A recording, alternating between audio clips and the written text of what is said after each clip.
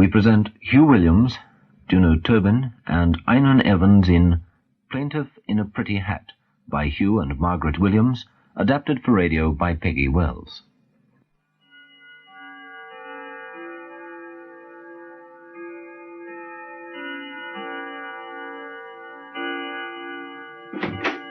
Come along in, Susan. Will sardine sandwiches be all right? Lovely. Thank you, Max. Sardine sandwiches, Watkin. Quickly as you can. Watkin will bring the sandwiches up. Now, is it cold in here? No, I don't think so. Perhaps I'd better switch the fire on. Yes, it's more cosy. There. You better sit on the mattress. It's the only comfortable thing in the room. We had to lug it up from downstairs. Shall I draw the curtains? No, don't. It's nice to see the lights outside. You look very pretty sitting there, Susan. That's what I intended, but I wasn't quite sure. Max, why haven't you brought me here before? I thought you'd hate it. We do. Who does the house belong to? The chap in the Foreign Office. A bachelor? I think so, yes. Obviously. Where is he? No one seems to know. Abroad somewhere. I must say, the sitting room rather gives you that I've been here before feeling, doesn't it? Personally, it gives me that I don't want to come here again feeling. But how do you mean? Well, it's terribly London SW1, isn't it? Ah, is that what it is? You know, Regency stripes and flowers dying in window boxes. There are scores of rooms exactly like this within 200 or 300 yards of here. All exactly the same. Same shape, same size, same colour, same antique, same everything. And the same caterers, men in white coats to do all the cocktail parties. How awful, and so confusing. Well, look what happened the other evening. Poor old Sybil Pennant made her excuses to someone she thought was her hostess for leaving early, told everyone she was going because there wasn't enough to drink, and swept out of her own party in the hell of a temper and someone else's mink. That was the most terrible scene when people tried to explain. It's a pack of lies, shouted Sybil. If this were my house, it would be my party, and if it were my party, most of you wouldn't have been invited. She still hasn't returned the coat, and now the woman's going to prosecute. Are you listening to me? Mostly looking at you. What about a drink? Thank you, Max. Yes, please. What pretty manners you have. Manners make it man. I'm not sure what you mean by that. What would you like? What are you offering? Champagne? Not exactly ice, but I always think they serve it too cold. Gin and tonic, beer, or a Danish schnapps, and then a bottle of hock with the sardines. Or a Moselle, or a white Bordeaux, or... Your being in the wine trade certainly has advantages. My father thinks so. I think I'd like some champagne, please. Pink? Oh, yes. Are we going to celebrate something? No, I just thought the colour would suit you. But pink champagne's very much for an occasion, isn't it? Is it? I don't think so. Oh, yes. It's nearly always a sign they're going to propose when they order pink champagne. Oh, really? It's not always a proposal, of course. Sometimes it's just a proposition. Anyway, it generally means that something's up. But I suppose it doesn't mean anything if you're in the trade. It's just sort of ordinary, everyday stuff. What's the man in the wine trade called? How do you mean? Well, what are you, a wine bibber? Oh, I see. I'm a wine and spirit merchant, or a free vintner, if you prefer it. I'm not. Yes, you are. You've just made it quite clear this isn't an occasion. We've got nothing to celebrate. If it's just a wine tasting session, why ask me? I'm not a vintner. No, but you said you'd had a lot of experience of this wine, so I'd like to have your opinion of it. Good health. You already know my opinion of it. It usually leads to complications. Then have some beer instead. Another opinion I have is that you've been in a funny mood all the evening, sort of secretive and flustered, then wanting to come back here. Did you know your father was going to be out? I did, yes. Did you by any chance send him out? I did, yes. And pink champagne, I think the whole thing has tremendous possibilities. There you are. Now you've got beer and champagne. Choose which you want. I'll have the pink champagne, please, Max. The sandwiches. Thank you, Watkin. Lady Susan's just made me open a bottle of beer by mistake. Would you like it? Good evening, my lady. That's very kind of you, my lord, but I've got a glass of whiskey downstairs. Thank you all the same. Seems a pity to waste it. Well, it's your own fault, Max. You shouldn't have been so stupid as to think I'd change my mind. I never change my mind. Is there anything else I can get you, my lord? Nothing, thank you, Watkin. Then I'll draw the curtain. No, don't bother, thank you. Lady Susan admires our view. Really, my lady? You sound as though you don't agree with me. I can't say that I do, my lady. If you want a view, you should come to Llandrian Castle. Westwards, across the Welsh mountains, and to the east, across Offa's Dyke, the River Wye, and Little England, and the morning sun. Only outlooks are here in London. I've talked to you on the telephone, haven't I? Regularly, my lady. Do you know what my father's doing this evening? Well, he said he was going to the House of Lords until I reminded him that Parliament hadn't yet reassembled. Then he said he'd go to his club. Did he say what time he'd be back? No, my lord. He said he'd probably play bridge, and if he won a bit early, he'd have some oysters and go to the pictures. Have you been in all the evening? Except for half an hour when I took the dogs out. No messages. Then I listened to the wireless. Sibelius 5th from the Festival Hall. Oh, that's where we've been. What did you think of it? Oh, well enough balanced concert, my lady, but I was a little bit disappointed with the Sibelius. I've heard it done better. He took the third movement a little too slowly. No, I've heard it done better. Oh, dear. And I thought it so wonderful. So it is. So it is indeed. The fifth is always wonderful, no matter who the conductor is. But being what I am, which is a silly old man, I enjoy it just that little bit more if I can find something to pick on and have a little grumble about. I'd have made a proper old music critic. Why did you call it Little England just now? Well, my lady, looking down on it from the top of a Welsh mountain, it does look little. Little and sort of tidy. All beautifully spread out before you like a green banner, with the River Wye running through it like stitches of silver. All higgledy-piggledy, anyhow, as though it had been threaded by an old drunk woman with a crooked bodkin. And the wind on your face so soft and gentle, you'd think it was the earth breathing. You can't breathe at all here in London. Good night, my lady. Watkin, I should like to see your view. I'd be very proud to show it to you, my lady. Good night, my lord. Good night, Watkin. Why haven't you told me about Watkin before? I don't know. Why should I? But you mustn't just take him for granted. He's wonderful. I suppose he is. But he's not quite real. He's sort of magic. I believe he's Merlin. He's a damn bad cook. Have a sandwich. Thank you. Why does he dress like that? Well, he's not a butler at all, of course. He's a gamekeeper. We tried him in a black coat, but it didn't work. He said to put an old countryman in clothes like that, except on Sundays, was worse than trapping rabbits in a gin. But how cruel of you to bring him to London. No, he suggested it, insisted on it. When we had to sell the shooting at Landrian, the man who bought it had his own keeper, so there's no longer a job for Watkin. Couldn't he have got a job somewhere else? Of course he could, but he won't leave Papa. And we have to let the house every season. That was a condition of the purchase. So when the shooting season begins, Watkin and Papa become sort of displaced persons, and up they drive to London, cursing and grumbling and singing dirty songs in Welsh. Isn't it a bore having to let your home to other people? Don't you hate it? Well, I'm stuck here anyway, but it's a bit wretched for Papa. Still, we charge a hell of a rent for the house, which helps. Oh, dear. Such a pity, isn't it? What particularly? That we're all so poor nowadays. Papa says they ought to put church mice in Trafalgar Square instead of the lions. He wrote a letter to the Office of Works saying that because of the present penal taxation, a church mouse was nowadays more symbolic of courage than a lion. And as it was an animal indigenous to Great Britain, was therefore more suitably patriotic. He didn't get an answer. What a shame. Now he's written to the College of Heralds saying he intends incorporating a church mouse into his coat of arms. Thrifty. That's what we've all got to be. Jolly thrifty. I'll have some more champagne while the going's good. You shall in a moment. In a moment? Come here. Max, why haven't you done that before? Lots of reasons. Haven't you wanted to? Oh, of course I have. You know that. Well, then why? How long have you wanted to kiss me? I think all my life. That's very sweet, but not an answer. All right, then. Ever since the moment I heard someone say, "Do you know Susan Creel?" And you smiled and said, "How do you do?" and held out your hand. Then and there, that very instant, in front of everybody. And ever since, I've thought of nothing else except taking you in my arms and kissing you. 3 whole weeks. And 19 days. You bowed rather stiffly, like a waiter. I had a glass in one hand and a plate in the other. You didn't even speak. I was a dumb waiter. You just stood. I didn't think you were quite right in the head.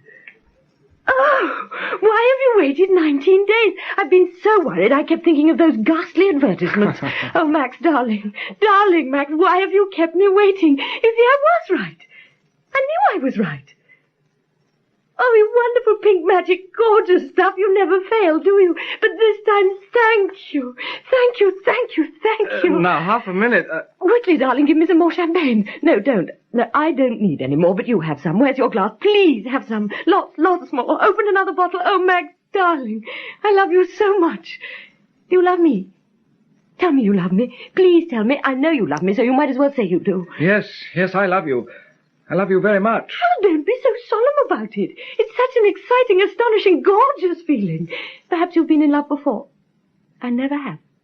I've tried to be for years. I've tried to imagine what it's like, but I never guessed right because I never guessed it made you so happy. Oh, Max, I am so happy.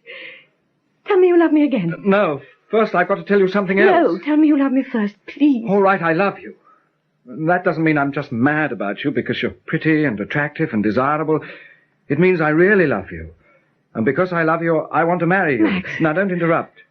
It means if I did marry you... When, darling? Soon. It means if I did marry you, I should want more than anything else in the world to be a reasonable sort of husband. More than making a lot of money or being a success or important or making friends and influencing people. I'd want to make you happy. I'm a selfish man, and I should lead a very selfish life, because to make you happy would keep me happy. But once you were mine, I'd be rather particular that you stayed mine. Always, my darling, always. You didn't want me to take the beer, did you? No, my love. Oh, darling, I've never been so happy or excited in the whole of my life.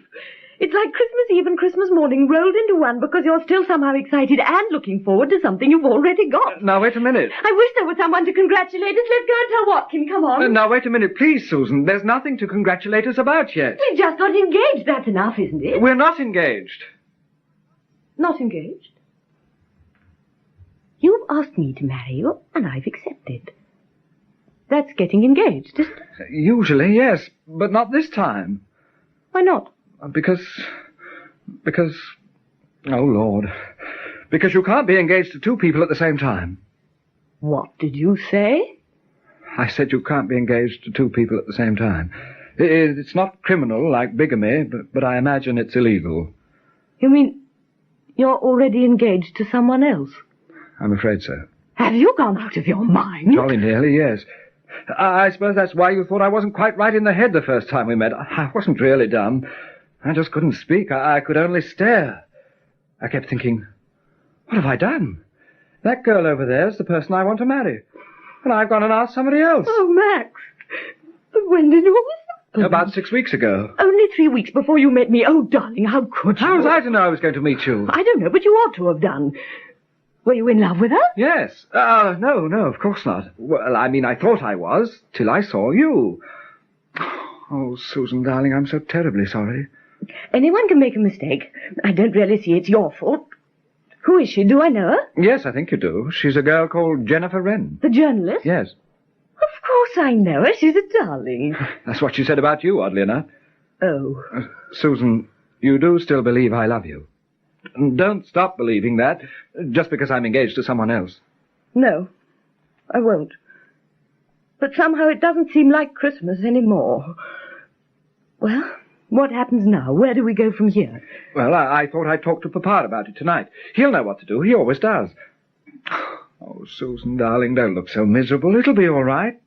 And, you know, Romeo was madly in love with Rosaline when he first met Juliet. I mean, it's happened before. How does that help? I want a honeymoon. I don't want to wake up and find you dead beside me in a tomb. Oh, my love. Oh. Oh, sorry, I must be early. Oh, hello, Papa. Yes, you are a bit, aren't you? Do you know Susan Creel, my father? How do you do, Lord Hewley? No, not how do you do. You've got it wrong. You should say, hello, how are you after all these years? I'm so sorry. Have we met before? Certainly, but you've aged considerably. I think you were 10. Have you still got a white Pekingese? Getting very old now. Called Moonbeam? That's right. He was given to you because for some reason you couldn't go to Switzerland with the rest of your family. I think you had mumps. Right again. And your middle name is Noel because you were born on Christmas Day. How on earth do you remember that? I lost an umbrella at your christening. Well, you seem to know an awful lot about me. And all I know about you is that you sing dirty songs in Welsh. Max, I think that was very wrong of you. Yes, it's bad luck having your birthday on Christmas Day, but you know, I believe you can change it by deed poll or whatever it is. I rather think Robert Louis Stevenson swapped his with some child he knew who was unfortunate enough to be born on Christmas Day. I tell you what, you can have mine. April the 17th. Would you like it? That's very sweet of you, but... I'll write to Somerset House in the morning. I see you've been drinking champagne, so have I. Have some more. Thank you. You must have won, then. Yes, thank God. Where have you been drinking champagne? At the zoo. Watkins said you were going to the cinema. Well, after staring at 3 grumpy old men playing bridge for 2 hours, I couldn't stand more faces. I wanted... And the only places to find those are the zoo or the Battersea Dogs Home. They don't have a bar at Battersea. Where did you dine? I didn't. I had a sandwich. What kind? Sardine. Oh, we'll have another. No, thank you, no. I say, this champagne's very good, isn't it? We got much of it. Another bottle. Well, let's open it. We'll drink to our new birthdays. Do sit down, Susan. No, I must be off, I'm afraid. Oh, please, not just yet. I was just going when you came in. I thought it looked more as if you were planning to stay. Besides, Max wants to talk to you. I'd sooner talk to you. Thank you. But I want Max to talk to you, too. Am I wrong in supposing all the talking I shall do is to congratulate him? Quite wrong. Then I'm very disappointed. Goodbye, Lord Hewlin, and do be nice to him. Well, I always am. Give my love to your mother and father.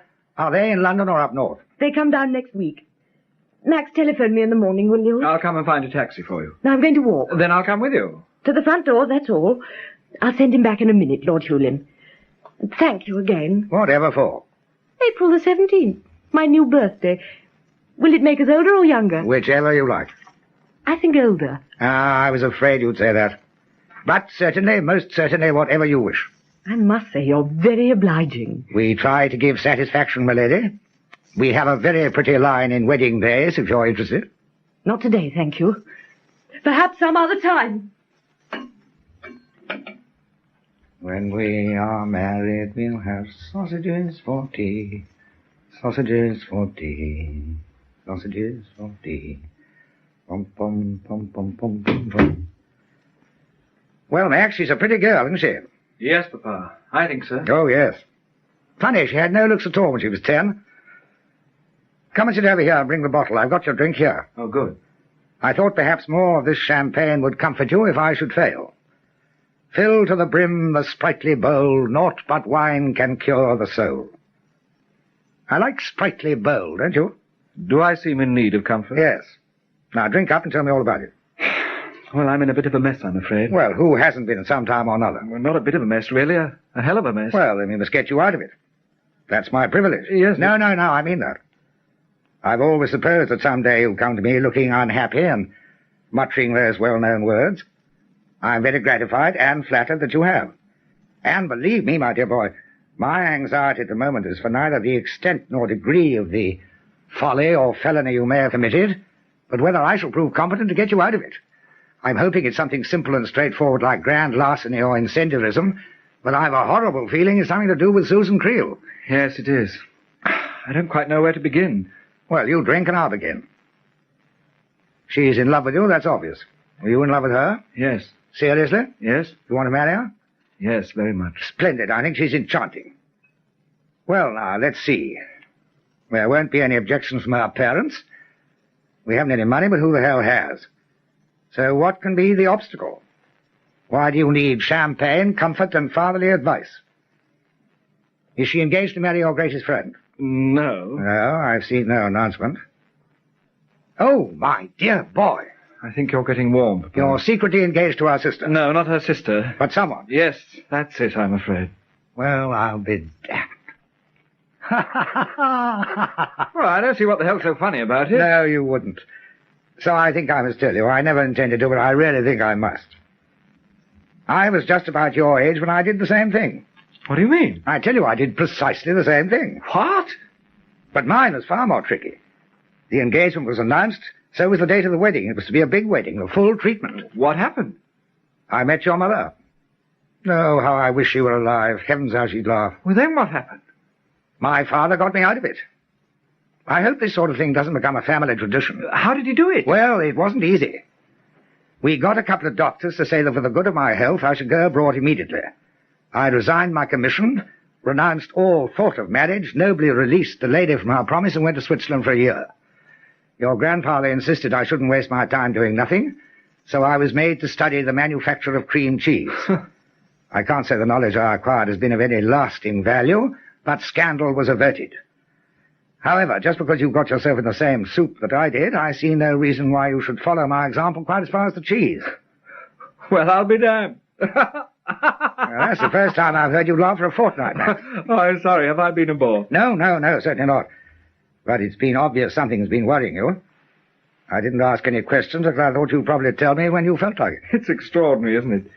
To be in love with a girl one minute and the next to realize you're not, and you've simply got to marry someone else. I mean, I'm an ordinary, rational, sane sort of person, and yet I behave like a lunatic. I feel awful about it. Somehow I can't feel it's my fault. I should, I suppose, but I don't. It's extraordinary, isn't it? Well, of course it's not your fault.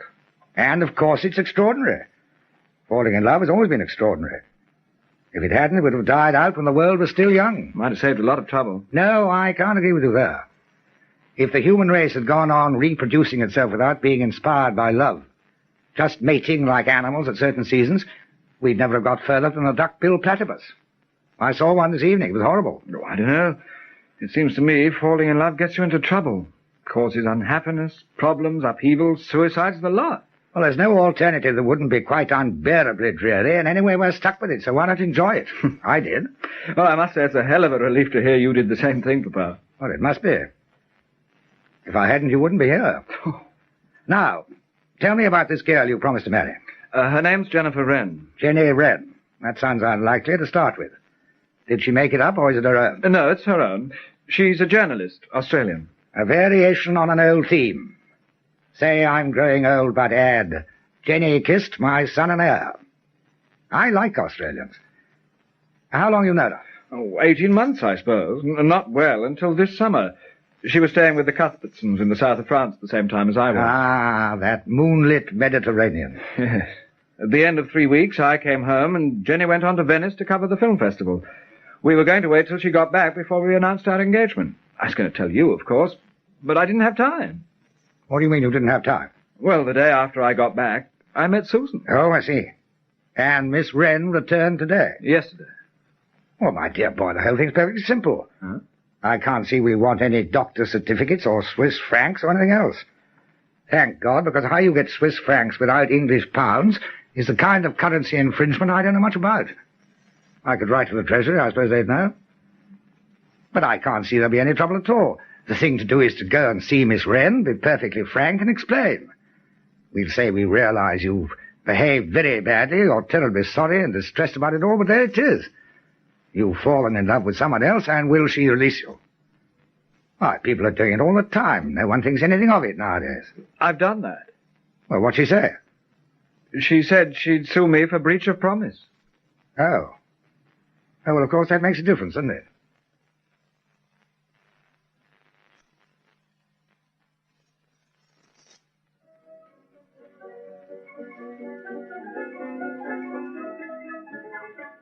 Watkin? Hot glasses. Very good, my lord. And when Miss Wren arrives, I shall nip upstairs and you'll show her in here. That'll give her a moment or two to compose herself. Compose herself? Well, she may be a little nervous. Shall I offer her something to drink? I don't see why not, do you? She'll probably refuse it anyway. If she's nervous, would you like me to try and put her at her ease, my lord? I don't think we want her in any way confident, Watkin. We'll just give her time to comb her hair and fix her face. That's being quite fair, I think, without giving away any advantage. May I make a suggestion, my lord? What's that? Beer for lunch, not hock. We want to seem as poor as possible, don't we? Hock's too affluent. Yes, I see your point. On the other hand, I doubt if I'm capable of talking this girl out of suing my son on a bottle of light ale. I don't suppose you'll do that whatever you drink, so why waste a bottle of hock? Breach of promise cases appear in the Queen's Bench Division, I believe, my lord. Oh, shut up. Before judge and jury. Amount of damages decided by the jury. Better to settle out of court, you mark my words. What the hell with? Yes, my lord, but strictly speaking... What? With what the hell, my lord. Rather jolly, isn't it, that barrel organ? He's sort of merry. As merry as a marriage bell, my lord. Watkins, stop teasing me. I'm not in the mood. Hello? Yes? Yes, it is. Oh, good morning, Geoffrey. Well, you've been very busy. I've been waiting over an hour. But you've got so many shady clients these days, you've no time for respectable people. Now, listen. We're in a little trouble. Breach of promise. Well, of course I'm serious. No, not me, you ass, Max. Well, when can I see you? This afternoon?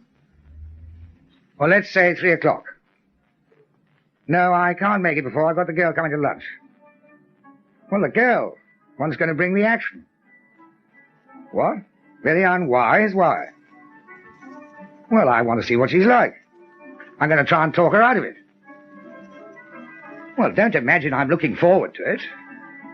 Stout shoes and bristling with pencils, probably. Well, you never know with young men nowadays, do you? Oh, don't be so pompous. Anyway, I can't put her off now. She'll be here in a minute. All right, 3 o'clock. Oh, Geoffrey, tell me. What'll it cost? I said, what'll it cost if she wins? I know it all depends, but give me a rough idea. What, as rough as that? Yeah, well, 3 o'clock. Goodbye. There she is now, Watkin. Go and let her in. I'm going upstairs. Very good, my lord.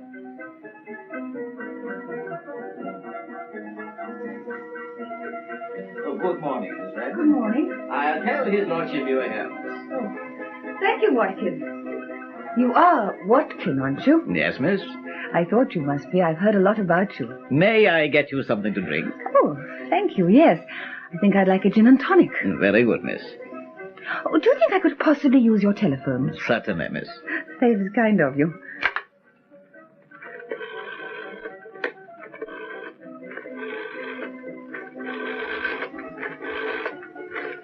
Here's your drink, miss. Thank you, Watkin. Hello? May I speak to Mr. Winter? Miss Wren. Thank you. Johnny? Jenny here. I'm fine, thank you. I thought I'd better let you know I may be a few minutes late. What? Oh, I've got a lunch date, and the traffic's ghastly. Oh, I suppose you'd call it a business lunch. It's with Hewlin, Max's father. Hmm? Why should it be unwise? Oh, what nonsense. That's very old-fashioned and pompous. Well, it's too late now. I'll see you as near 3 as I can. Goodbye. I'm so sorry, Miss Wren. How very rude of me to keep you waiting. How do you do, Lord Hewlin? I do apologize. I had no idea you were here. I hope Watkin looked after you. Oh, yes, thank you. He made me feel quite at home. Oh, good. Which, of course, come to think of it, isn't quite what you wanted, is it? Oh, I see what you mean. Look here, I brought this crossword down to show you. Here's the most extraordinary coincidence. Look, 7 across. Who, if embraced by the pioneer of vaccination? Now, I must tell you, the pioneer of vaccination was Jenner. Now, if embraced by Jenner.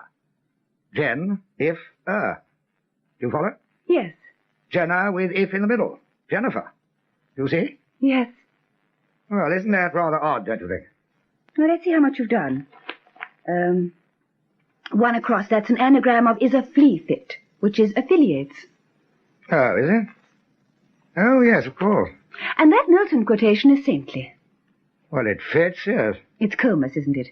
So dear to heaven is saintly chastity, that when a soul is found sincerely so, 1,000 liveried angels lackey her. Did you look it up? No, as a matter of fact. Well, you've done it already, have you? Mm. You finish it? Oh, yes. Oh, well, I've been rather busy. I only glanced at it at breakfast. Really? Now, let me offer you a drink. I've got one here, thank you. Watkin gave it to me. Oh, good. You've just come back from Venice, haven't you? Yes. And what was it like? Well, haven't you ever been there? Oh, not since before the war. Well, it hasn't changed since the 15th century, so I expect it's more or less as you left it. Will you have a cigarette? I've got one, thank you. Oh, how silly of me. I didn't notice. What a lovely day, isn't it? Yes, isn't it? I expect it's a sunny interval. Well, it was all right this morning. Well, good luck. Thank you. You don't really mean that, do you? Mean what? To wish me luck. Lunch, my lord.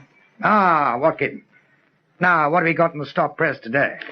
Well, there's the brown Windsor soup, of course, fried fillet of plaice and chips, grilled sausage and bacon, roast beef and Yorkshire, lamb chops, shepherd pie and toad in the hall. Oh, now, how do you get the evening paper to print your lunch in their midday editions? Oh, that really is press service. Apple pie and custard, cabinet pudding, biscuits, and choice of cheese. Do you feel like the soup, brown Windsor? No soup, thank you. For you, my lord? Not for me either. Now then, fish or the beef, chop or toad in the hole. I can't recommend the shepherd's pie, I'm afraid. I think a chop, please. A chop, Watkin, and I'll have the beef. Apple pie and custard or cabinet pudding? Cheese, please. Cheddar, cream, or Danish blue? Cheddar. I'll have the cabinet pudding. Spoken like a true Tory. Will you be taking coffee, my lord? Please, Watkin. Black or white? Miss Wren? Black. Large or small? Small. Mine or theirs? Theirs. Very good, my lord. Don't look so mystified. He's a very poor cook, so I have my lunch sent in from the public house next door. It's very convenient. Watkin gets the menu sometime during the morning. I give my order, and they just hand it over the garden wall at the back. What a marvellous idea. Tell me, Miss Wren, what part of Australia do you come from? New South Wales, the New England district. Oh, very confusing. Why? Well, it's so geographically misleading. Why, isn't your Welsh Pembrokeshire called the Little England beyond Wales? Yes, how right you are. I think you should go up top, Miss Wren. Thank you. May I give you another gin and tonic? Oh, no, thank you. I want to stay on top. You know, your namesake has always been a great favourite of mine. You mean that little bird? Little Jenny Wren. She's so dainty, and they have the most delightful customs. At nesting time, the male bird builds sometimes as many as half a dozen nests. Then he shows them to Jenny, and she chooses the one she likes the best. So kind and generous, I always think. Then Jenny sets to work and lines the inside of the nest. She's rather gay and likes bright colours. It's a charming domestic rhapsody, don't you think? I'm talking too much. That's a sign I'm nervous. Oh, really? I always stammer. When you're nervous? Yes. Why aren't you stammering now? Aren't you nervous? Not a bit. I find that very disappointing and rather annoying. Oh, perhaps when you've finished your drink you'll feel better. Yes. I don't know why Watkin laid hot glasses. You'd like some champagne, wouldn't you? Whichever you prefer. Well, I got half a bottle here. We'll split that, shall we? Oh, that'd be lovely.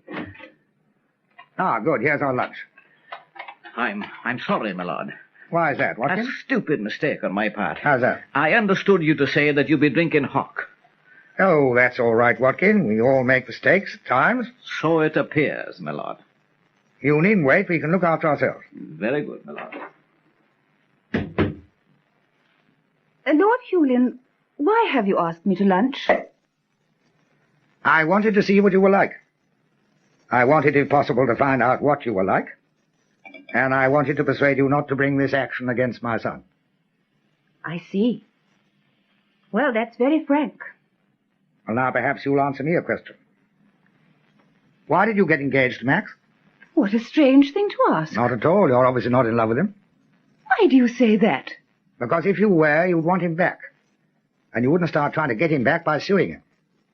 And because, if you forgive me, jilted young ladies with breaking hearts don't usually look as radiant as you do. Surely the pointed issue is not if I'm in love with Max, but that he is no longer in love with me. Ah, but he thought he was at the time. I don't think you ever did.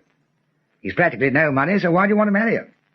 I like him immensely, and I find him physically very attractive. I think those are better reasons for marriage than falling in love. What makes you say that? Because I've been in love. And what happened that time? He made me utterly miserable for 3 years. He was worthless, idle, and absolutely untrustworthy, and I adored him. The reason I wanted to marry Max is very simple. I should have enjoyed making him a good wife. Not only that, the idea of marriage appeals to me. Companionship, security, background, children. That seems a better way of life to me than being single. Single. It's a lonely word, lonely, empty, incomplete. Besides, I think you always want to have a shot at something you think you'll be good at. I think I'd be good at marriage. Have I answered your question? You have indeed. And you're not prepared to forgive Max his mistake and call it a day? I'm prepared to forgive him, yes. Not to call it a day. Why not? I've told you I'm very fond of Max. I want him to be happy. If I can't make him happy, I suppose someone else will. But there's also my happiness. I admit my heart's not broken. At the same time, I've lost the chance of what might have been a very happy life. I think I deserve something in return for that. You do? Yes. How much? Are you thinking of trying to settle out of court? Certainly not. Because I've been advised not to. My lawyer considers a jury would probably be more correct in their assessment of damages than you and he would. Do you think you have sufficient evidence to convince a jury? So my lawyer says. Letters, of course, and all the witnesses. Witnesses? About half a dozen. All the people who were staying with the Cuthbertsons at the same time as we were. Miss Wren, I hope you will forgive what I'm going to say. That depends on what it is. Max usually speaks the truth to me, and last night he told me that you and he had not been lovers. He may, of course, have considered that on this occasion he was justified in not telling me the truth. No, he told you the truth. Have you thought of the publicity a case like this would get? Yes, of course I have. That doesn't deter you? Not a bit. You mean you wouldn't mind? Oh, I don't mean that at all. I should absolutely hate it. Well, then. But not nearly as much as you would, or Max, or Susan Creel, or Susan's mother and father. That's a damn pretty hat you're wearing. I'm glad you like it. Well, I'm not. I don't intend to let you get away with this, and I should find it a great deal easier to be antagonistic if you hadn't got a pretty hat. I don't see how you're going to stop me. Nor do I, yet. But don't underestimate me, and remember I'm Welsh and extremely cunning. The Scots think they're canny, and the Irish brag about their blarney. Good Lord, in the Kingdom of Wales we'd learnt all there was to know about that sort of thing when Scotland was still a forest and Ireland was full of snakes. Is that a challenge? Not a challenge. A kindly warning. You know, I'm most interested in this question of equality of the sexes. Equal pay and so on. I imagine your income is larger than Max's. Yes, I dare say. You have a car? Yes. A flat of your own? Yes. An expense account, holidays with pay? Yes. Well, Max has none of these things. It seems, once again, that some are more equal than others. Or more successful? If you prefer it. I take it you disapprove of career girls. I dislike the expression, career girls. To me it suggests something grasping, struggling, predatory. Just because they work hard and earn their own living. No, that's splendid, of course. No, it's just the expression. It's worse than housewife. You know, before the war, a married woman was called a wife, which implied that she had a husband. Nowadays she's called a housewife, which somehow implies she only has a gas ring and a kitchen sink. We're the Brontes, career girls, do you imagine? But I was going to say, in spite of earning more money than Max, you still feel justified. In bringing an action against him for breach of promise? Yes. Yes, I do. But don't you see that this precious equality, this great 20th century emancipation of women which your sex has so relentlessly pursued and so unfortunately achieved, it's not cockeyed when something like this happens because you immediately start shouting for privilege again. You're the one who's shouting. A young man jilts a girl, and you expect the world to say the fellow's a blackguard, serves him right if she takes him to court. A girl jilts a young man, and you expect to hear, "Oh, poor child, but how fortunate she found out her mistake in time." You're exerting your privilege this very instant by forcing me to apologize for shouting. The whole situation's intolerable. I think it's delicious. But you must agree that in a case of breach of promise, we're justified in claiming the privilege of the weaker sex. Why? Well, we must, how shall I say, preserve our right of way in case we're wronged. Besides, it's a biological instinct. Well, how do you mean? Women have babies, Lord Hewlin. The fact remains, Miss Wren, that morally you're not entitled to 1 farthing from my son. But legally a great deal more, I think. Legally, you can deny your debts if you're a minor, plead the Gaming Act, or turn Queen's evidence. That doesn't say those actions are morally defensible. I've come a long way, Lord Hewlin, from that small town where I was born in New South Wales. And since I was 15, I've made the journey alone. Now, don't be alarmed that I'm going to inflict my life story on you, nor that I'm going to arouse your sympathy. I just want you to realize there I was, with no parents, no money, no home. Only a brother in the army who was still overseas. And here I am now, well on my way, drinking champagne in a rather pretty hat. But, and it's a big but, you may dislike the expression career girl. Believe me, I dislike being one. I've been one long enough, and I've seen other women who've been at it longer. And my fairy godmother had waved her wand, and my whole life was suddenly changed. I was inside the palace, not just looking through the gates. The music was playing, and as I danced with Prince Charming, he asked for my hand in marriage. He was handsome, kind, and attractive, and I was very happy.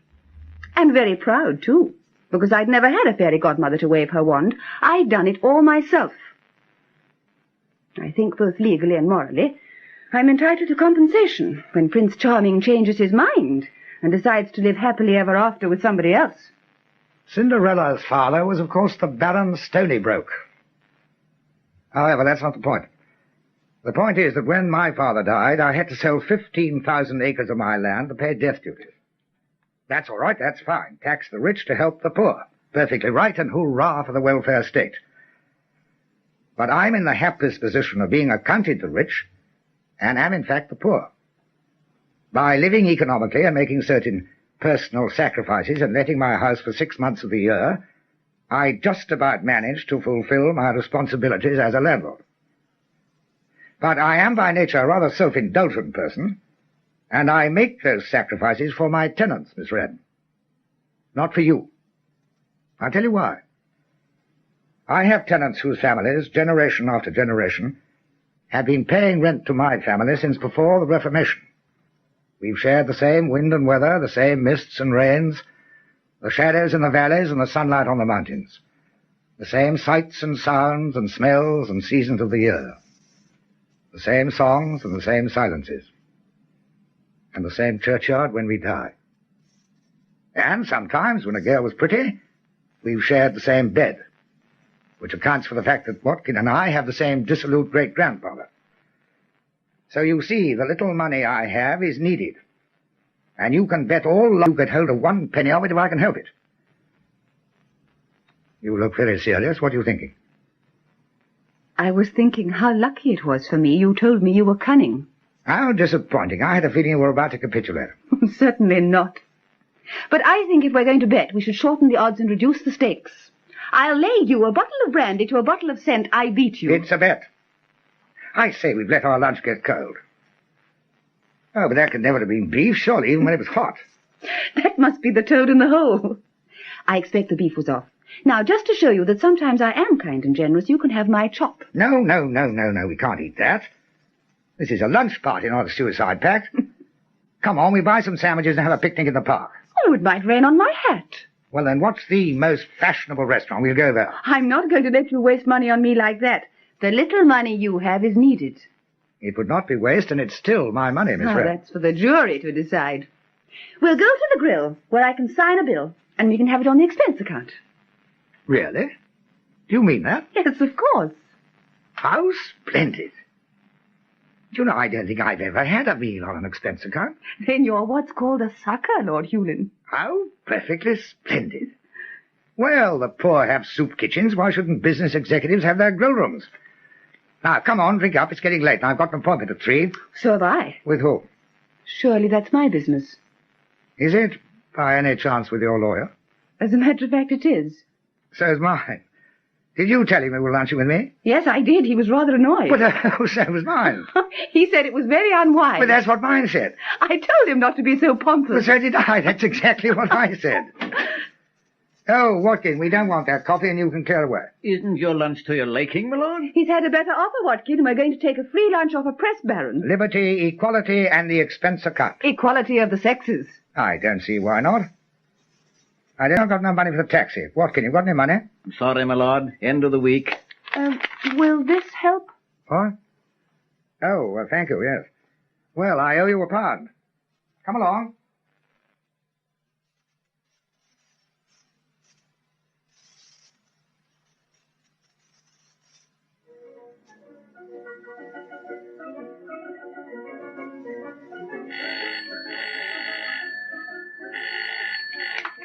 Hello? Yes? This is Lord Hewling's butler speaking. Who is that?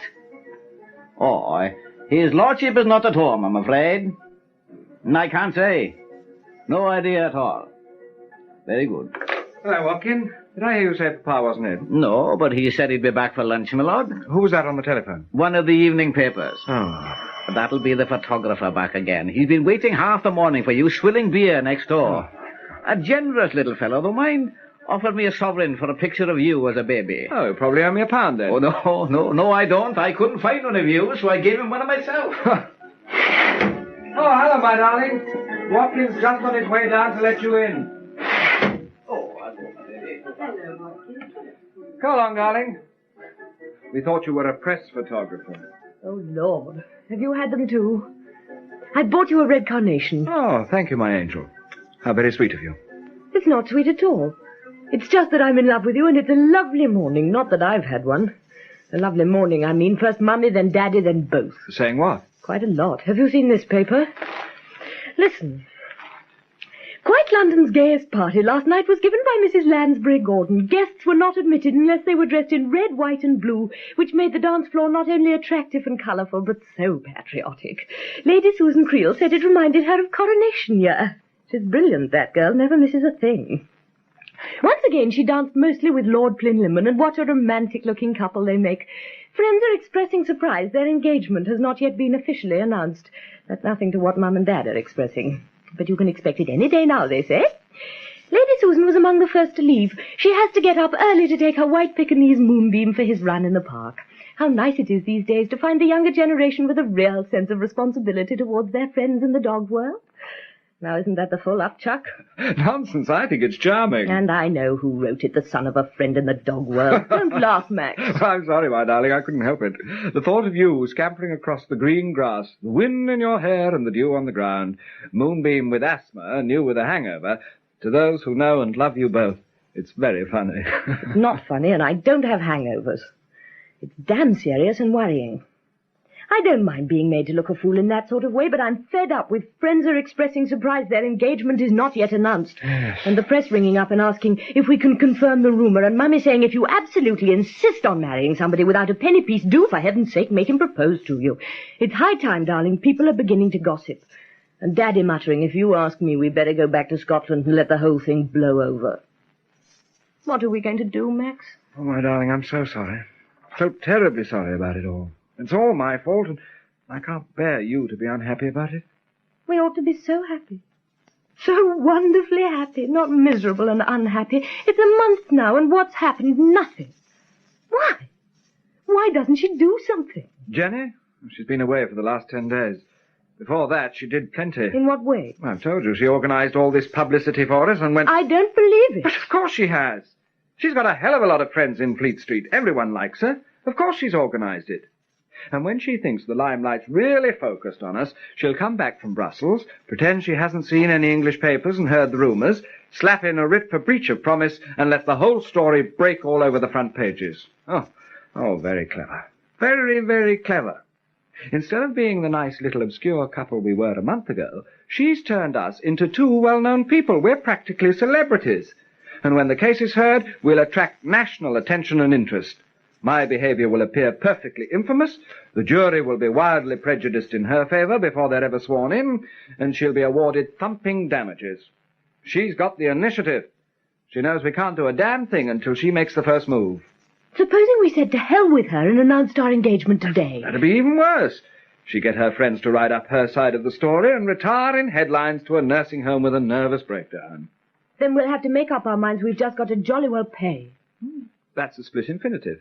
It should be to pay jolly well. And that's precisely what we did make up our minds to do. I haven't told you before because I kept thinking she'd accept and the whole thing would be settled. Papa saw her 3 times before she went away, and each time he offered her more. She's knocked him up from 1,000 to 2,000, and he's absolutely hopping mad. Have you got £2,000? No, but it doesn't matter because she turned it down flat. I wonder if Daddy would cough up a bit. Or perhaps if we got married very quietly, and I didn't have a trousseau and we didn't have a honeymoon. Now, don't be so damn silly. Of course we're going to have a honeymoon and a trousseau and everything else. And you're going to look the most adorable bride that ever walked down an aisle. Oh, darling, I simply can't go on saying I'm sorry over and over again. It's too like playing tennis at the vicarage. But you do know how I feel, don't you? I can't bear making people unhappy. And to make someone you love more than anything in the world unhappy is too awful. It's no more your fault than it is mine. Of course it is. I've made an absolute first-class bog of the whole thing. But what are we going to do? Well, heavens knows, I don't. Papa keeps saying he'll think of something and not to worry, but personally I think she's got him tied in a bow. She knows perfectly well that after all this blasted publicity, we daren't let it come into court. The press would tear us apart. Tear me apart, I should say. Who'd care, anyway? Your family, they'd care a lot. Pa would care, and so would you. I shouldn't. You know I wouldn't. You don't want to marry someone who's been smeared all over the picture papers as a love cheat. No, she's turned the glare of the limelight on us, knowing we can't face it. It's a damn cute, high-powered form of blackmail, and we'll have to pay whatever she asks. But why is she doing it? I can't believe it's just for the money. The few times I've met her, she seemed such a nice person. Nice? Oh, she's a little ruthless Australian ruffian with no scruples or morals and without a shred of decent feeling. And one day I'm damn well going to tell her so. Talking about me, I take it. Oh. Hello, Jenny. How are you? We didn't hear the bell. Oh, I'm fine, thanks, Susan. Simply fine. When did you get back? Last night. Had a marvellous time. Oh, hello, Max. Oh, I say, you've lost all your lovely suntan. What a shame. It was so becoming. You ought to get a lamp. Perhaps I'll be very sweet and give you one as a wedding present. Well, now, I suppose I must congratulate you two. What the hell on, I'd like to know? Don't be cross, Max. On your forthcoming marriage, of course. I don't know how to thank you. Don't you? I thought I'd made that quite clear. I really came to see your father. Watkins said he'd be in shortly, so do you mind if I wait? I'll go for a walk and come back if you're dying to be alone. Sit down, won't you? Oh, that is kind. Thank you so much. Where do you suggest? Anywhere you like. I think the mattress. Now, tell me, what have you two been doing? As if you didn't know. Oh, what on earth do you mean, darling? You know exactly. Oh, nonsense. They don't waste me on gossip columns. I didn't see the English papers in Brussels, but I must say you were having some lovely publicity before I left. And I adore that picture of you sitting on the stairs somewhere. I think you were laughing, Max. Or maybe you were yawning. Anyway, your mouth was open. Why have you been so wicked, Jenny? I haven't been wicked, Susan. Only cunning, I think was the word your father used, Max. Not about me, of course. About himself. He thinks he's awfully cunning, and he's rather proud of it. And you think you're just that much more cunning than he is. That's it. That's exactly it. Oh, I wish he'd hurry up. Why? Are you embarrassed? Not a bit. I just thought he'd probably offer me a drink. Oh, well, I'm awfully sorry. What would you like? A gin and tonic, please. Susan? Not for me, thanks. Oh, come on, Susie. I'm not going to drink alone. Max will have one. Oh, he's in such a temper he'd probably do the nose trick. Oh, what fun. I do wish he would. Oh, Max, be a darling and do the nose trick for us. You were right, you know, Jenny. Mm-hmm. What about this time? We were talking about you when you came in. I'll tell you what I said. I said you were a ruthless little Australian ruffian without scruples or morals or decent feelings. Here's your drink, and I hope it chokes you. No, you're the one we want to choke. Ah, lovely. Thank you. Now, I wonder... What do you wonder? Is that slander or libel? I never remember which is which, do you? I say, I wish you'd put it in writing. That'd be splendid. Then I'd really have you on toast. Or do you think I'm doing all right as it is? You're not to tease him, Jenny. It's unfair. Yes, I think you're right. So I'll drink to him instead. And to you, Susie. I hope your marriage will be a tremendous success, and that you'll both be very happy. I mean that, which you can believe or not, as you please. I believe it, and I think it's jolly sweet of you. And I'll drink to it, too. Give me one, Max. What about you, Max, darling? What do you believe? Amongst other things, that you're a crook. A greedy, rapacious, blackmailing crook. Oh, what horrid words. What's rapacious mean? You ought to know. You're a journalist. Ah, but not on that sort of paper. All right, then, I'll tell you. Seizing, grasping, hungry. Oh, dear, that's very unkind. Blackmailing, yes. Not greedy or rapacious. You'll see how wrong you are when you know why I've come here. Then you'll be sorry you've been so beastly. Why have you come here? Just to twist my tail? I've told you to see your father. Is he expecting you? No. Ah, then he'll probably be rude to you, and I shall be delighted. What do you want to see him about? I shan't tell you till he gets here. I think I can guess. Oh, no, you can't. Well, here's to us. Oh, come on, Max, darling. What about the nose trick? I shall do nothing of the kind. 6 weeks ago, you'd have done anything for me. Oh, how wonderful. He's done it, Susie. Which of you has poisoned my son? Susan? What are you doing here, Miss Wren? I thought you were abroad. And hoped, no doubt, behind the Iron Curtain. Precisely. When did you escape? Yesterday. Oh, pity. What's the matter with Max? He did the nose trick with his drink. It was angelic of him because I asked him to. But of course I never thought he really would. Oh, Max, you are obliging. Has simply made my day. Oh, are you all right now? You know what you are, don't you? You are a little... Max! You're not to call her that. He's just called me a greedy, rapacious, blackmailing crook. And he was perfectly right. But I won't allow him to call you what he was about to call you just then. I'm selfish enough to wish to reserve that pleasure for myself. Are you all right, Max, darling? Don't be cross. I wasn't laughing at you. It was just that the whole situation was so funny. Jenny, in spite of all you've done, I've never hated you till now. Look what you've done to my new tie. Well, now perhaps you'll be good enough to tell me why you've been turning my sitting room into a foray. I'm quite sure it was, Miss Wren. And I'm very sorry, and I apologize. Oh, please don't be angry. Oh, I make far more noise than that when I'm angry. Max, if you're going to continue such disgusting drinking behavior, we shall have to put sawdust on the floor. I'm not sure it would mean improvement anyway. Remind me to tell Pretty, how are you? It's hard to say. I don't think I really know. Well, you look adorable. Give me a kiss. Lord Hewlin, I hope you didn't mind my coming round without telephoning first. Not at all, not at all. But I was passing, and I wanted to see you rather particularly. Well, of course, of course. And now you know your way here, as they say. If you're ever at a loose end on a Sunday, do drop in. I'm always here, I never go away. London's so pleasant at weekends, quite empty.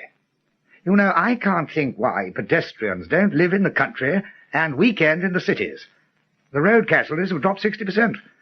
Then I suppose the motorist would grumble and say it wasn't sporting. Oh, dear, I'm so sorry. So you should be, but what about in particular? I've made you nervous again. You're talking too much. Papa, Jenny said she came round because she wanted to see you particularly. Why, yes, of course, how silly of me. I'm so sorry. Tell me, what was it you wanted to see me about, Jenny? I beg your pardon, Miss Wren, I should say. Oh, that's all right. You may call me Jenny if you like. All my friends do. Then I think I'll continue to call you Miss Wren. Oh. You said he'd be rude, Max. You were right. Perhaps I'd better go. No, please. Darling, Max and I have been simply bursting to know why Jenny came round, and she simply wouldn't tell us until you arrived. Now, will you ask her, please? Nicely. But of course. Please, will you tell us why you came round and what you wanted to see me about? Or would you like to see me in private? No, I want them to hear it too. Max, your father and I have had a bet. What about? The outcome of this case. Who'd win? He had what he considered right on his side. I thought it was on mine. He was quite sure he'd win. I was equally determined I would. In the process of making quite sure I should win, I have had to employ methods which I admit may have seemed a little unfair. That at the beginning was never my intention. But your father, so confident that his cunning would defeat me, rather forced my hand. Well, now that I have won, I'd like to be quite fair again. Are you sure you've won? Oh, quite sure. You're in a position now where you daren't go into court, and can only accept the terms which I dictate. Through your ingenious blackmail. Oh, thank you. I particularly like the word ingenious. More than cunning. Much more than cunning. But I never meant to hurt either you, Max, or you, Susan. In that case, why have you... And I'm not going to be vindictive and make you suffer because your father was rude to me just now. Besides, as I told you, I hope you'll be very happy. And I've no intention of spoiling your chance by smearing you all over the front pages and making you start your married life with a nasty scandal wrapped round you. No, no, no. I've always intended to win. I've always known that I should win, but not in a dirty way like that. And that being so, I've decided to accept your offer, Lord Hewlin. You mean you'll settle out of court? I never meant to do anything else. Oh, thank God. Susan, darling, it's all right. Everything's all right. Oh, Jenny, darling, how wonderful. And to show you I'm neither greedy nor that other horrid word, Max, I accept your first offer, not your second. What do you mean? I mean I accept £1,000, not 2. Why? Because that's the amount I always had in mind. I only beat you up to 2 for fun. Oh, I see. And the bet, of course. What was the bet? A bottle of brandy to a bottle of scent. Jenny, I suppose I must say thank you. You needn't if you don't want to. I don't. I mean, I do want to. This is a little harder to say. What? Well, I suppose I've got to congratulate you, too. You're a little previous, Max. She hasn't won. Of course she's won. No, not yet. What? Well, why hasn't she won? Because my offer is no longer open. Oh, my God, have you gone out of your mind? Not out of it, changed it. Of course, that makes a difference. Well, really and truly, Max, say something, do something. Of course it's still open, Jenny. It is not still open, Max. Supposing I say that it is? I shall repeat that it is not. Now, please don't cry, Susan, darling, and don't worry. And if Max is going to behave like this, I think you'd better take him out to lunch. And see he doesn't shout with his mouth full. If that's how you wish it, Lord Hewlin, I shall tell the press on Monday morning that I've been engaged to Max since last August the 22nd. Quite? And that we hope to get married quite soon. Quite? I'll give you one more chance. No. And you realize what it means. Oh, yes, certainly. I'm sorry, Susan. I did my best. Max, it looks as though I'm forced to crack that very old joke. I'll be suing you. Now then, are you two going out to lunch? Because if you don't think I'm rude, Susan, I'm going to be rather busy. I don't think you're rude, Lord Hewlin. I think you're crackers. Papa, do listen to reason. By that, I suppose you mean listen to you. Very well, but at the moment you don't appear to be reasonable. You're highly excited and rather angry. Well, I think I'm entitled to be angry. Jenny makes a jolly generous offer which would settle the whole thing without publicity or scandal, and you kick it straight back in her teeth. Susan and I have been on tenterhooks for weeks, and now we've got the chance to fix everything. You go and ruin it. No, I haven't. And I promise you I won't. Well, how can you say that? Of course you have. Can't you see how desperately important it is? It's my life, my whole future happiness, and you're tossing it about as though it were a pancake. Don't you care what happens? Yes, of course he cares. Thank you, Susan. Well, it doesn't look like it to me. Good heavens, you'd have accepted this offer 3 weeks ago. Why turn it down now? I've told you I've changed my mind. Why? Now, you mustn't think your happiness isn't more important to me than everything else in the world. When you first told me all about it, I promised you I'd get you out of it. You mustn't think I'm going to break that promise. Well, then, get hold of her and say, thank you very much, we accept. I'll get in touch with her, I promise you that. Come back here afterwards. I'll have some news for you then. Susan, darling, please don't worry and do trust me. I do. But I can't think why. Come on, Max. Oh, all right. But if I don't come back, you can take it we've eloped. Well, that would be clumsy and inconvenient, and you wouldn't get any wedding presents. I don't want wedding presents. I want a wife.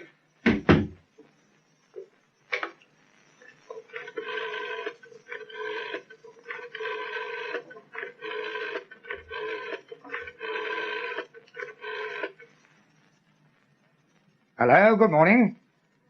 This is Lord Hewlin speaking. Hewlin. Hewlyn. No, Lynn. L for leather, Y for mother, N for lope. What? Oh, sorry, you don't know that one. L-Y... Hewlin, that's it. Well done. I want to speak to your editor, please. Which one? Well, how many have you? Oh, well, put me through to the biggest you've got. I think you'll find he'll want to talk to me. Thank you so much. And call me up sometime. I'll teach you the rest of the alphabet. It's rather fun. Hello? Yes, this is Lord Hewlin speaking. Good morning. I'm very well, thank you. How are you? Oh, that's splendid.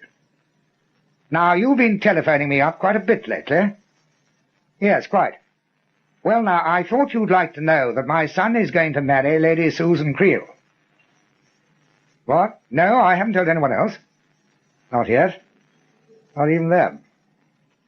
Yes, I thought you would. Now, tell me, will that be in your evening editions? It will, good. What time will they go out? About 4 o'clock, splendid. One other thing. Will it be fairly prominently featured? I'm anxious no one should miss it. On the front page, that's splendid. Thank you very much. Now, wait a minute. Don't ring off. I've got something else that might possibly interest you. Well, as a matter of fact, it's my own engagement. To a Miss Jennifer Wren. Yes, it is. Quite a coincidence, isn't it?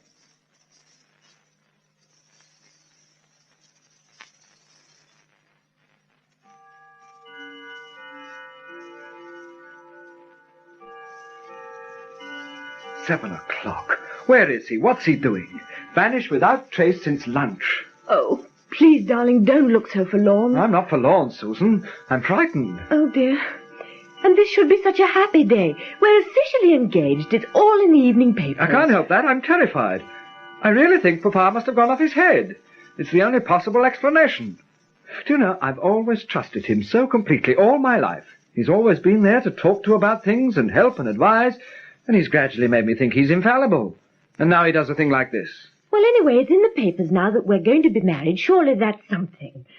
It's a step further, isn't it? Oh, it's a step further, all right.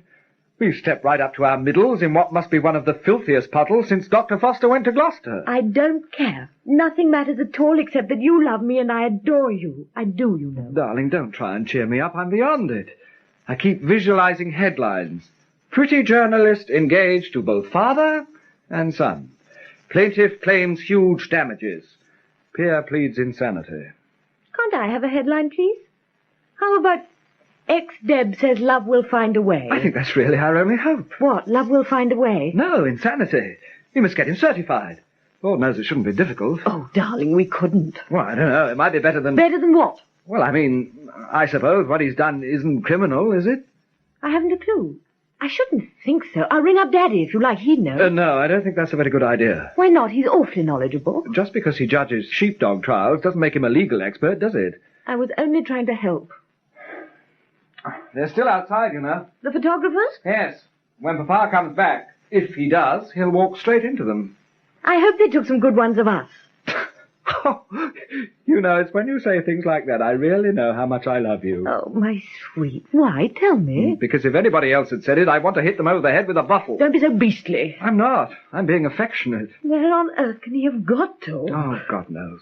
Breaking into a bank, maybe. Or blowing up Parliament. Perhaps he's fed up with people again and he's gone to the zoo. Not a word. Nothing. No explanation, no reason, no excuses, nothing. I came rushing back after lunch and he'd disappeared, vanished. Just an envelope with threepence in it and a note saying, buy a paper at 4 o'clock and let me be the first to congratulate you. Love to you both, Papa. You don't think we ought to ring the police? Let sleeping dogs lie and wait till they ring us.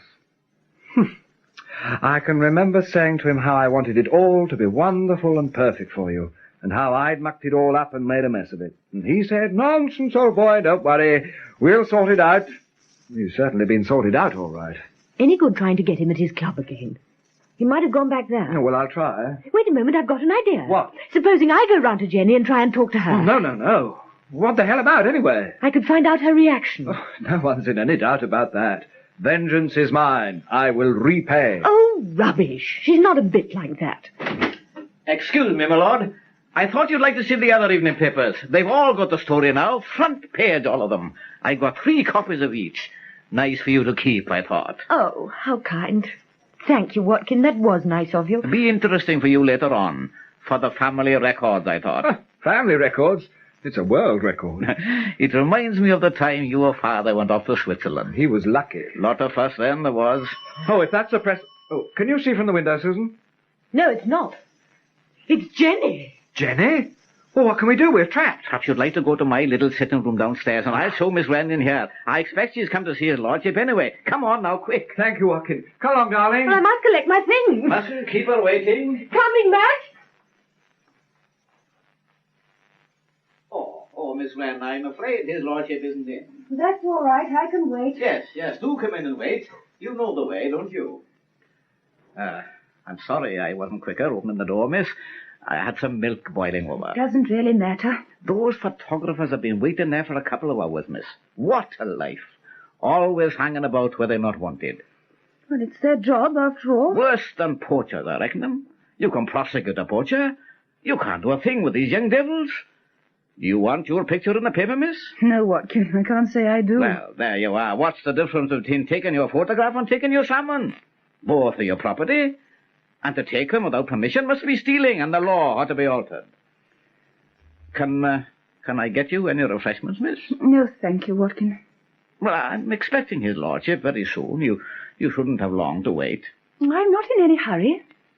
I suppose it's the announcement of the double engagement that's caused all this hullabaloo and excitement outside? Yes, I suppose so. I'd like to offer you my congratulations, miss.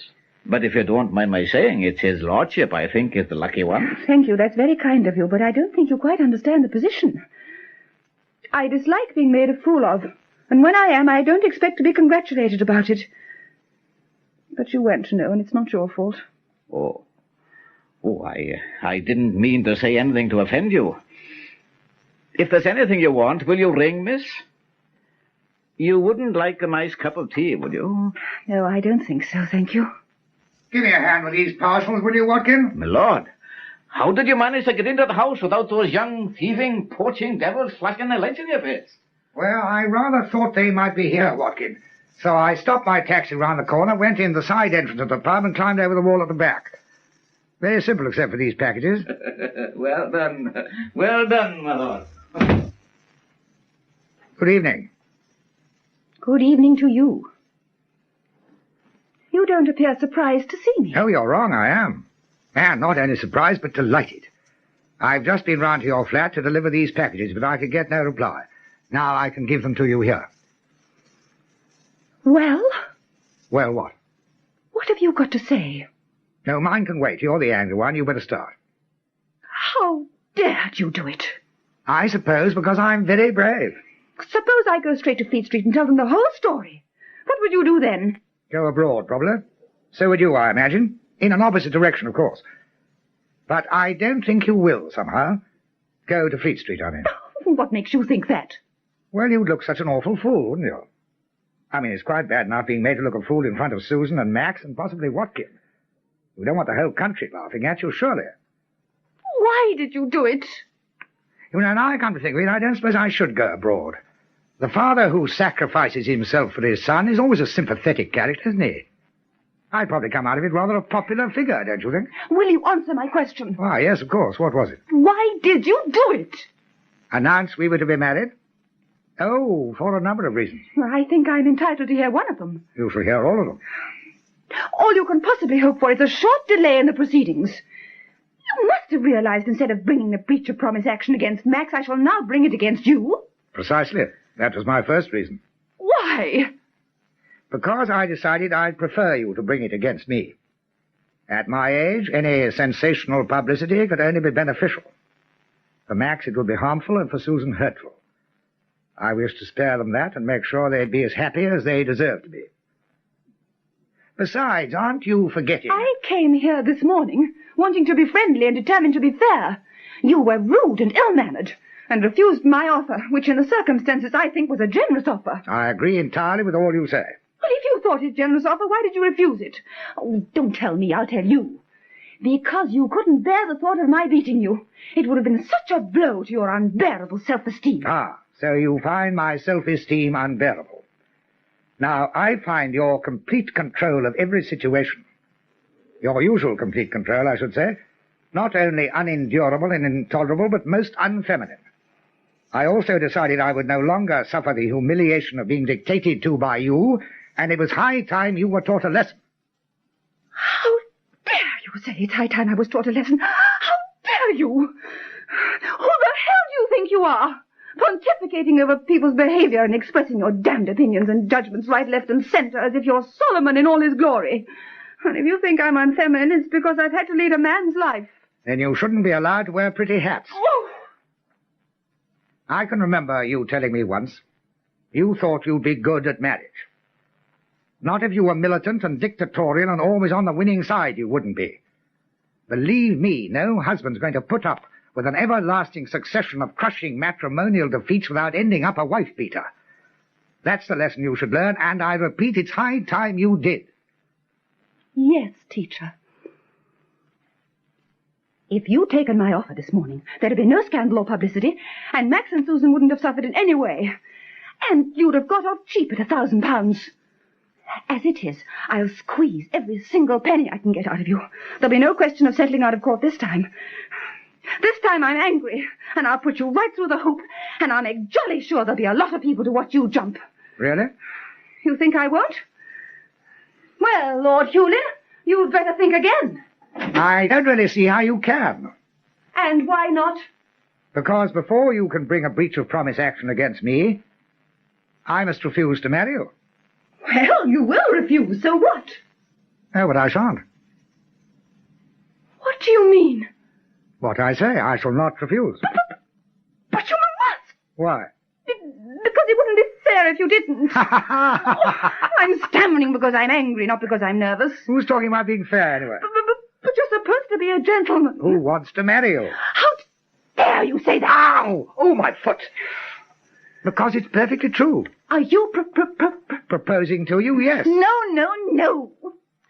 Are you prepared to ruin my whole life for the sake of a miserable £1,000? I don't think I should ruin your life. Oh, the pain. I'll never be able to use this foot again. I'm going straight to Fleet Street, and I'll tell the whole story. Oh, my God, it hurts. But never mind. It's simply splendid. It's the most feminine thing you've ever done. I hope I've broken a bone. I'm sure you haven't. I'm enchanted. Well, phone for a cab for me and an ambulance for yourself. Now, wait a minute, please. I think you might at least consider my proposal of marriage. If you mention it once again, I'll stamp on your other foot. Well, that's a risk I'm prepared to take. I remember your saying to me when we first met that all you wanted out of marriage was a background and security and someone to look after you and take care of you so you wouldn't have to struggle anymore or ever again be lonely. Well, I think I could do all that reasonably well. If you'd been a romantic in search only of love, then, of course, the idea would never have entered my head.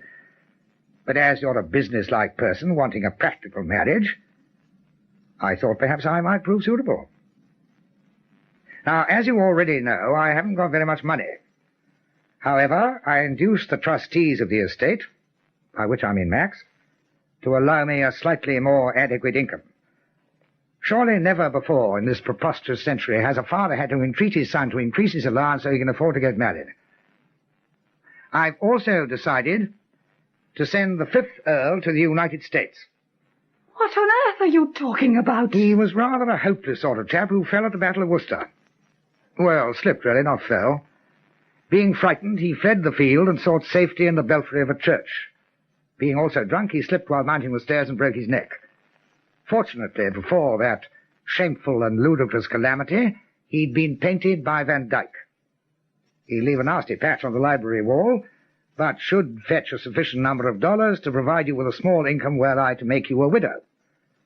Surely a possibility which adds attraction to the thought of marrying me. I must say you'd make the most adorable dowager. I think you've made a fool of me enough now, and I'd like to leave. Oh, can't you see that I'm the one who's making a fool of himself? Hoping someone as young and lovely as you would marry anyone as middle-aged and tiresome as I am. You've been very polite not to tell me so. Or do actions speak louder than words? You've no idea how difficult it is to buy roses and a bottle of scent on a Saturday afternoon. I also had to break into a bank. Pity you weren't arrested. No. My cousin's a chairman. But it involved an awful lot of telephoning to guards and watchmen and people. And the telephone booths in my club smell quite dreadful. It's the older member, so one can't very well complain. I don't understand. If you bought me a bottle of scent, that means you think I've won. I thought you'd won. But we don't know yet. I mean, the game's not over. If you marry me, then, of course, I've won. If you won't marry me, then you've won. I had to prepare for either eventuality.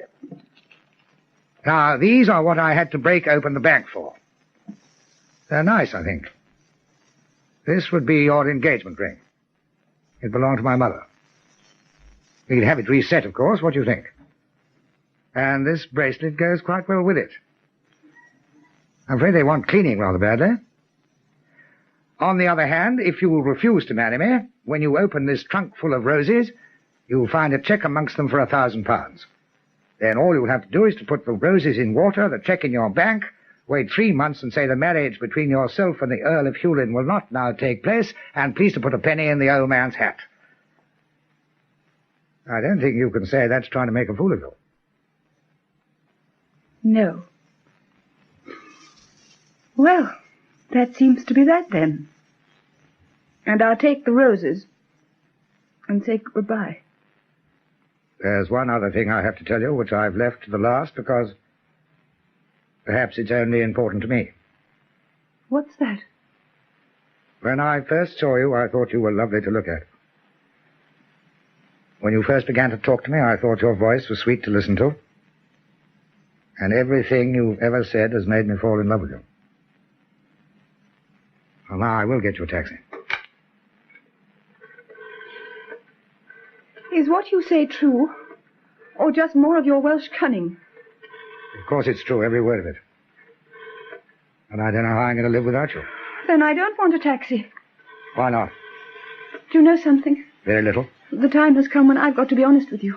But it won't make any difference. I shall still love you. I told you I don't want a taxi. Or put that telephone down. I will if you'll marry me. No. I was talking to somebody else. Jenny, you nodded your head. Well, look, I'm sorry. I'm not absolutely certain I want one after all. Yes, I'm very sorry, but I don't know what's going on either. I think it's high time I did. Well? I said I'd be honest, so now I suppose I've got to be. After we'd lunched that day, I was on my way round to my lawyer to tell him I decided to drop the whole thing. What changed your mind? You did. How? I suddenly realized if I did drop it, I'd probably never see you again. And that would have been that. So I had to go on with it because it was so important I did see you again. Why? I liked you so much. And now, as well as liking you, I love you. And I want to be your wife more than anything in the world. Oh, Jenny, I shall try so hard to make you happy. I'll take such care of you. All you have to do is to love me. Ah, are you up there? You know, I've never been fortunate in romantic moments. The telephone rings, or midges bite me, a gondolier spits in the Grand Canal, and now, by God, my son comes barging in. Let's hide. No, the whole thing would end in tears and bread and milk. Anyway, it's too late. Are we interrupting? Yes. Would you like us to go? Yes. Where have you been? Downstairs with Watkin. We've been hiding, but we simply couldn't stand it another minute. Why were you hiding? Were you frightened? Well, of course. When we heard Jenny arrive, we fled. Well, damn it, Jenny, we didn't know what the hell was going on. We've been trying to get hold of Papa all the afternoon. We couldn't get him at the club, and when we telephoned here, all we got was the engaged signal. Well, there you are. What more do you want? Jenny, I simply don't know what to say. I think Papa's gone off his head. What are you going to do, Jenny? Sue both of them? Are you the sort of people who refuse to believe all you read in the papers? Because if so, you make a great mistake. What do you mean? I personally have always trusted the press. And they say I'm going to marry someone called the Earl of Hewlin. You're contradicted. Then what happened? Oh, no jolly fear. I'm far too good a newspaper woman to kill a story as big as that. But I don't understand. Susan, do you think they've both gone off their heads? Don't be so dumb, my love. Can't you see what's happened? Oh, it's wonderful. Jenny, darling, congratulations. Thank you, Susie. Max, I told you I'd get you out of it. I thought, all things considered, this was the simplest way. But do you mean the story in the paper is true? Well, it wasn't, but it is now. Well, I mean... Go on, say something. But it's... Jenny, you'll be my stepmother. Not that, you ass. Congratulate them. Oh, yes, of course. Jenny, darling, congratulations. I think it's marvellous. That's what I think, too. Congratulations. Thank you, my pretty, the same to you. You are clever, aren't you? Not clever. Very, very lucky. Papa, congratulations. Why have you got your shoe off? We've been playing Hunt the Slipper. Come on now, we've got to celebrate. Max, you ring up for a taxi. No, you better not. The fellow's angry already. You and Susan go and get one. And tell those people if they want a picture, we'll be down in 2 minutes. Then we'll have the most magnificent party that ever went on Jenny's expense account. Only on one condition. What? That Watkin comes too. Right. I'll tell him to put his slippers on. He can't dance in those boots. Come on, Susan. All right, then. 2 minutes and no more. Jenny, my darling. Say I'm weary, say I'm sad. You're not sad. I'm here to make you happy. Say that health and wealth have missed Not me. health, and who cares about wealth? Say I'm growing old, but You're not old, my darling. That Jenny kissed me. But I never have. Then come here.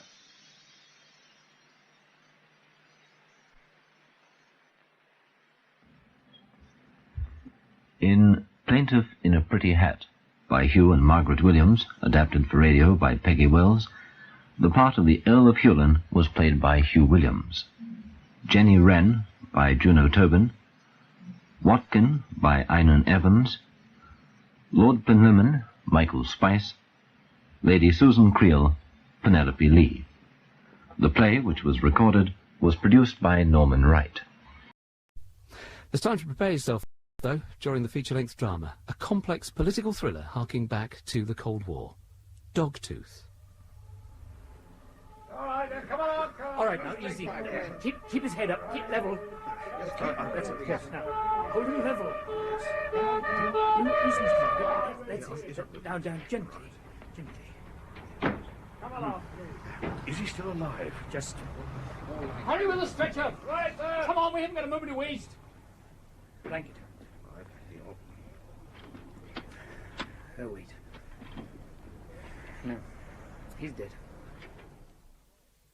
Dogtooth by Eric Sayward, with John Hollis as Detective Inspector Marlin, Manning Wilson as Detective Superintendent Hunter, and Geoffrey Matthews as Detective Inspector Meyer of the German police. Dogtooth.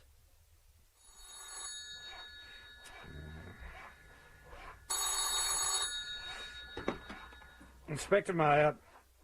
Who? No, one moment, you've come through to the wrong extension. Now, Schiller! Stop.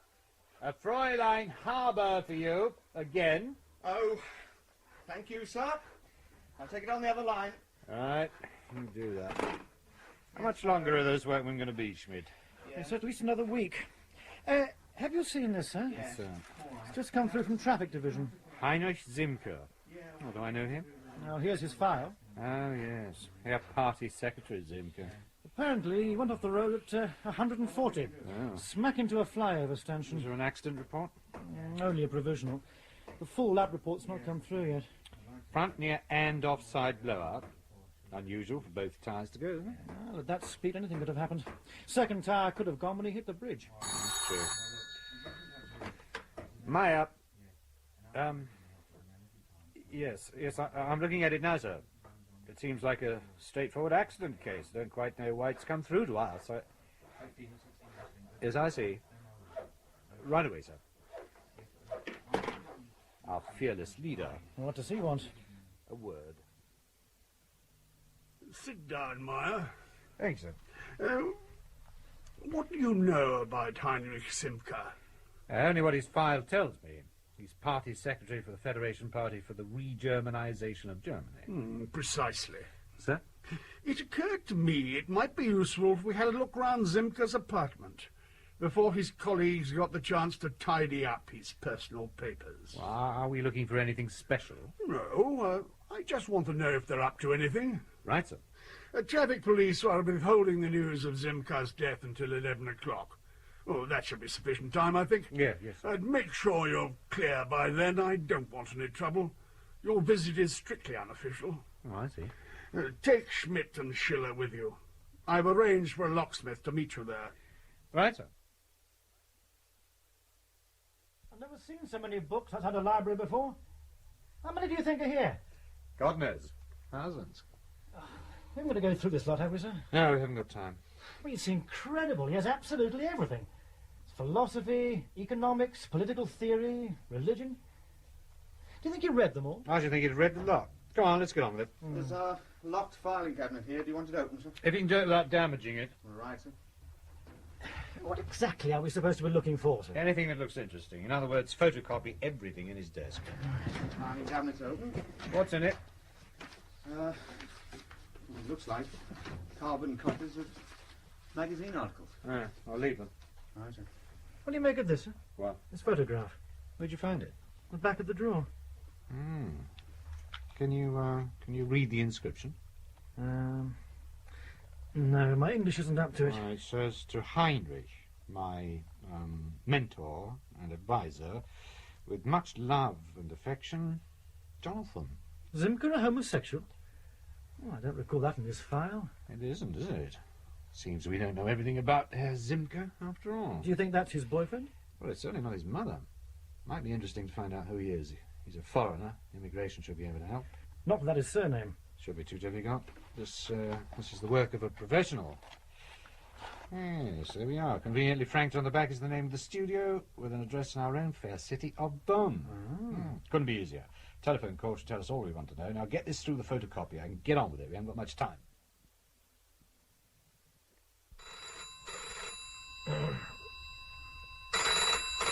Oh.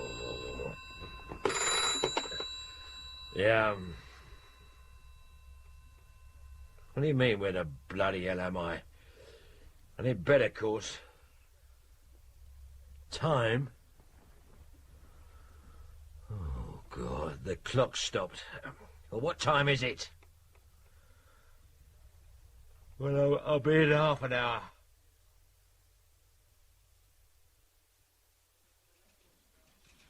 Good morning, sir. Is there any coffee left? Here, have mine. I've already had a cup. Ah. I feel rough. Are you ill? No, I'm not. Do you remember Charlie Stone? From Hammersmith? Yeah. Well, I met him in the pub last night. He's just been made up to DI. Well, so we had a few to celebrate, didn't we? Yeah. How the hell I got home, I don't know. I couldn't even find my bloody watch this morning. Now, what time is it? 10:20. Is anything happening? No, nothing. It's quiet. Thank God for that. Although the super did say he wanted a word with us when you got in. Did he say why? No. Well, I need a fag before I can face him. You want to see us, sir? Hmm? Ah, yes. Come in, Marlin. What's up? Oh, nothing very exciting. Close the door, Sutton. Sorry, sir. Right. Now, this has just come through from Germany. The photograph is of one Dr. Jonathan Dempster, Ph.D. Oh, it's nice. I wouldn't get too excited. I don't think he's your type. Who is he? He is a plant pathologist attached to our embassy in Bonn. Apparently he's been mucking about with some kraut pansy called Heinrich Simker. Am I supposed to have heard of him? Not unless you're into the more esoteric side of German politics. I'm not. It seems he's policy coordinator for some tiny little right-wing party there, calling itself, Die Föderation Partei zur Wiederdeutschung des Vaterlands. Certain right. At least he was. He was killed yesterday in a car crash. How did they get on to Dempster? Well, the Krauts took Simker's sudden demise as a cue to spring clean his flat, and they came up with that photograph, complete with loving inscription. Needless to say, it took them about 2 minutes to trace Dempster to our embassy. I gather the ambassador has been prostrate with apology ever since. What's it got to do with us? Well, apparently Dempster's on leave in Blighty, so the Germans, forever efficient, put the photograph on the wire to us. I bet that pleased the Foreign Office. It did, they're livid. They've already been on to Commander Armstrong, complaining that it's got nothing to do with us. Has it? Armstrong reckons it has. Oh. So, we jump. Now, should you, when you get there, find Dempster's place crawling with FO security types, kick their bums out of it. It's got nothing to do with them at the moment. Was Dempster politically involved with Simker? We don't know. That's what you're to find out. But the Krauts certainly don't want him back. They feel they have enough of their own troublemakers without harbouring ours. Right, sir. And, Marlin, don't lean on him too hard. Apart from the fact he might fall over crying, we don't really know enough about what's been happening to play the heavy. Now, as if I would, yes, well, sir. I just thought I'd mention it. Oh, and Marlin. Sir? Shave before you go and see him. Fairies tend to appreciate little touches like that, and so do I.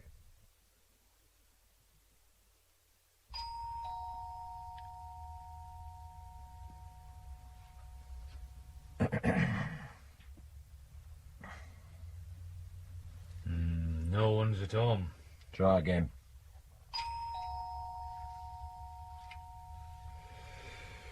We should have phoned first. Yes, Sutton. We usually do. Ah, you know me. Any excuse to get out of the office. Why is the FO so touchy when one of their blokes goes astray? Well, it shows them up, doesn't it?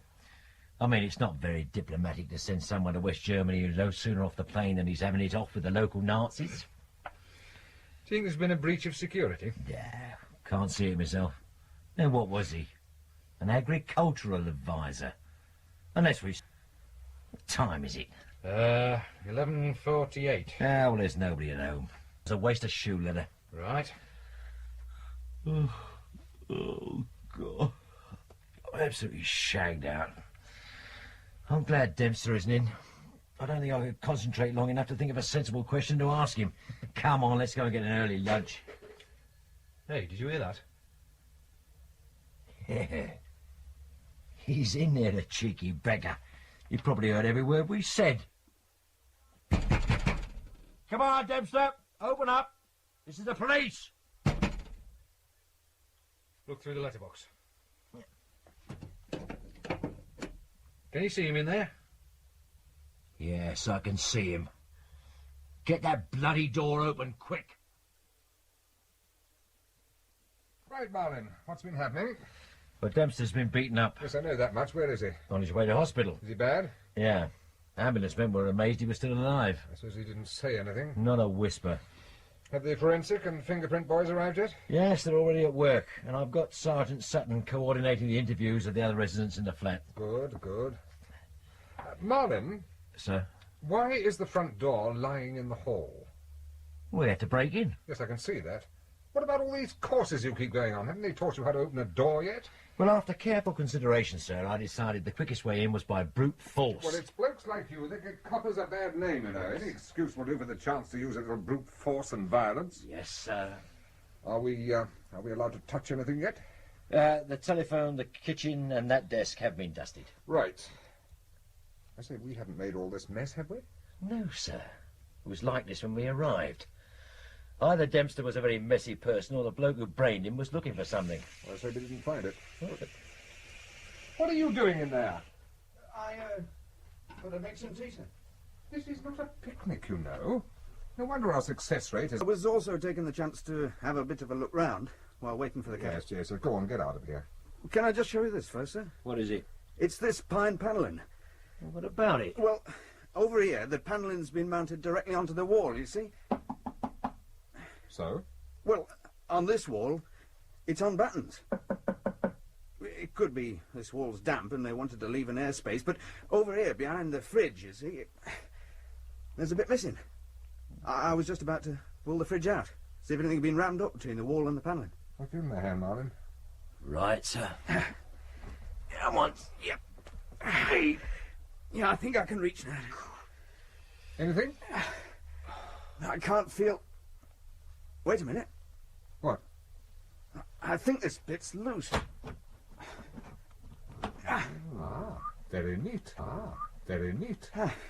Well, it looks as though the whole section's designed to lift away from the wall. Well, let's have it out of the way. There's a small recess. Yes. Anything in it? Yes. A parcel. Well, don't touch it. Leave it for the fingerprint boys. Right, sir. Ah, well done. What's your name? Down, sir. Well done, Down. I think you've earned that tea you were making. Thank you, sir. Excuse me, sir. There's a bloke out here who wants a word with someone in authority. It's not the press, is it? No, sir. He says he lives here. Mr. Simmons? Yes. I'm Detective Inspector Marlin. I'm sorry to have kept you waiting so long. I know you've already made a statement, but I'd just like to go over one or two things again. Do you think I could have something to drink? I'm very thirsty. Oh, of course, sir. Coffee? Without milk and sugar, if that's possible. Oh. Constable? Sir? See if you can rustle up some black coffee. Aye, sir. Well, I realise you've had rather a shock, so I'll try and keep things brief. Are you from the Special Branch? Yes, sir. Political police? Oh, hardly. At the moment we're doing straight CID work. Is there any news about Jonathan? No, sir, but we would have heard if he'd taken a turn for the worse. Poor Jonathan. Yeah. How long have you known him, sir? We were at university together. That's where I met him. How long ago was that? Oh, it must be 20 years. Do you own the flat you live in? Yes. Jointly with Jonathan. I see. So, you do know that Dr. Dempster is a homosexual? Of course. Did he ever mention a man to you called Heinrich Simke? I don't think so. You're sure? Pretty sure. Would you say that Dr. Dempster was a political person? In what way? Well, for example, was he a member of a political party? I don't think so. I doubt it. But you never heard him express strong right-wing views or show any interest in an ultra-right-wing party? Well, absolutely not. I think in many ways Jonathan was apolitical. A founder member of the silent majority, which I suppose might have put him right of centre in a somewhat reactionary, unthinking sort of way. When was Dr. Dempster last on leave in this country? 4 months ago. Had he changed at all since then? Not that I've noticed, no. I don't know whether you're aware, sir, but we believe that Dr. Dempster's assailant was looking for something. What? Well, we're not sure, but During our search of your flat, we found a parcel. It was concealed behind the pine panelling in your kitchen. What was in it? Ah, well, we don't know yet. Our experts are still looking at it. Are you aware that there was such a place of concealment? Absolutely not. How long has the panelling been there? Sir? About 4 months. In fact, Jonathan put it up on his last leave. Ah, I see. You helped him? But no, I'm useless at woodwork. In fact, I wasn't even in the flat when he did it. Where were you? With friends. Jonathan didn't want me around fussing. He deliberately arranged the job for a weekend he knew I'd be away. Yeah. Can you think of any reason why Dr. Dempster would want to build himself with such a place of concealment? No, absolutely none. I'm amazed he did. I suppose you can't prove that Dr. Dempster put the panelling up when you were away. Not really. The friends I stayed with will confirm the date I was there. The neighbours might remember the sawing and hammering. They certainly complained about the noise. We'll check, sir. I'm sorry I can't be more helpful. Will you be going back to your flat? I don't think I could face it. I'll probably go to a friend. Well, perhaps you could leave the address and telephone number with the sergeant. Yes, of course. Right, sir. Yeah. I think that's it for the moment. If you think of anything that might be at all useful, perhaps you'll let us know. Of course.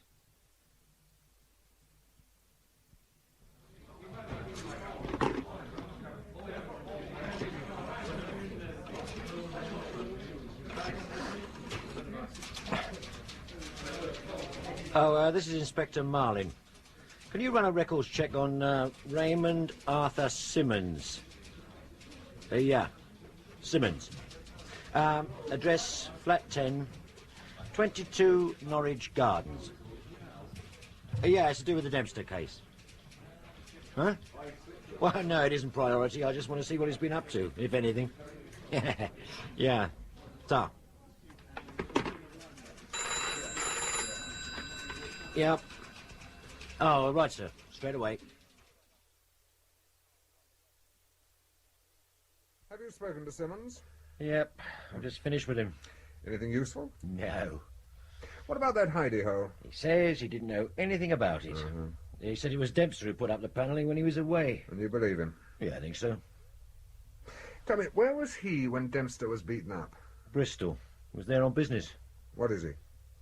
What does he do? Oh, he's an accountant. Well, we'll check the story out, but I don't think there's any problems. I suppose he didn't come up with any ideas about Dempster? About who might have ducked him up? Not a one. Let's hope the parcel can supply some answers. Any news on that yet, Benai? No, not much. Experts say it's a manuscript. They're having a few photocopies run off so we can read it while they're giving the original the fine-tooth comb treatment. Any fingerprints on the parcel? Yeah, a few smudges. Not much else. It's not a very good beginning, is it? No, it isn't. I was hoping for a bit more help from this. What's that? It is a file on Simca from the German police. I'd love to see the original. I bet it's a foot thicker than that one. You think the Jerrys are covering up? Well, what do you think? They still say Simca's death was an accident. Oh, yes. Although Dempster being clobbered within 24 hours of Simca dying is, well, it's a hell of a coincidence. Yes. Anyway, take the file with you. See if you can wring anything out of it. Right, sir.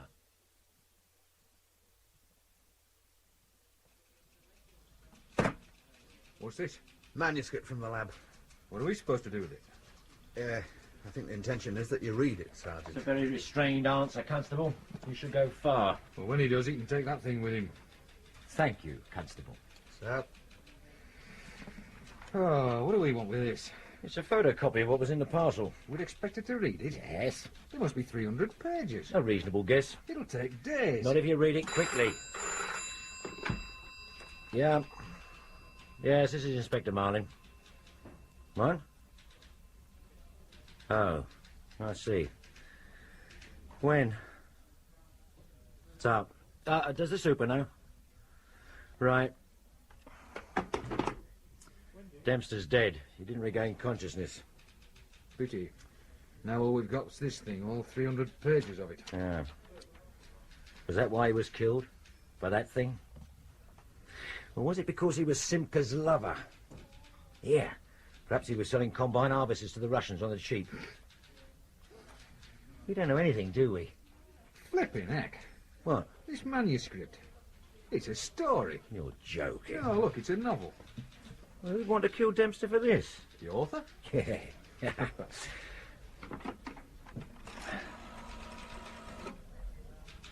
Hello, get me the German special branch in Bonn, will you? No, it's not to make a personal call. God, stow me, what sort of Burks do they employ on a switchboard nowadays? It's all done in the name of economy. Who are you calling, anyway? Well, I've got a mate over there. I want to know what the atmosphere's like, and how seriously they're taking Simca's death. Guten Tag. Here is Sir John Marlin. Ich möchte Inspektor Meyer sprechen, bitte. Ach, danke schön. Ach so. Wissen Sie vielleicht, wann er kommt? Einige Minuten noch. Ich rufe später nochmals an. Danke. Hope you were taking notes. Whew. He's not there. You think it's wise making that sort of call from the office? What do you mean? Well, someone just happens to be listening. You know how it is. And he gets back to the super. You know what he's like when it comes to seeking outside help. You know, you are right. He might make Inspector yet. Where are you going? Lunch. Well, lunch? It's 3:10. Then an early tea. And while I'm gone, I'll phone my mate from outside. Super won't like you wandering off. Oh, gee. There. I've entered it in the diary. Gone to tea. Now it's official. And while I'm gone, you can get stuck into that novel.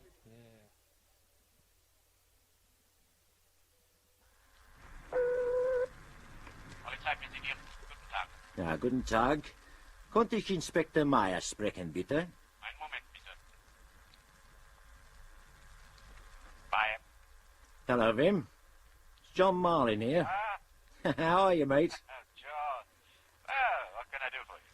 Well, are we still friends? Of course. What's the problem? Have you heard about Heinrich Simca? Yes. You on the case? What case? There is no case. It was an accident. His car went off the road. Oh, sure. What do you know about Simca? Very little. You want me to send you his file? We've already got it. It's been filleted to hell. How important was he, Vim? Oh, he was a nobody. Why did your boys distribute Dempster's photograph? Just routine. Zimke was not the nicest of men, and we don't encourage foreigners to become involved in our internal politics. I see. Did you hear that Dempster had been murdered? Really? Really? Doesn't that say anything to you? Could say many things.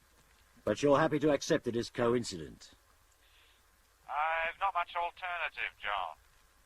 The case is closed. All right, it's your business. And there's nothing you can tell me about Simca that isn't in the file. Nothing. Sorry I can be of no help. Anyway, thanks. Cheers, mate.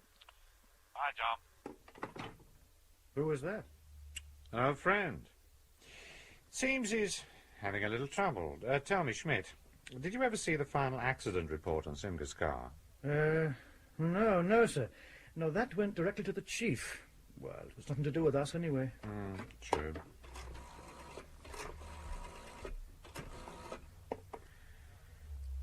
Records. This is Inspector Meyer.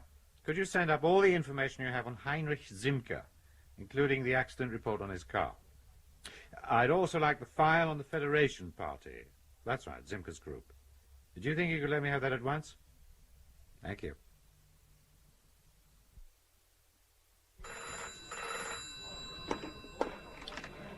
Sergeant Sutton. He's not back yet, sir. He said he'd only be a few minutes. He's gone for a cup of tea and some fags. Yes, sir, I'll tell him as soon as he comes in. Pardon? Yes, I'm reading it now, sir. Right, sir. Who was that? It was the super. He wants to see you. Right. What did your friend in Germany have to say? Not much. How are they treating Simca's death? Accidental. The case is closed. Did the super say what he wanted? No, but I think it's about the manuscript. Oh. Actually, it's not a bad read. I've been zipping through it. What's it about? It's a spy story. You're joking. What's it called? I don't know. It hasn't got a title page. Oh, I think you better come in with me in case I'm expected to know about the subtler bits of the plot. Right.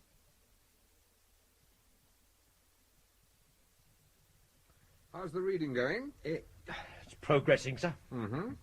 Anything struck you about it? In what way? Well, like how well written it is. Yeah, it's what I'd call a good read. Yeah. Exactly what the cipher department thinks. Oh, they come up with something? No, nothing positive. Just that the thing is of sufficiently high standard to have been written by a professional. I thought they were all mathematicians up there. I seem someone with a literary bent sneaked in when no one was looking. Anyway, they feel strongly enough about this idea to want to push it. What do you mean? Well, they want us to find the author. Author? Oh, you must be joking. I wish I were. But they'd managed to convince Commander Armstrong. Oh, is he leading the case now? No, I still have that doubtful privilege. But as we've little else to go on, he suggests we follow that line of inquiry. And I can hardly refuse, with you two sitting around here doing sweet FA. Oh, of course. If we don't come up with something positive in the next 12 hours, we're likely to lose this case to the CID, and you know how I'd feel about that, don't you? Haven't forensic or fingerprints found anything yet? Well, we wouldn't be going along with this stupid idea if they had, would we, Sutton? No, sir. No. Anyway, extra copies of the manuscript are going to be run off for distribution to publishing houses. See what they can come up with. But meantime, you two are going to see... Where are we? Ah, this gentleman. Mr. Sinclair? Who's he? He is the author of some authoritative tome on the development of the thriller and spy novel. It's just possible he might recognize something about it. He's already been sent a copy, so give him a ring, see how he's making out. If he's come up with anything, go round to his place and be nice to him. Of course. We need the break he might be able to give us. Have a look at this. It's the accident report on Simca's car. What's it say? I'll read it. There, read that bit out loud. The tyres were newly fitted, substandard remolds, downgraded for use on agricultural vehicles only, having a maximum speed limit of 25 kilometres per hour, therefore making them totally unsuitable for use in a high-performance car. The cause of accident was due entirely to these tyres overheating and then disintegrating at high speed. Tyres fitted to back axle were type recommended by vehicle's manufacturer. What make of car was it? English sports car, an MGB. Now, that's not the sort of car you're likely to fit with remolds. No, I suppose not, but Simca couldn't have known that the tyres would fall to pieces. I don't believe it. You don't fit tyres that are going to kill you. Then how did it get on the car? That's what we're going to find out. I want you to get onto the firms that import English cars and find out where Simca bought the car. Better still, the garage which used to maintain it. Right, sir. Yeah, while you're doing that, I'm going to have a word with the chief. You look concerned, Meyer. I am, sir. I'm curious to know what you thought about the accident report on Simca's car. Why? I'm a little uneasy about the fitting of substandard tyres on a sports car. Oh, these things happen.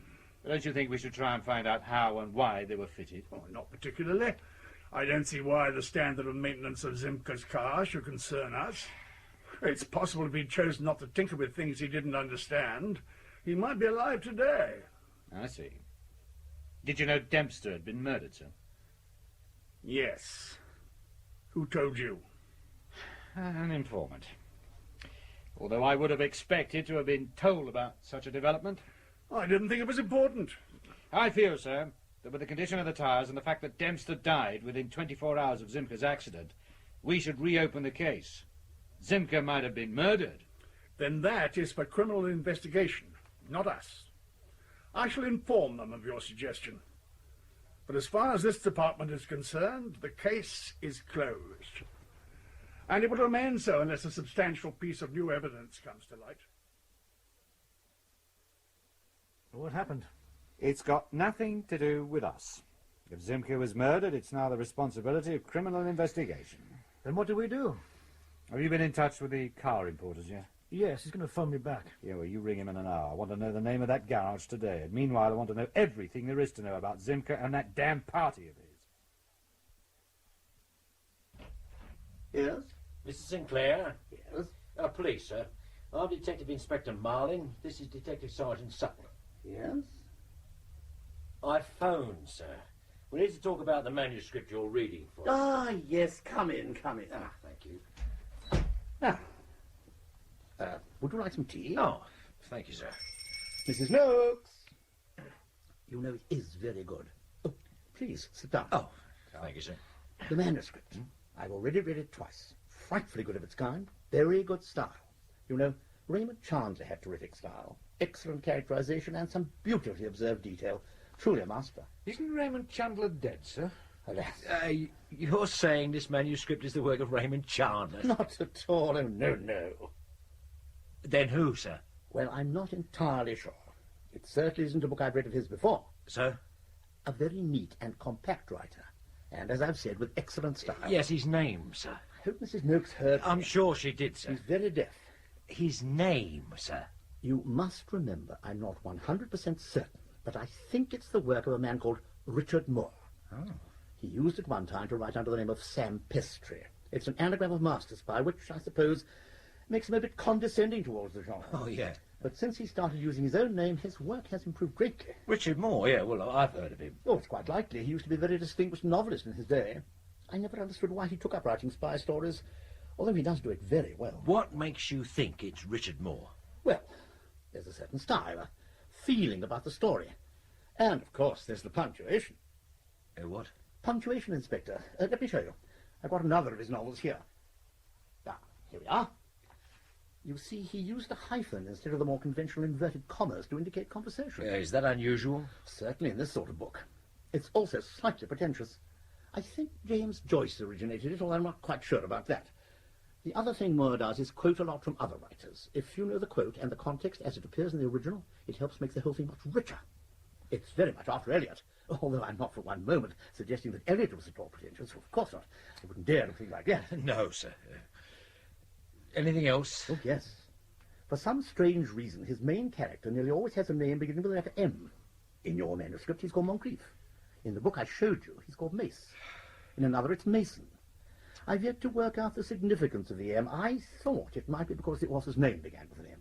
But I'm sure it's much more subtle than that. Who publishes Richard Moore? Oh, John Klein. Thank you, sir. Delta 1 to MP, over. MP, over. This is Inspector Marlin. Urgent request. I want records to rake up everything they've got on Richard Moore. Address unknown. Occupation writer. Better tell records it's unlikely he's got any form, so they'll have to search around a bit. Present all gen, with my compliments of course, to Superintendent Hunter. Richard Basil Moore, born 1920, came down from Oxford University 1942, second-class honours degree in English literature and philosophy. Joined RAF 1943, demobbed 46, worked on various provincial newspapers before publishing his first novel, The Decline of Simple Simon, in 1949. Subsequent novels include The Nemesis Machine, for which he received the Shaft Granville Prize and the John Brannan Memorial Prize. Now, Might, published 1954, banned in South Africa. The Fall and Fall of Simon Smith, published in 1956, etc., joined the Communist Party in 1938. Oh, yeah. Hobbies, publisher, John Klein, agent Boswell Mackay, and not a word about writing spy stories. Where does all that information come from? Who's who? Huh? Any form? Oh, yes. He's a real pro. 3 convictions for drunken driving. Is that all? Well, what were you expecting, Sutton? I don't know, sir. You know, it's quite likely that this chap isn't even involved. Do we go and see him? Yeah, why not? Why not? But tread carefully, and don't tell him too much about the case. If I told him everything I knew, he wouldn't know much. You may well have a point there, Marlin, but don't spread it around. I don't care about you undermining the public's confidence in the police, but don't weaken mine. I'll try not to, sir. And don't forget to ring him first. Tell him you're on your way. Keep everything friendly. Why all this interest in public relations? Well, I have a feeling this case is doomed. Don't ask me why, because I couldn't tell you, but it's always nice to know that when this mess is relegated to the unsolved file, I shall feel a little happier knowing that I haven't offended anyone during the course of it. Maya. A moment. It's for you, Schmidt. Sergeant Schmidt, Ah, yes, sir. Yes. Yes. Thank you very much, sir. Goodbye. That was the car, people. Well? We now know where Zimkar bought his car. Excellent. Do we go and see them? We certainly do.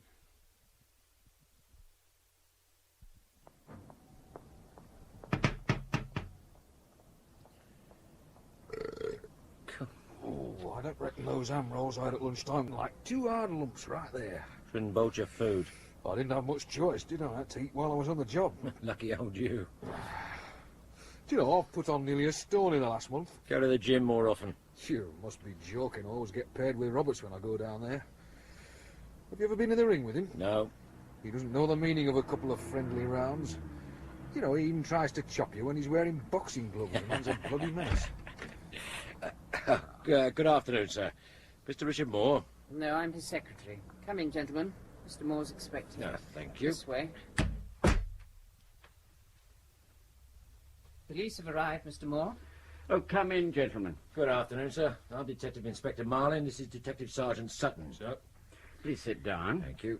Can I offer you a drink, gentlemen? No, not for me, sir. Sergeant? No, thank you. Oh, I hope you'll excuse me if I do.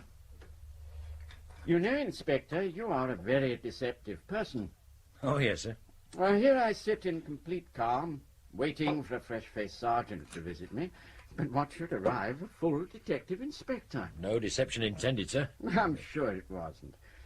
But in the pyramid of life, detective inspectors loom large and important. Their comparative rarity makes them so. Your sergeant also omitted to say when he telephoned which CID division he was with. You are CID officers? No, sir. Special branch. I see. Well, that might explain why my telephone has been behaving in such a strange manner. It keeps ringing. But when I lift the receiver, I'm greeted with static. Oh, I take it up with the post officer. Of course.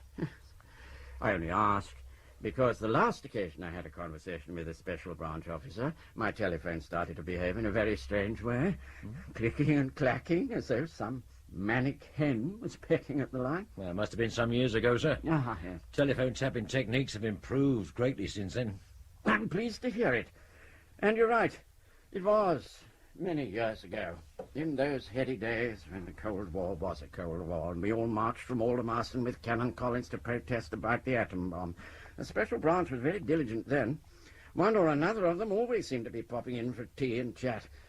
But then in those days, I was very active too in the Communist Party.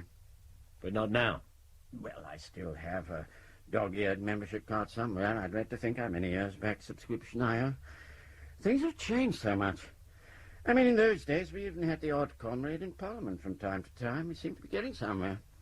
But the swinging and decadent, self-indulgent 60s put paid to all that. And then my interest waned. I'm sure you wouldn't like a drink? Positive, sir. Well, then I shall indulge alone. I suddenly feel rather depressed. Oh, don't worry. I shan't get drunk. I'm only topping up. I won't suddenly collapse or throw up or something. I'm pleased to hear it, sir. So, what can I do for you?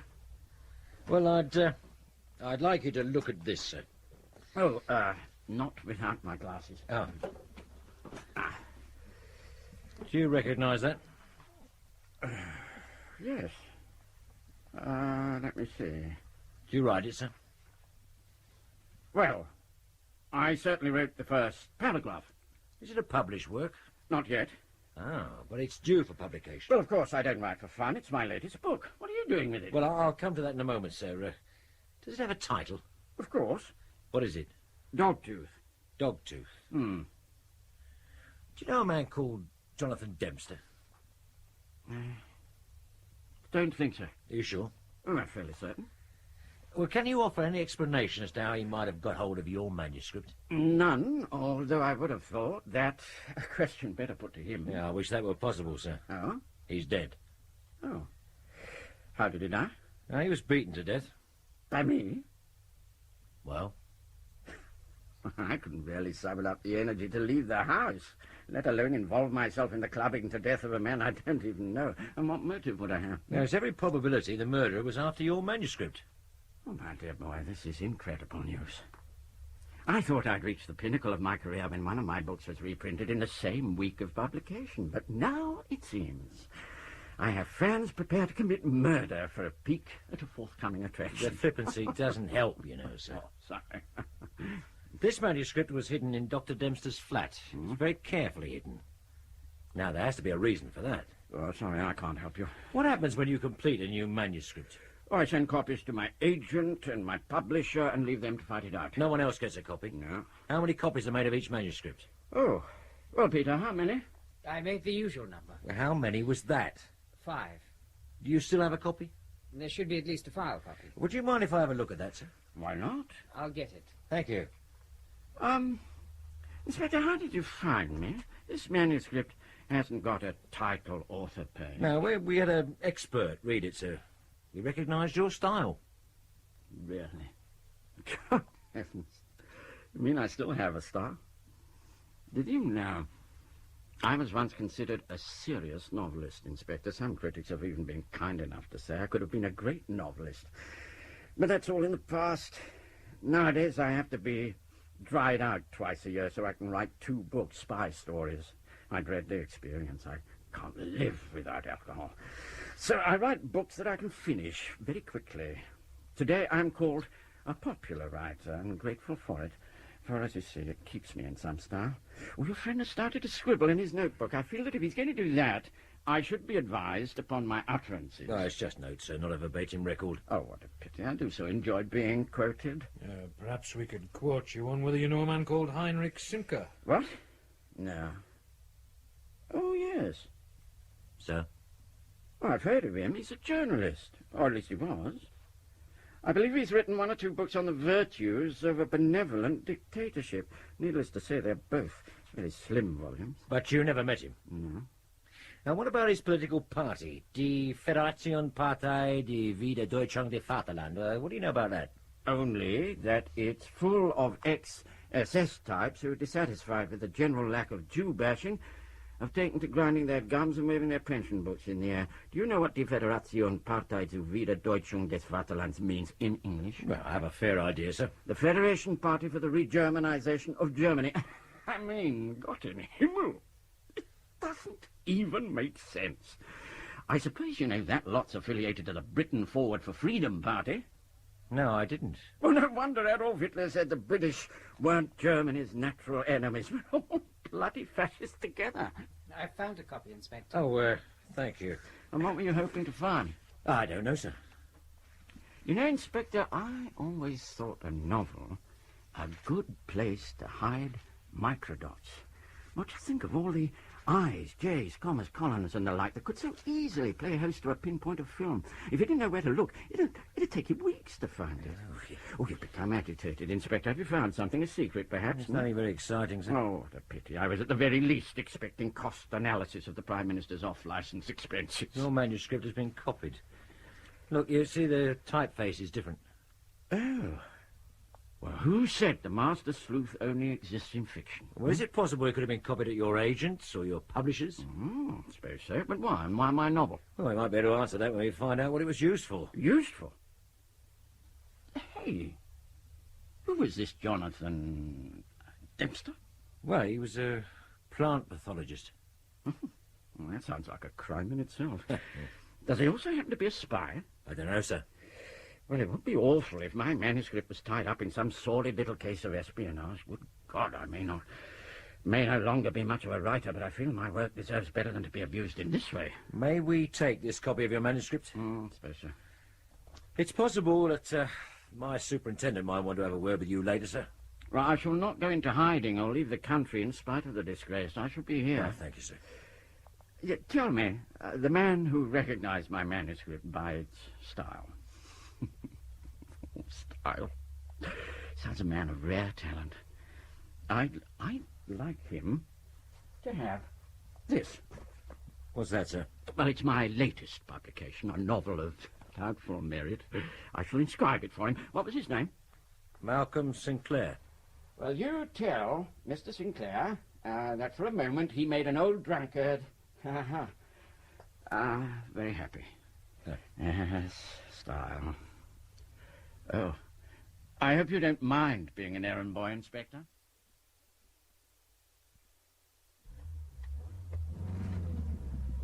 So what happens now? Well, first we get this manuscript to the experts for comparison. Then I'm going to get a couple of blokes on to compiling a list of names of everyone at Moore's agent and publishers who had access to their copies of the manuscript. That'll be a job and a half. Yeah, I know. The manuscript was copied for a bloody good reason. What are we going to be doing? Well, I don't know about me, but you, Sunshine, are going to do a bit of sleuthing into the activities of the Britain Forward for Freedom Party.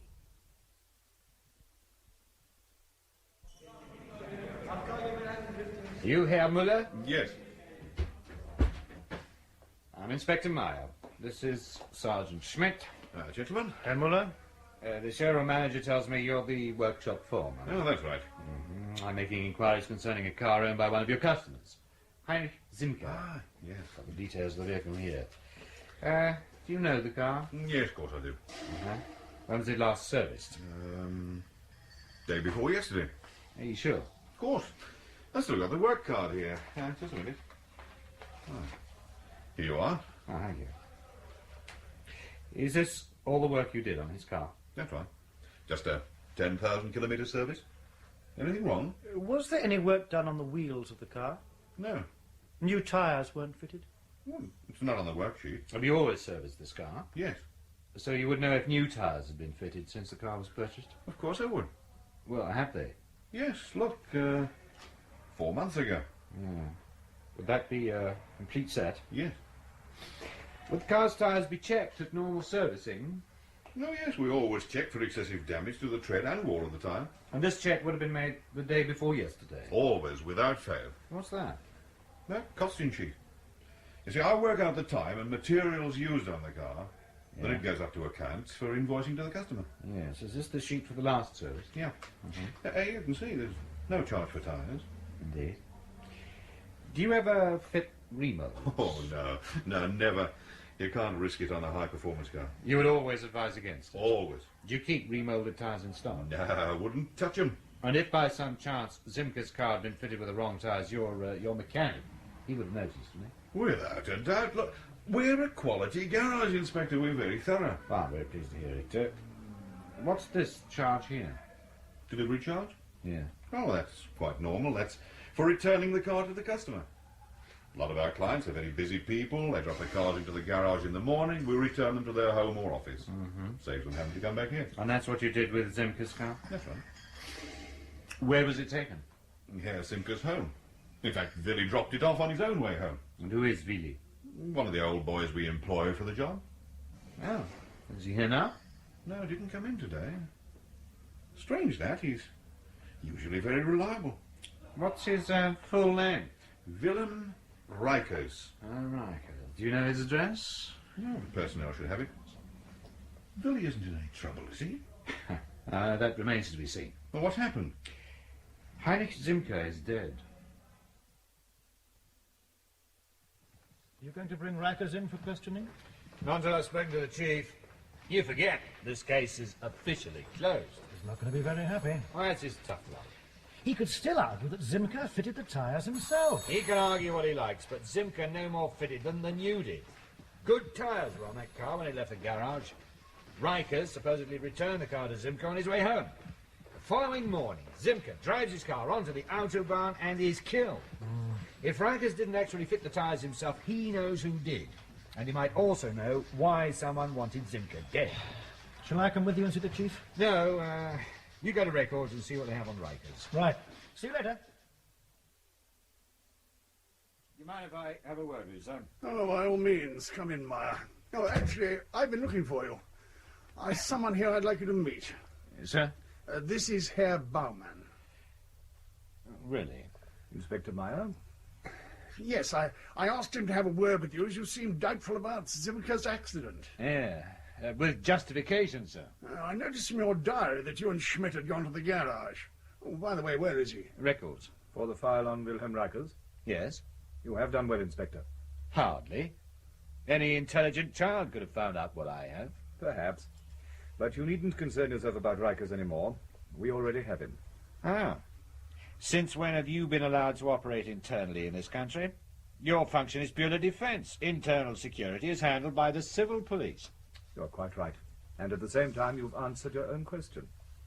The Zimker affair is no longer an internal matter. Then why weren't we told? That's why I'm here now. I wish to reassure you that this business is in good hands. Zimker was murdered, wasn't he? Yes. By Rikers. We believe he was involved. Do you know who ordered Zimker killed? I can't tell you that, Inspector. But you do know. You're not in the interrogation room now, Meyer. Sorry, sir. I understand how you feel, Inspector. It's very frustrating to be taken off a case just as you've begun to make progress. Yes, it is. But I'm afraid it's necessary. All I can say is that Zimker is not all that he seems. His desire to re-Germanize Germany was not entirely what you might expect from a man of his political persuasion. Are you saying he was a double agent? I leave you to draw your own conclusions on that score. But what I am saying to you is that you are not to proceed any further with this case. It is now completely out of your hands. You understand? Yes, sir. That's it, Schmidt. We're redundant. What? We're off the case. The Secret Service is involved. What about Rikers? They've got him. Ah. At least that explains why Records wouldn't let me have his file. Did the chief give any reasons? No. I doubt whether he knows. But the guy with him did. One Herr Baumann. He knew all right. What did he say? That Zimker wasn't what he appeared to be, and that his desire to re-Germanize Germany would not be what you would expect from a man of his apparent political persuasion. So, instead of National Socialism, we get, what? Could be anything. Including communism? Why not? Why not? Well, the irony would be a bit strong, wouldn't it? Communism from the policy director of the Federation Party. Until we know the reason why Zimker was murdered, we can't afford to dismiss anything from our consideration. We're continuing with the case? Well, there's nothing to stop us from theorising. Not that we have much to theorise on. Wait a minute. God, man, I must be losing my wits. What's the matter? After we searched Zimker's flat, I left a couple of men on surveillance. I wanted to see who would turn up. So? No one has. Not one single soul. Still don't understand. If your policy director suddenly died, wouldn't you send somebody along to his home just to make sure he hadn't left any embarrassing documents lying around? Well, probably, but, well, perhaps Zimker's party doesn't allow controversial stuff outside of party HQ. But could you afford not to check, just in case? Well, I suppose not. Yeah. So, if nobody came, doesn't that suggest anything to you? They knew the flat was clean. Right. And if they knew that, somebody from Zimker's party had already made sure of the fact, which suggests they knew he was going to die. They may have got there before us. For how? The traffic police withheld the news of Zimker's death for the very reason we could give his flat the once-over first. It's credible, I suppose, but why should his own party want to kill him? Because he was a spy. A communist agent. Or equally likely he was an embezzler, or Jewish, or simply because they found out he was a homosexual. The Secret Service wouldn't have been called out for a simple case of murder. Hey, look, I think we should kick this around a bit more. If you like. How about coming for a drink? Why not? Marlin? He's just left, sir.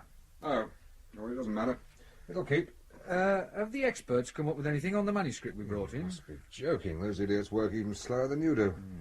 What's this lot? Oh, just refreshing myself on the Britain Forward for Freedom Party. Rather you than me. Yeah, the propaganda's a bit boring. Every other phrase is either moral decline or the country's been betrayed by the left. Just like prayers. Repeat them often enough and you start to believe them. Anyway, why are you still here? Oh, I'm waiting for my girlfriend to pick me up, sir. I thought you were a married lad. I am, sir.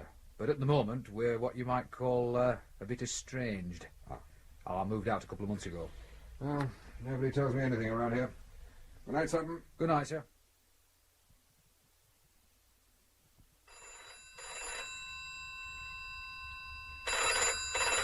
Oh, I don't believe it. Can't be morning already. Oh. Yeah. John! Yeah? This is Wim. How are you, my friend? Do you know what time it is? Yeah, it is late. I'm very sorry. Well, what do you want? Are you still on the Dempster case? Yeah, why? Any progress? But couldn't you have waited till the morning to ask that? I'm sorry. Are you drunk?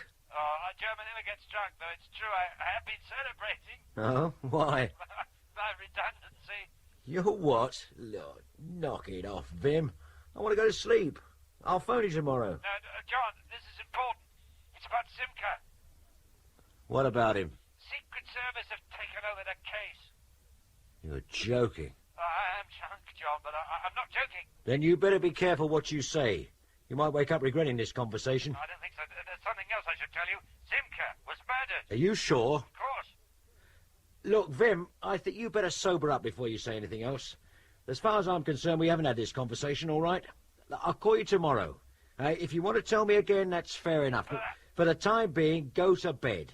And shut up and sober up, okay? But there's more. Go to bed, Vim.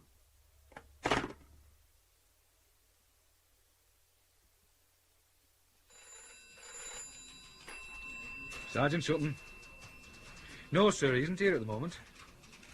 Oh, what, sir? Oh, I see. When? I'll tell him, sir. Tell me what? Who was that? Oh, the super. He said the experts come up with something. Oh, about bloody time. Good morning, gentlemen. Right, what have you found? Quite a bit, Superintendent. Quite a bit. But I must first ask if you have all signed the Official Secrets Act. Well, oh, stop mucking about. Of course we have.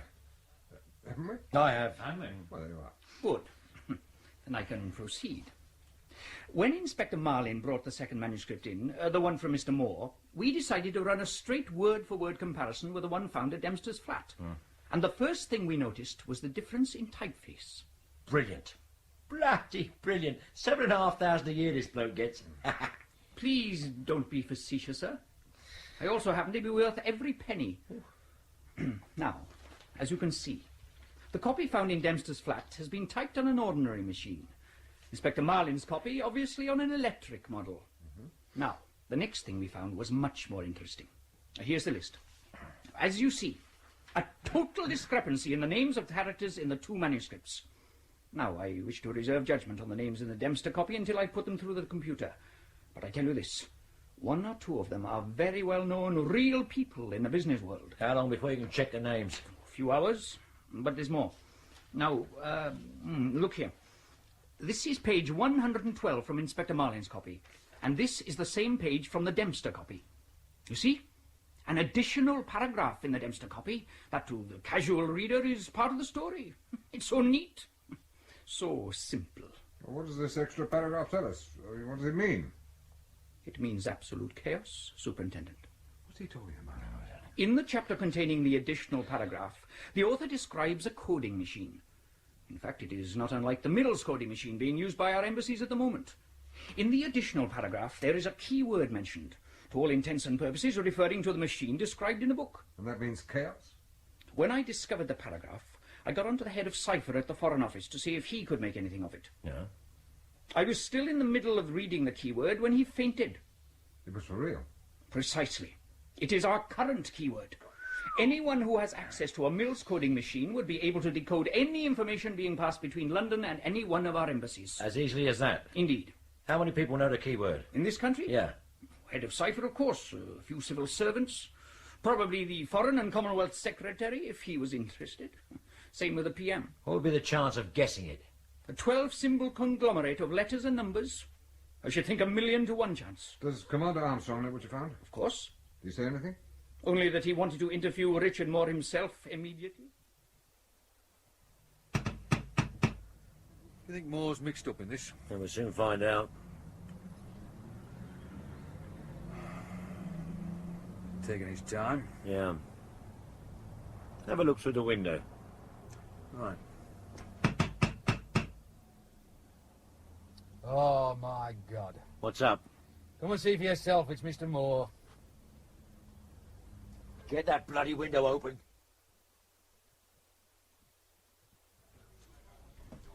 There you are.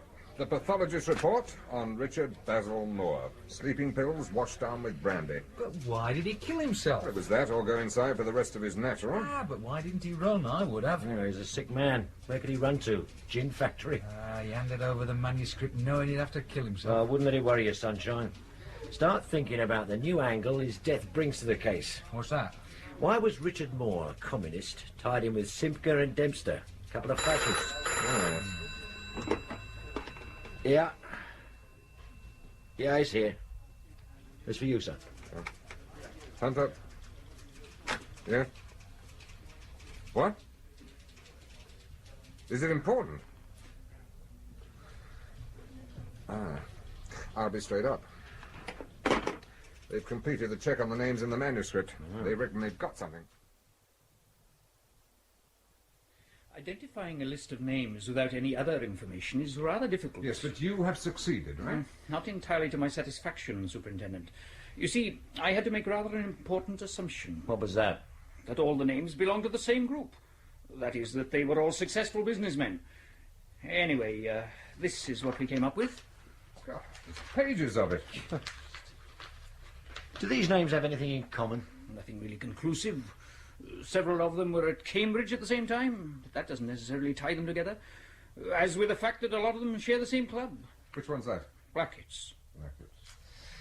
Well, they must be involved together in some way, otherwise they wouldn't be on that list. How about their youthful flirtation with right-wing politics in the 30s? Amazing number of them seem to have known Mosley in their youth. Well, that's more like it. Yeah. Anything else? Well, actually, there is. And I can tell from that smug manner of yours that you've been saving it. May I have the computer readout back? Thank you. There. Dimmesdale, Sir Andrew. Permanent Undersecretary, Foreign and Commonwealth Office. Need I tell you that he has access to the cipher machine keywords? No, I don't think you do. Does Commander Armstrong know? I believe he's already with the Home Secretary. Good. Because if this Sir Andrew Thingy character did drop the cipher keywords, it won't be long before we know to whom. Where do we go from here? Well, we start with a check on Blackett's club. What exactly are we supposed to be looking for? The missing link. Evolutionists have been looking for that for 150 years. Yeah. Why are we suddenly supposed to strike lucky? Well, because our link's easier to find, Sunshine. We want to know what connects Dempster, Richard Moore, the gentleman listed in the Dempster manuscript, and Blackett's club. But if you can tie in Simker as well, I'll personally recommend that you're immediately promoted to Inspector. That's very nice of you. Not at all. Mind you, at the moment I'd settle for an explanation as to why that list was ever compiled. I mean, if the expert's right, it's dropped Sir Andrew what's it right in it. Yeah, when we find the link, we'll know why it was made. Inspector Marlin. Well, now, sir? Right. Well, the super wants yet another word. I think he must get lonely in that office all by himself. You carry on, I'll be back in a minute. Right. We are out, Marlin. Out, sir? The FO have slammed the door on us. We're to discontinue the investigation into the Dempster case. Why? Because of the keyword cipher business. They say it's no longer an internal problem, but a matter of national security. The Secret Service boys are to take over. Well, where does that leave us? Out in the bloody cold. Where else? Well, what about Sir Andrew They Dinsdale? won't let us near him. Security boys get him. As soon as one of the FO boys get into trouble, they clamp down. They hate the civil police poking about in their business. Or do we, comply with the order? Close the case down? No. What then? We continue. Keeping, as they say, a low profile. I want this department to find out what Dempster was doing with that manuscript and what that list of names is all about. You're the boss. Look, I've got a mate on a special branch in Bonn. Here's my opposite number, actually. Well, I could give him a ring, couldn't I? I mean, sort of suss out what's happening over there. See what they found out about Simker. I don't know. Well, you wouldn't have to know anything about it. I'm prepared to make the phone call unofficially. If he doesn't know anything, well, fair enough. It's risky. But, yeah, what you do in your spare time is more or less your business. But I don't want to know anything about it. If your friend's got anything interesting to say, I don't want to see it in any report, that the source of your information was the German police, right? Right, sir. And don't make the phone call on the premises either. Maya. John Marlin. Oh, hello, John. Hello. Are you alone? Yes? What about this line? Is it safe? Oh, probably. Ah, good. Do you remember the conversation we had earlier this morning? I think so. Look, Vim, we've just been closed down as well. By national security. Yeah. And that worries me. How far did you get? Well, that's what I wanted to talk about. Because in the middle of all this right-wing stuff, some shagged-out old communist seems to have got himself involved. Really? Now, that doesn't surprise me at all. Now, listen.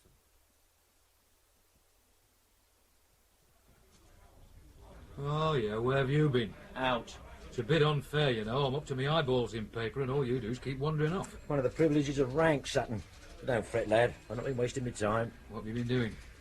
I've been on the blower to Germany. Oh, your friend again? I don't know why you don't join the German force. Not much advantage in that.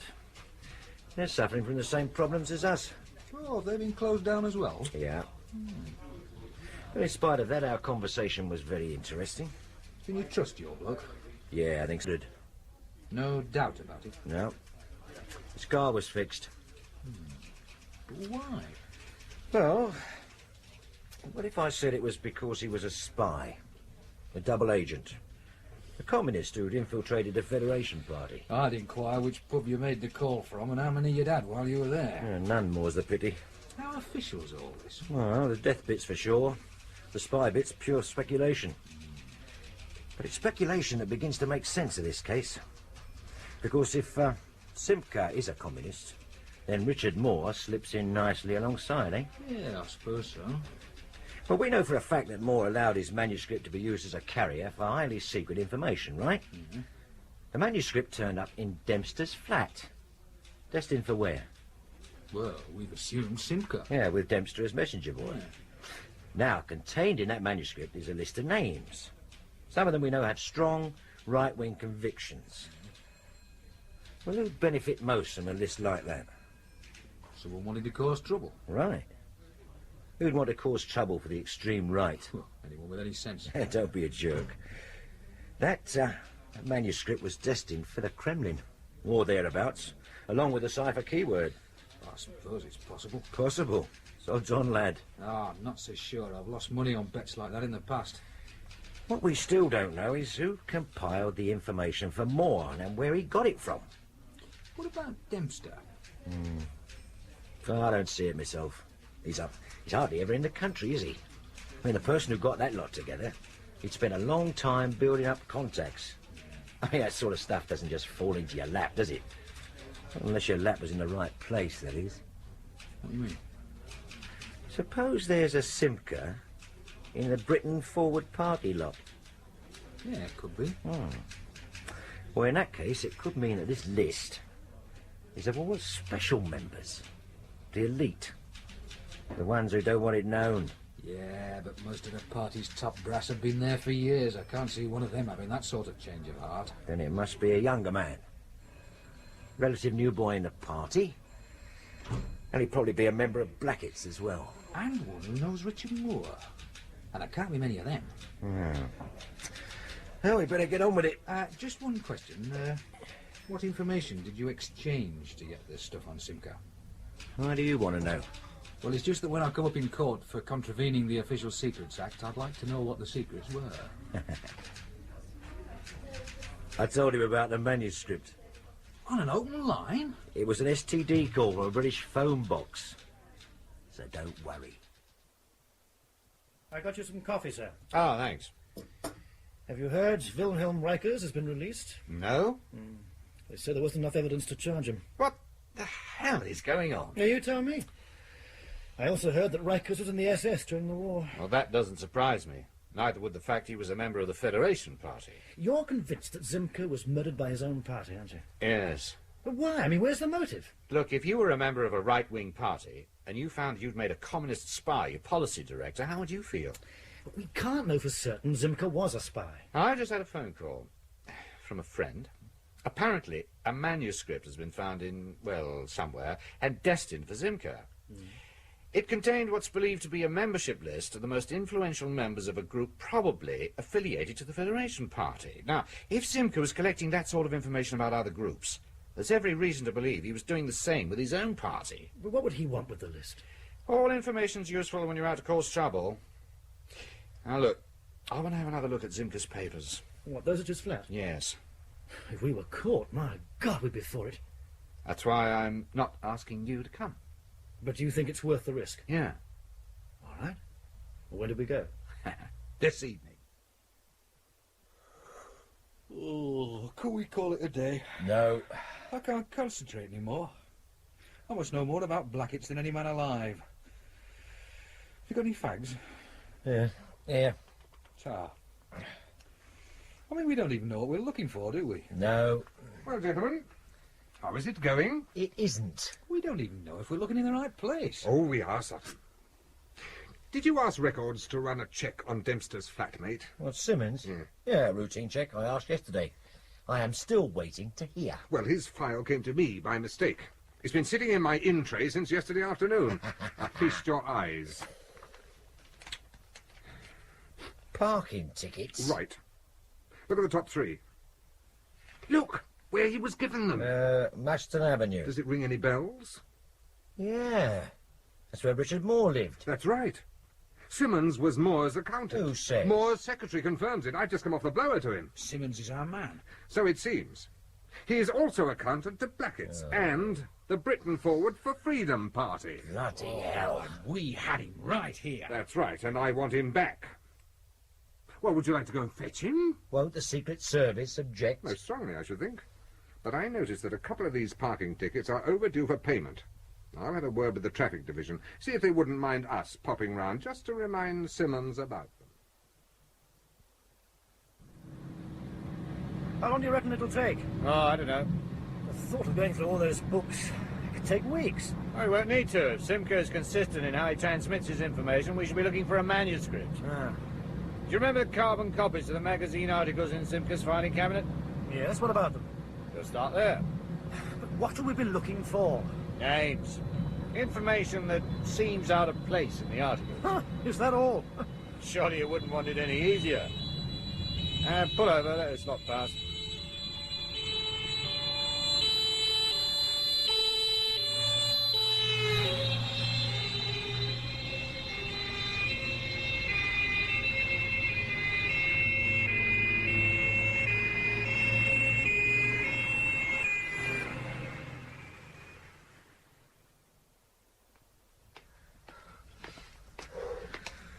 Oh, I hope after all this Simmons is in.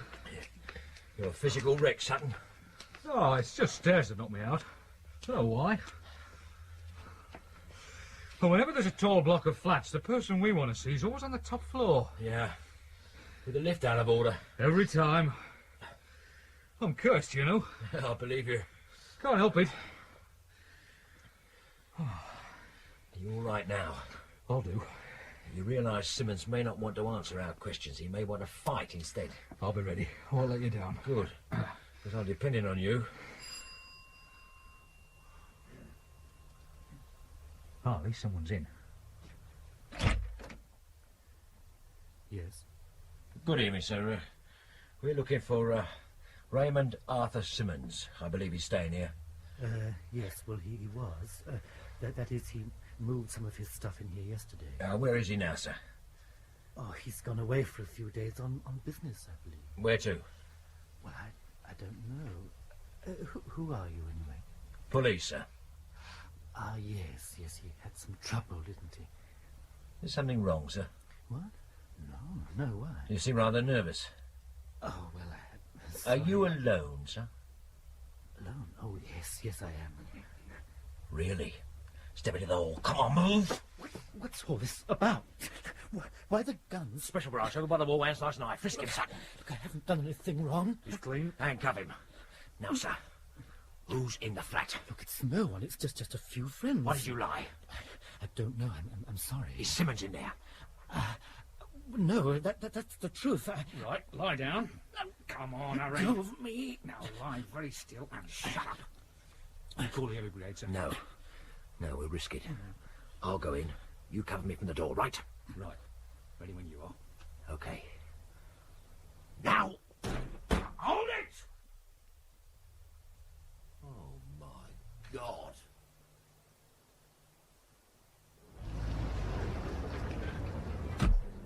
Can't be Zimker's flat.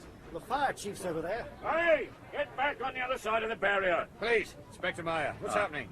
What does it look like? Which flat? Number 15. Zimker's. Anybody hurt? No, everyone's been accounted for. Uh-huh. Is the damage extensive? We've managed to contain the fire to the flat, though that's a write-off. Any idea what caused it? Gas leak. You sure? The flat had been empty for a couple of days, probably a faulty valve on the cooker. There's no doubt. Well, the fire started in the kitchen. Escaping gas is usually the reason when a fire starts in an empty flat. Don't worry. The police will get a full report tomorrow. Oh, I wonder. Sir? This fire. One hell of a coincidence. It could be an accident. I know. But I also know it doesn't take much skill to fix a gas tap. There's the man who might have done it. Bowman! Who's he? The security man I met with the chief. Bowman! You go back to the car. I'll be with you in a minute. Right, sir. Inspector Meyer. Hey, what a coincidence. I didn't realize Special Branch was called out for crowd-controlled fires. I just happened to be passing. It's a great shame when one of these fine buildings is damaged. I hope they can restore it.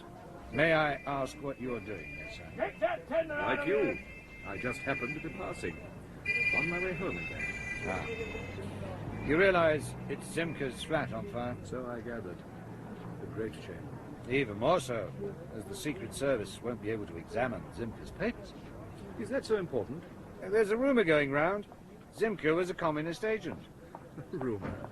I thought I'd handed that one to you the last time we met. Aren't you bothered Zimker was a communist agent? Not particularly. Why not? Could you summon up much concern over a left-wing pervert who had managed to infiltrate a right-wing party? Then why did you shout national security and take the case out of our hands? I don't think I've ever shouted in my life. Somebody did. I really can't understand why you're so concerned. Because I smell a cover-up. And it concerns me when it's done by the Secret Service. Come now. The Federation Party is a collection of silly old men with their heads buried in the past. So why was Zimker a threat? And why was his flat destroyed? The fire was an accident. Ah. The fire chief confirms it. I might have found that more acceptable if I hadn't found you warming your hands by its flames. All right, Inspector. We'll have a little talk if that's what you want. How much do you think you know? I'm not sure of anything. If I tell you what I can, you'll stop ferreting about, wasting your time? I might. All right, but you'll be disappointed. There's very little. About 3 months ago, we had what we call a blowback. That is when classified information has been transmitted to the other side, and, for one reason or another, we get to hear about it. Yes? Forever vigilant, we traced the source of the leak to some humble clerk in the Ministry of Defence. It was pathetic. The stuff he was passing on was of such low quality you were able to read about it in the newspaper the following day. Anyway, after interviewing him, it transpired that his motivation was not to see the red flag flying over the Bundestag, but quite the reverse.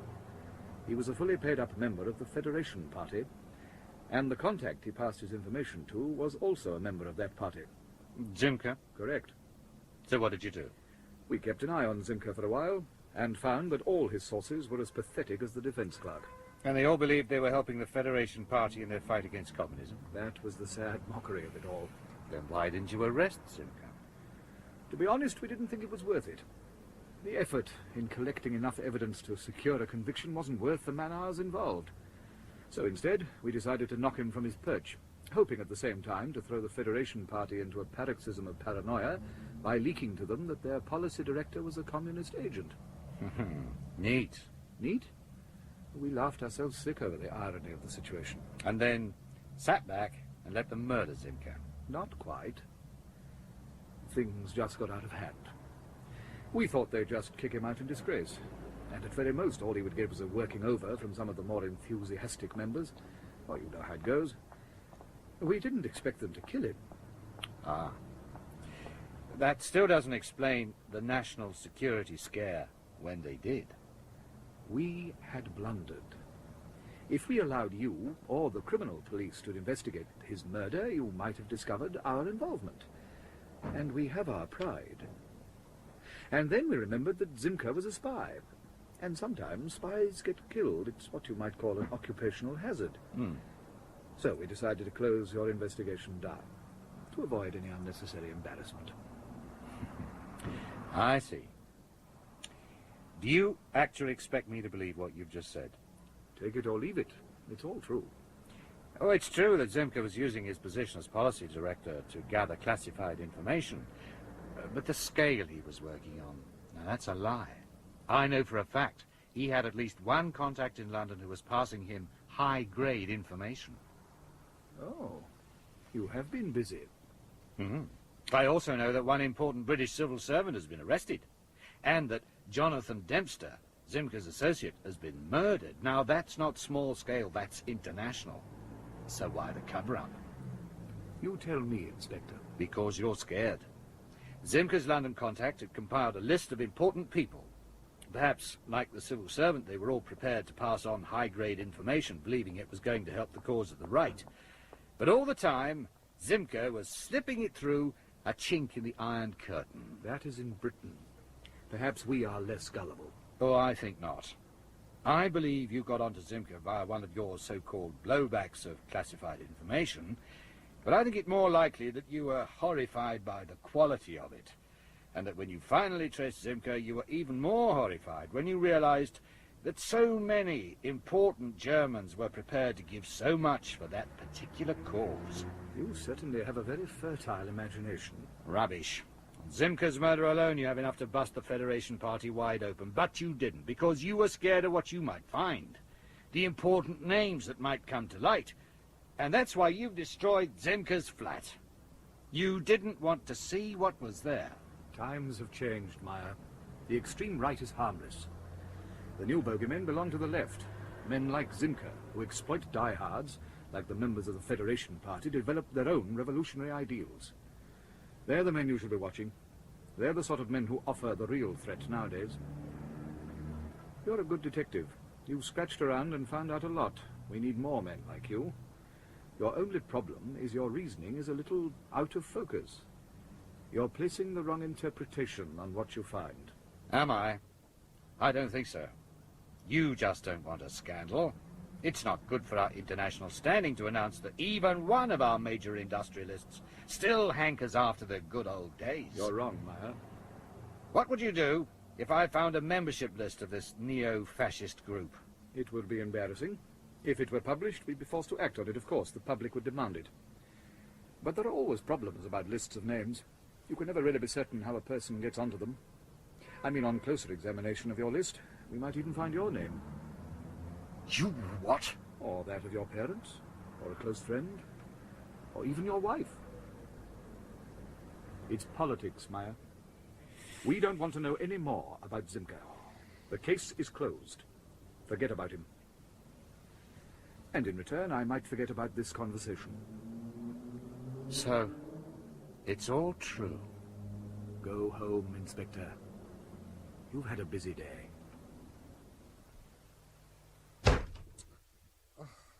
I can see from the way you've just splintered my door, you didn't get Simmons. No, I didn't.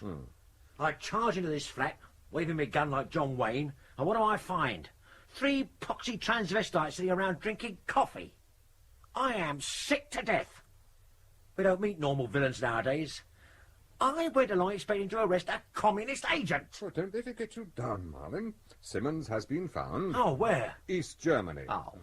Intelligence reported he was seen getting off a scheduled flight to Dresden yesterday afternoon. Yesterday afternoon? Yes, he went straight from this office to the airport. Oh, needless to say, Armstrong wants my guts. You see, we all have problems. You realize this case has been one great monumental shambles from beginning to end. Well, he can't blame you. We did our best. We were even taken off the case. We had Simmons. We had him in the interview room. We let him go. That's all Armstrong sees now. No, at least he didn't get the manuscript. He doesn't have the names or the keyword. That's very slight evidence to present in mitigation. Yeah, so what happens now? Suspension pending an inquiry? No, thank God. How come? Because of this. Note how Special Branch receives its information nowadays via the evening paper. Sir Andrew Dinsdale dead? That's what it says. Fell to his death. Oh. From his own office window. It's very convenient. Oh, they can't blame us for that. Secret Service wouldn't let us near him. Yes, you're right. And that is why we're off the hook. What do you mean? Because there won't be any need for a trial. I don't understand all this. Well, if you can remember back that far, Sunshine, Sir Andrew's name was one of many found in the Dempster manuscript, right? Yes. And many of the other names belong to distinguished men of commerce and industry. Now, if Sir Andrew had gone for trial, someone, somewhere, might have started asking questions about those other names. And as this is probably the unpublished elite of the Britain Forward for Freedom party, that would have caused a lot of embarrassing questions. Yeah, like, for example, what actually port? Precisely. Were they offering goodwill or hard cash, or, like our friend Sir Andrew, national secrets? And his death saves all these questions. Right. After all, this is the glorious land of the free. It's not illegal to belong to an extreme right-wing party. Ah, it's just an excuse for a big cover-up. It's called playing politics. As far as our careers are concerned, we should be grateful. Big deal. I always fancied myself as an honest cop. This is special branch, lad. You can't afford fantasies like that when you're in this squad. So nothing at all will happen? Oh, yes, something will happen. Armstrong will send for me and give me a right mangling. I will come back here and give you, Marlin, the same. Then I'm sure you'll go out to Sutton and your other minions and do likewise. That's what will happen. Oh, what a farce. After all this, we still don't know who murdered Dempster. I would think it's likely the same people who murdered Zimker. Anyway, the case doesn't concern us anymore. It's been handed over to the CID. Oh, what'll they do with it? Kick it straight into the unsolved file if they've got any sense. Because they won't make any progress with it. The Secret Service will see to that. Well, cheer up, Sutton. It's not as bad as that. Let's go and have a drink. Better still. Let's go and have several. In Dogtooth by Eric Sayward, Detective Inspector Marlin was played by John Hollis, Detective Superintendent Hunter by Manning Wilson, and Detective Sergeant Sutton by Eric Allen. Detective Constable Down, Alan Devereux, Mr. Simmons, Alaric Cotter, Richard Moore, Hayden Jones, the expert, Ray Llewellyn, and Mr. Sinclair, Philip Garston Jones. Inspector Meyer of the German police, Geoffrey Matthews, Sergeant Schmidt, Nigel Lambert, Chief of Police, Alan Lawrence, Herr Muller, Ralph Lawton, and Herr Baumann, Roger Hume.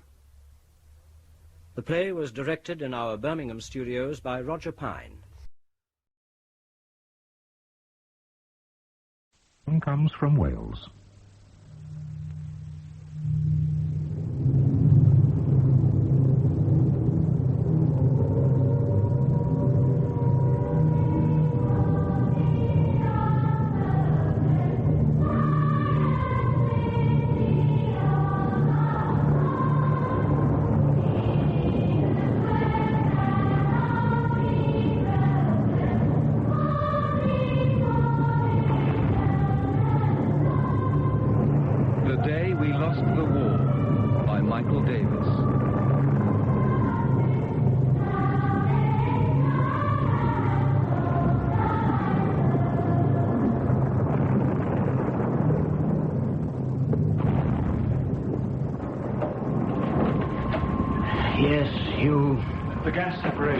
From this afternoon's run, sir. Oh, good. Got the results and let me have the graph. Yes, sir. When I've done that, would you mind if I left a little bit early, Dr. MacDonald? My aunt is on her own. Oh, what about the military? Isn't Coig Station full of army personnel? It is, only they go on duty the moment the air raid siren sounds.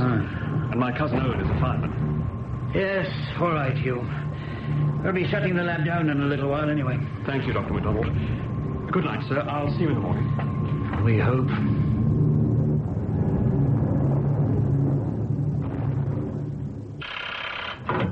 Collator's office, Robert Klein. Yesterday? Well, then I imagine it's on Sir Ian's desk this morning. Good. Now, Field, who have you got that we could send down to Swansea right away? A missing records box. No.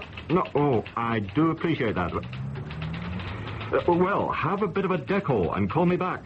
Thank you, Miss Williams. Oh, Mavis. I'll take these along to DPI, would you? And don't come back without getting them signed, all right? Can you come in, Robert? Yes, Sir Ian. Answer my telephone for me, Mr. Thompson. Anything instant, I'm in with Sir Ian. Wilco. Trinity College, Robert. Ah. Are we really interested? One has to admit, the letter does have a curiosity value, sir. The man's a Teutonophile, for heaven's sake. Spent the whole of his life teaching in German universities. Why should we give a damn about Professor Arvel Jones? With respect, sir, that is not the point that Miss Winterflood is making. Oh, isn't it? Then what is the point that Miss Winterflood is making? The article referred to by Trinity College bears the copyright date of 1939, whilst in it, Professor Jones refers to work published by Wittgenstein that didn't appear until last year, 1940. Robert, I'm afraid the significance of all this eludes me. Harriet Winterflood's comment here, sir, is that Trinity have noted that Professor Arvel Jones is continuing to work and publish whilst interned, and that someone thinks it important enough to attempt to hide that fact by attaching an incorrect copyright date to his much more recent article. This is our man in Dublin, is it? He sent the letter, yes, sir. You know, I'm not really interested in the outpourings of Professor Arvel Jones, Robert. File it. Yes, sir. So, we have 6 reports of possible fifth column activities requiring action. Yes, sir. 38 reports to be filed. Right. Swansea, what have you done about that? Captain Baker, security, is collecting what information he can for us. And I've got DPI chasing a field officer to report on some missing material. Classified? Yes, sir. I believe so. Have you seen this from Central, Robert? I don't think so, sir. What is it? The topography of the borough of Swansea. Within its boundaries, the town possesses a mix of 4 steel and tin plate works, a copper refinery, oil refinery, chemical works, several iron foundries, miles of dockland jam-packed with ships, many of them loading high explosives for the Middle East war zone. Central's asking why, during 3 consecutive nights of saturation bombing, was none of these strategic targets hit, other than the odd glancing blow.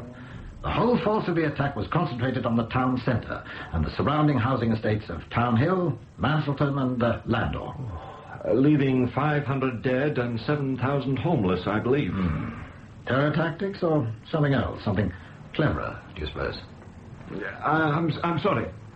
The suggestion is being made that the objective of the attack was to take out a target more important than anything we knew about. I've asked for a briefing, but I'll keep your eyes on that one. Yes, sir. Don't pick that up, miss. It's too heavy. Oh, thank you, Mr. Davis. Fine. Can I handle here? Give it up to this. Right, Chief. A second box similar to this? Yes, identical. They were a pair and always kept together. A duplicate set of records in each. Excuse me, Mr. MacDonald. The final test sheets for last Wednesday's burn, where do you want them? With half my office wall missing, Miss Price, I think that inquiry is somewhat redundant. Yes, sir. Excuse me. Where were the boxes normally? Mind the back, that's it. Your hand down a bit. Hang on, Chief, my hand is slipping. Right, okay. Sorry, Dr. MacDonald, we'll be out of your way in a second. Oh, thank you, Mr. Davis, yes. I'm sorry, Captain. Yes, you were saying... The record boxes. Where were they kept? Well, one in my lab and one in the safe. My secretary, Miss Price, was responsible for their constant updating. The raid was at its height as she was placing the day's papers into their respective boxes. And when we were hit, she, with great presence of mind, clambered into the safe out of harm's way, but leaving the 2 record boxes on the floor. Miss Price, when did you realize that one of the boxes was missing? Oh, more or less as soon as I was rescued. Now, this, of course, was some 10 hours later. That's how long it took the rescue team to reach us. I would, of course, stress that no blame attaches to Miss Price.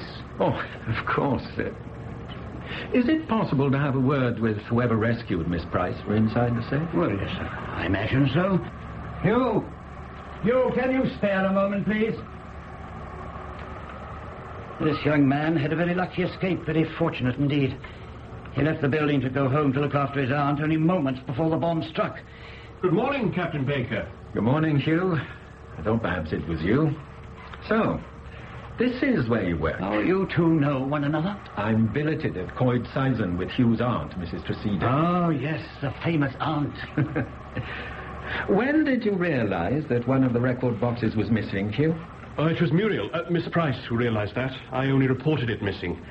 One was where it had been left, but there was no sign of the other. Was there, Miss Price? Of course, a likely explanation would seem to be that the box was thrown aside by one of the enthusiastic rescuers and was subsequently cleared away with the rubble. Oh, we've got 2 of the house staff searching the various dipping sites. Oh, well, we'll take that over now. Do I understand that you still have a duplicate set of the records, Dr. MacDonald? Yes, we do.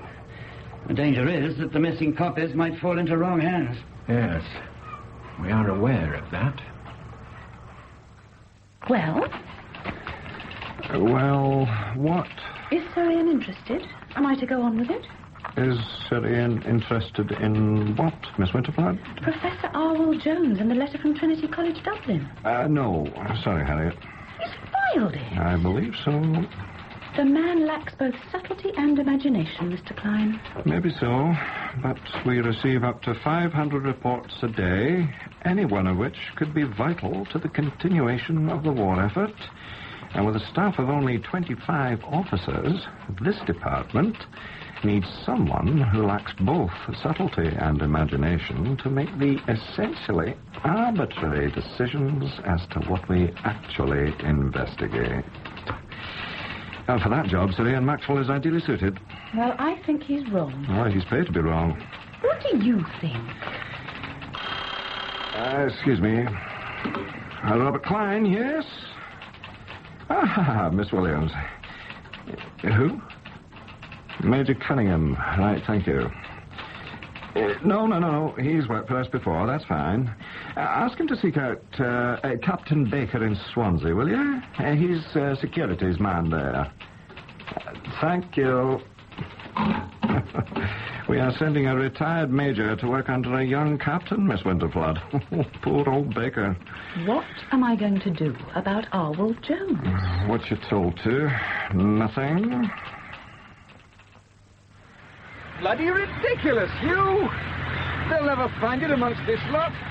Square mile of rubble and they're looking for a tin box. Oh, they're very thorough, these army chaps. Oh, daft beggars. This isn't the only rubble tip, you know. It could be anywhere. It might have shown up in the lab by now. No, I very much doubt it. Hey, come on. Got you back on duty in 15 minutes. Do you want to borrow my bike? Well, what about you? No, I'm going to stroll over to see if it's been handed into the police station. Oh, that chance. That's worth a try. What have I got to lose, Owen? Oh, what indeed? TTFN. Well, Captain Baker. I telephoned London immediately, Major Cunningham, but you were already well on your way here. I'm sorry that you've made a long journey for nothing, sir. But I'm sure that you are as relieved as I am that the box has been found and that the matter is at an end. And where was it found? At the Central Police Station, sir. It was handed in yesterday. The box being locked and not labelled in any way, the police took no action on it. Have you talked to the man who found it? The police have no record, I'm afraid.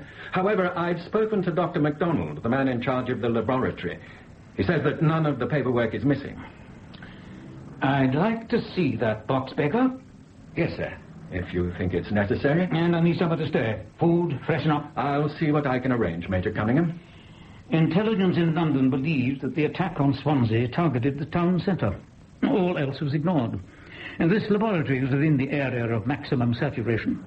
Add to this the fact that the laboratory records went missing during the raid, and now they've turned up again, in about the time it might take to reproduce them photographically. Coincidence, Captain Baker? I think a closer look is indicated, don't you? Yes, sir. Then to work. Coed Saeson. It means Saxon's Wood. The house is built on the site of an ancient Saxon camp, or so the story goes. It's much too large, of course, and it's probably silly to go on living here with just the 3 of us. Thank you. But what would become of my 20 young army officers if we left? The 3 of you being yourself, your husband and your son, is that it? No. My husband died, unfortunately, just after the outbreak of the war. Ah, sorry. My son Owen is here with me, and my brother's boy Hugh lives here also. I see. And how old are the boys, Mrs. Tresito? Oh, they're young men now. Owen is a fireman, and Hugh is doing special war work of some kind. Indeed. All very secret. Otherwise, I suppose they'd both be in the army, and I'd be here on my own. Except for my 20 officers, of course. We mustn't forget them, must we? And what's the nature of Hugh's work, Mrs. Tressida? Oh, I'm not sure. Hush, laboratory work of some kind, so Owen tells me. Owen told you that? Oh, not in any detail, of course. Just that Hugh works in some secret establishment near Goat Street. Really? And Hugh lives here to be near his work. Is that the idea? Oh, no. Hugh came to live here with us before the war, when circumstances made it difficult for him to go on living at home. He's been like a brother to Owen, and something of a good influence. Hugh's so sensible. And Owen isn't? Well, he's a bit like me, I'm afraid. His heart rules his head. Yes, indeed. You wanted to see me, gentlemen? Oh, yes, Hugh. Come in. You know Captain Baker, of course. Oh, yes, sir. My name is Cunningham, Major Cunningham, from the Ministry of Defence. I'm here to investigate the recent air attacks on Swansea. To investigate them? Given the security implications of any air raid on Ministry of Defence property, an on-the-spot investigation is carried out where possible. A routine matter. Just a few questions for all the staff. Now then. Sir, if it's to do with the missing records, I think I should tell you. I went to the Central Police Station yesterday at lunchtime to see if the missing record box had been handed in. Ah, I see. So it is you who recovered the missing box, Hugh. Good work, young man. But that's just it, Major Cunningham. I didn't recover the missing box. I thought you just said... No, sir, no. What I said was that I went to the police station to see if the box was there. It wasn't.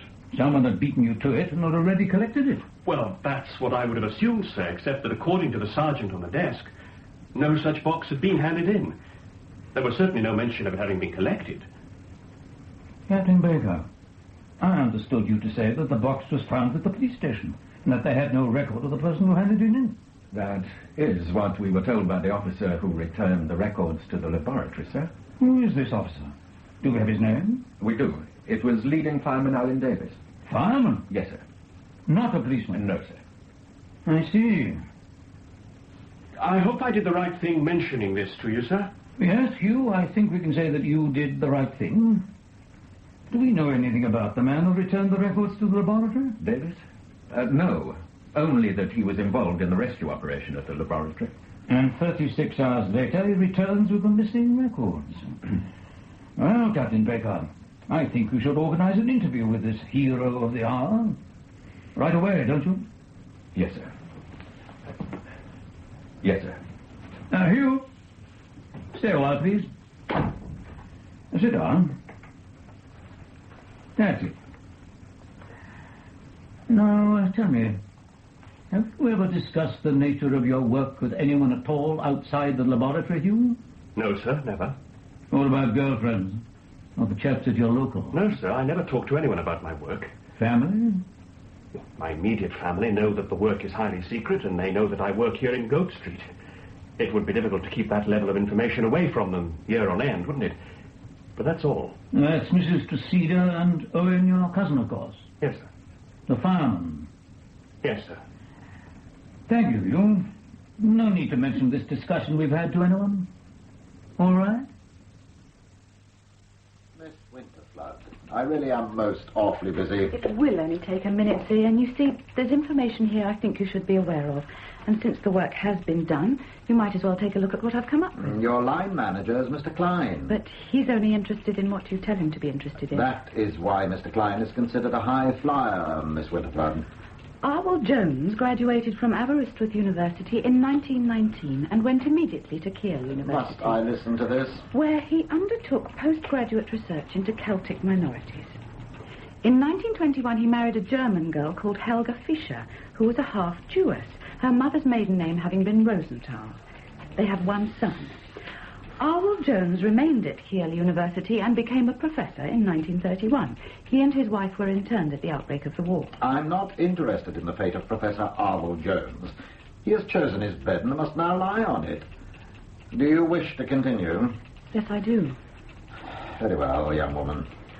Our records of the International Youth Congress show that this son, Hugo, joined the Hitler Youth Movement when he was 15 and volunteered for the German army 2 years later, using his mother's name of Fischer. That was in 1938. I have traced Hugo Fischer further. This morning, Unit 7 confirmed that Hugo Fischer was posted to the Indian Engineering Brigade in Bremen, a Sonderformationen unit. And what, may I ask, is a Sonderformationen unit? It's a foreign unit where non-nationals are sent who choose the army rather than internment. Apparently, Hugo Fischer did not possess German nationality. Apparently. Terrible. Well, that's as far as I've got. A thought has crossed my mind, however. Never mind thoughts, young lady. The facts. All right, we know for a fact, don't we, that Arwell Jones continues to research and to publish whilst interned, which is odd. It seems to be entirely possible that this young man's career in both the Hitler Jugend and subsequently in the German army may have served to make the authorities take it easy with his half-Jewish mother and his British father. Yes. So, why don't the Germans want anyone to know this? Why did they try to suppress the fact that Arwell Jones is being allowed to publish? Why don't they want us to know that a deal has been struck? In short, what is going on? Is that it? Yes. Well, what you have done, Miss Winterflood, is to build a highly tenuous framework out of the action of a German censor. All that you have said is possible. Most things are possible. But your interest in this case stems from one deduction alone, that the false copyright date on Arwell Jones's article was a deliberate action intended to cover up a suspicious ambiguity. Let us look at the matter differently.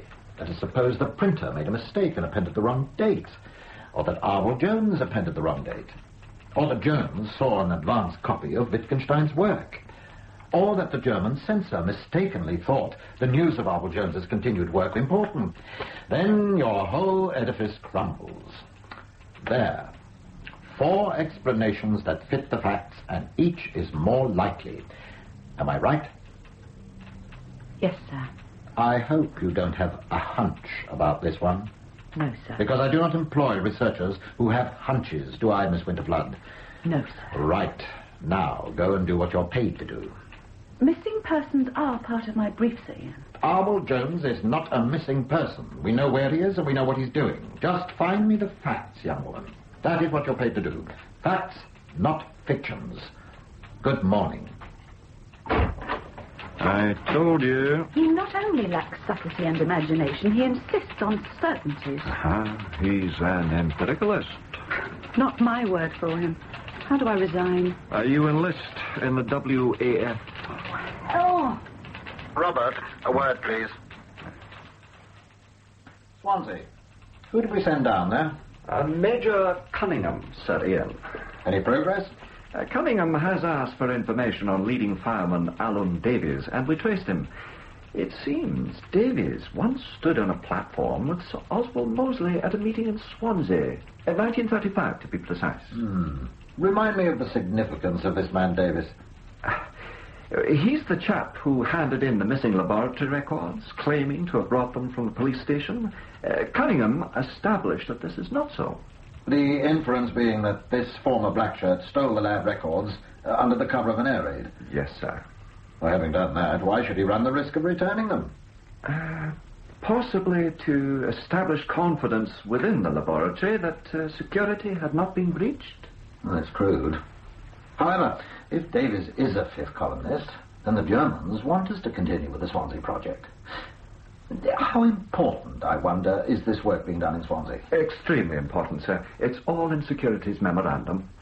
Why haven't I seen that? It is on your desk, sir. You simply haven't reached it yet, that's all. Well, what is going on in Swansea? A new fuels research program looking for propellants for long-range weaponry, rockets. The Germans were at it before the war, but abandoned their research in 1938. Apparently, we took it up in 1940. That accounts for the high state of twitch at Central. There is speculation that the Germans knew of this work and intended to destroy it. Well, that's bad enough, but if the progress we've made reaches the enemy... what progress has Cunningham made with this man Davies? I'm afraid Major Cunningham has temporarily lost sight of him. What? It seems somebody must have tipped the man off and he's fled the town. Good God. I'm quite sure it's only a temporary hit, sir. They have reason to believe that Davies is holed up somewhere on the Gower Peninsula. Well, thank heavens we only collate, Robert. I wouldn't like to be in charge of MI5 if this man gets away. I gather the army are searching for Davies now, sir. Central have put Cunningham in charge. I imagine he's in his element. Right, you men, split up. Captain Baker, you take your men towards the dunes. With respect, sir. Respect nothing, sir. The rest of you, follow me.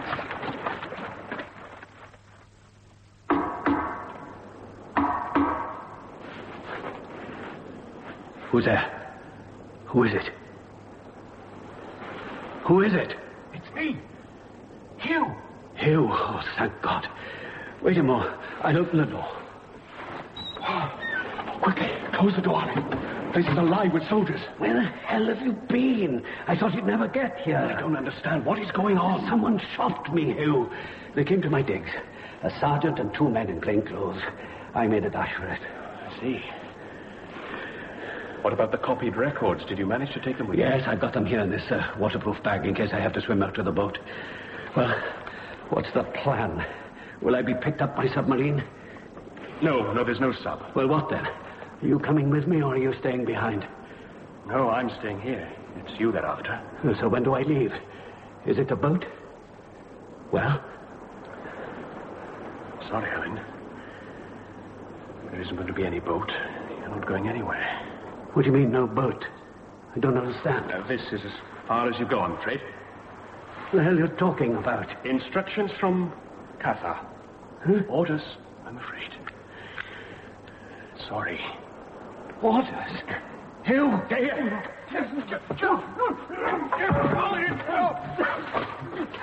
Keep still! Over here, Captain Baker. The shot came from inside the barn. Keep your heads down. Over there. Down! Right, lads. Surround the barn. If he decides to shoot it out, let's make sure he doesn't take any of us with him. Move!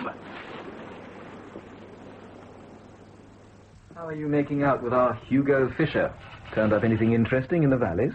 Not a great deal, Tommy, I'm afraid. I'm only getting the odd sideways glance at it in between everything else, thanks to Sir Ian. However, Professor Jones and his wife returned to this country in 1921 for the birth of their son. That I have found out. To secure British nationality for him, presumably. Yes, I dare say. The local registry of births, marriages and deaths shows the boy as having been christened Hugh and not Hugo. Patriotic. According to Semyovsky, there is a pronunciation difficulty within the German language. Hugo is the nearest they can get to saying it. No wonder they're such an ill-tempered nation. Look, if you're not interested, Thompson, just go away. What I don't know yet is where he was posted after his training in Bremen. I can't see Sir Ian giving me the time to find out. And why do you want to know? Because I feel certain there's something peculiar about this. Uh-oh, sounds like a hunch to me. You know he doesn't like hunches. It's not a hunch, Tommy. It's a conviction. A conviction that Maxwell's way of working is too arbitrary and that this one is slipping through his fingers. Now, what are you going to do? Follow orders, I suppose, and file it away. Good afternoon, Cunningham. Major Cunningham. I'm here to see Robert Klein and Sir Ian Maxwell. They are expecting me. I'll tell Mr. Klein you're here. Don't bother. I know my way. Are you sure this is the truth and not just the official version, Major? Sounds too much like a military solution to the problem for my liking. A bullet in the head is your people's answer to everything. It's the simple truth, Sir Ian. We had the man cornered in a grain store. Rather than face capture, he shot himself. He was lying inside with a pistol by his side. Was he carrying any documents that might implicate him further in the plot? I'm afraid not, sir. Nothing was found that could connect him to the missing records or the laboratory in Goat Street. But you are sure that he was the right man? No doubt about that, sir. We were led to him by a reliable informant. Davies then cut and ran the moment he knew we were onto him. His digs in Port Tennant was kitted out for receiving and transmitting radio signals, and he was in possession of an array of cameras and lenses. He had used the bathroom as a darkroom over the last few days. Making photographic copies of the missing laboratory records, I presume. Well, that appears to make sense. I'm sure Commander Gregory will have more to say about your not bringing him in alive, but our business is the collation of material, and you've helped to sew this one up. Except for one point, sir. And what might that be, Robert? If Alan Davies was at the center of a security breakdown, then he was able to direct a pinpoint attack on the new fuels research lab only on information received from elsewhere. The question that needs to be answered would seem to be, who told Alan Davies what was taking place in Goat Street? That is detection, Robert, not deduction. Leave such matters to Central. With respect, Sir Ian, the answer to that is quite simple. A cousin of one of the technicians working at the lab in Goat Street was a member of Fire Officer Alan Davies's crew. Information about the lab reached Davies via this one man. Of that I have no doubt. Do we have the name of this garrulous idiot? Owen Procedure, sir. Very well. Put that in your report too, Robert. No doubt this oaf will be put into a position of less trust and diminished comfort, but our job is not to look at consequences, only to discover the facts. Isn't that so, gentlemen?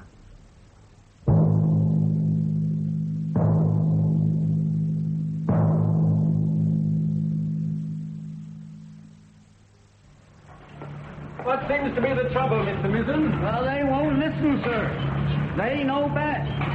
We who's worked this mine for 40 years knows nothing.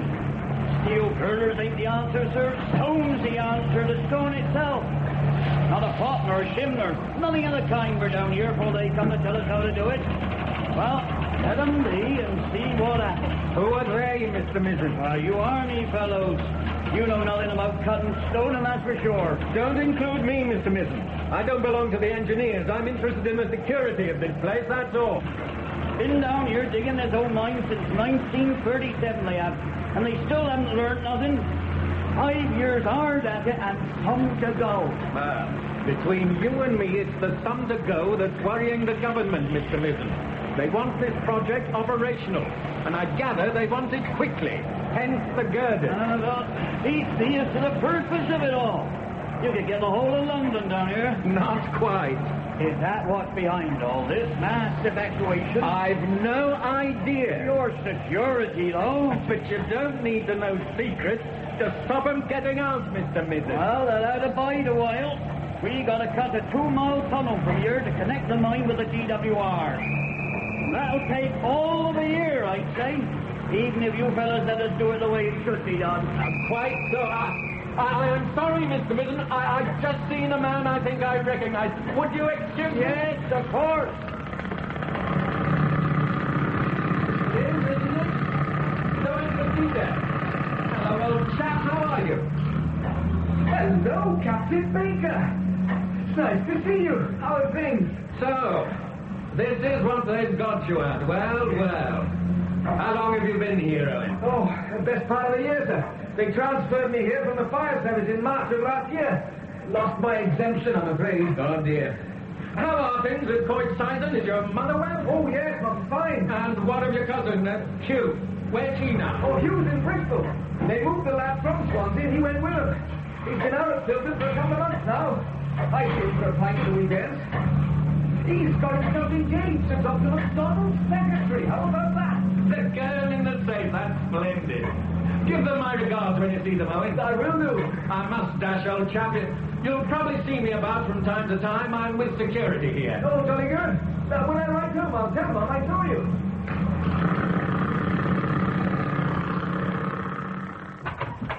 Any sign of that worthy doctor, Muriel? Well, he's back from London, and he wants everyone in the meeting room immediately after lunch. How did he get on? Did he say? I don't break confidences, not even to my fiancé. Oh, quite right. But I gather they gave him a pretty rough ride. We'll have to wait and see what he has to say. I am now aware that the need for security is even greater than ever, if, as some of you may wonder, that is at all possible.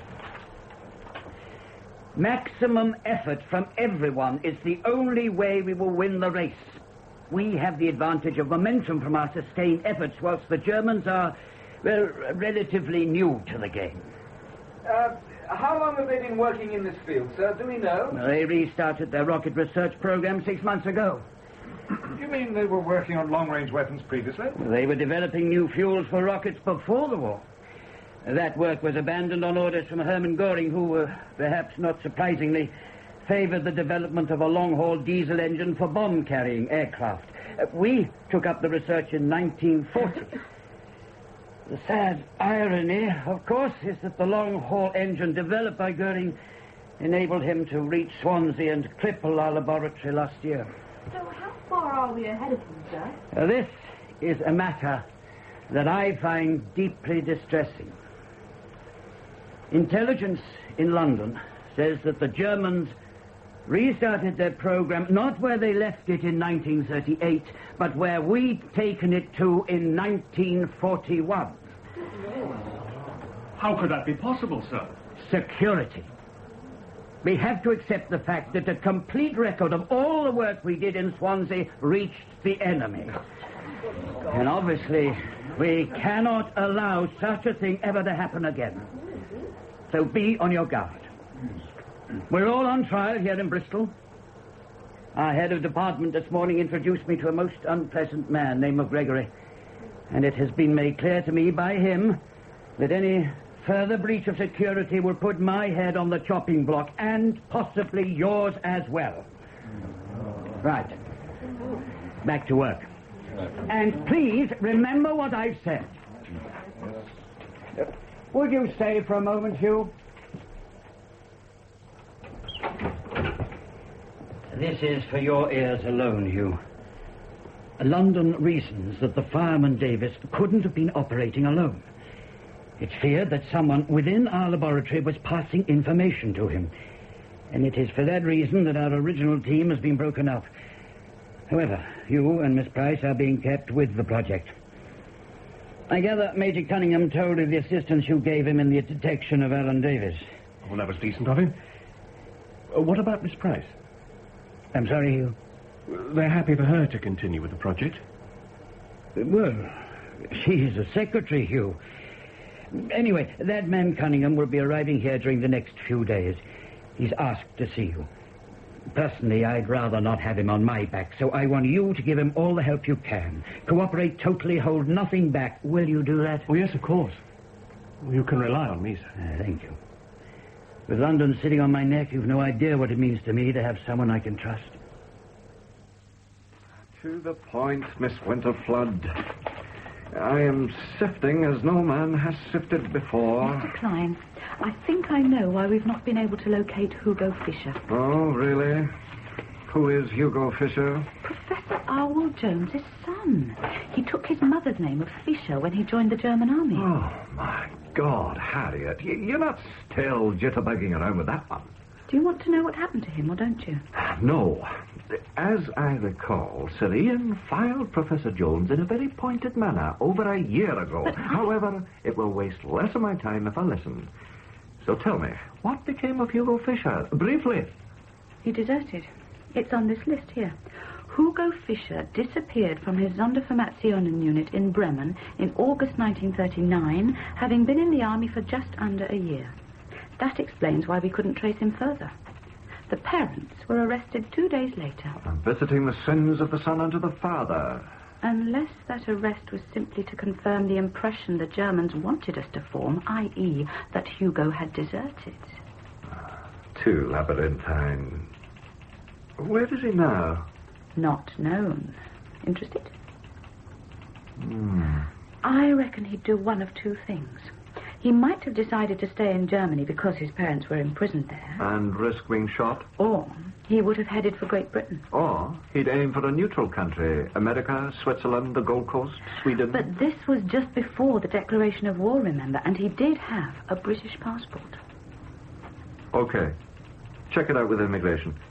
Now, refugees were flooding in then. They tried to keep a check on everybody. But he wasn't a refugee, was he?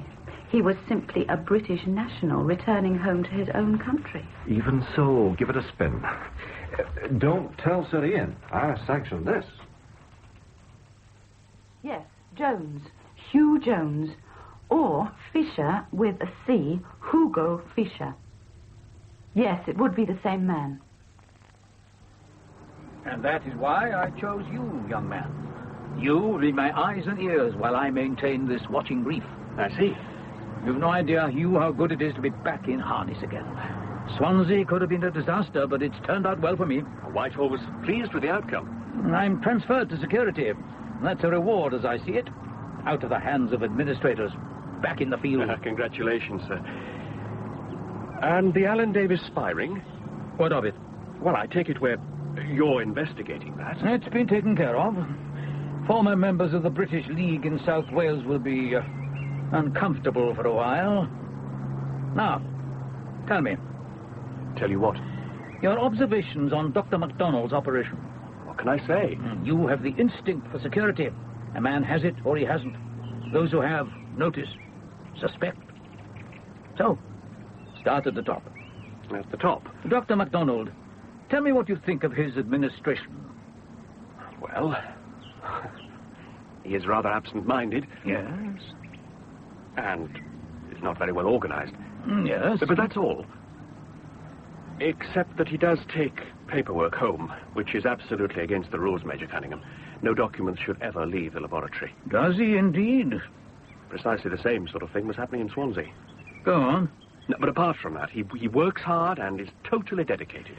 Your loyalty is commendable, but unnecessary, Hugh. There is the business of visitors. Of course, I've never been happy about that. Surely to God he doesn't allow civilians into the lab. I'm afraid so, sir. In Swansea, on several occasions, friends of his working in similar areas of research were given a guided tour of the laboratory. I've listened to a most detailed account of what was going on. Good God. Oh, you see, for Dr. MacDonald, there is no world outside the laboratory. He doesn't see the rocket as a ballistic missile. It's a scientific problem that has to be solved. That's all. Boffins. Yes.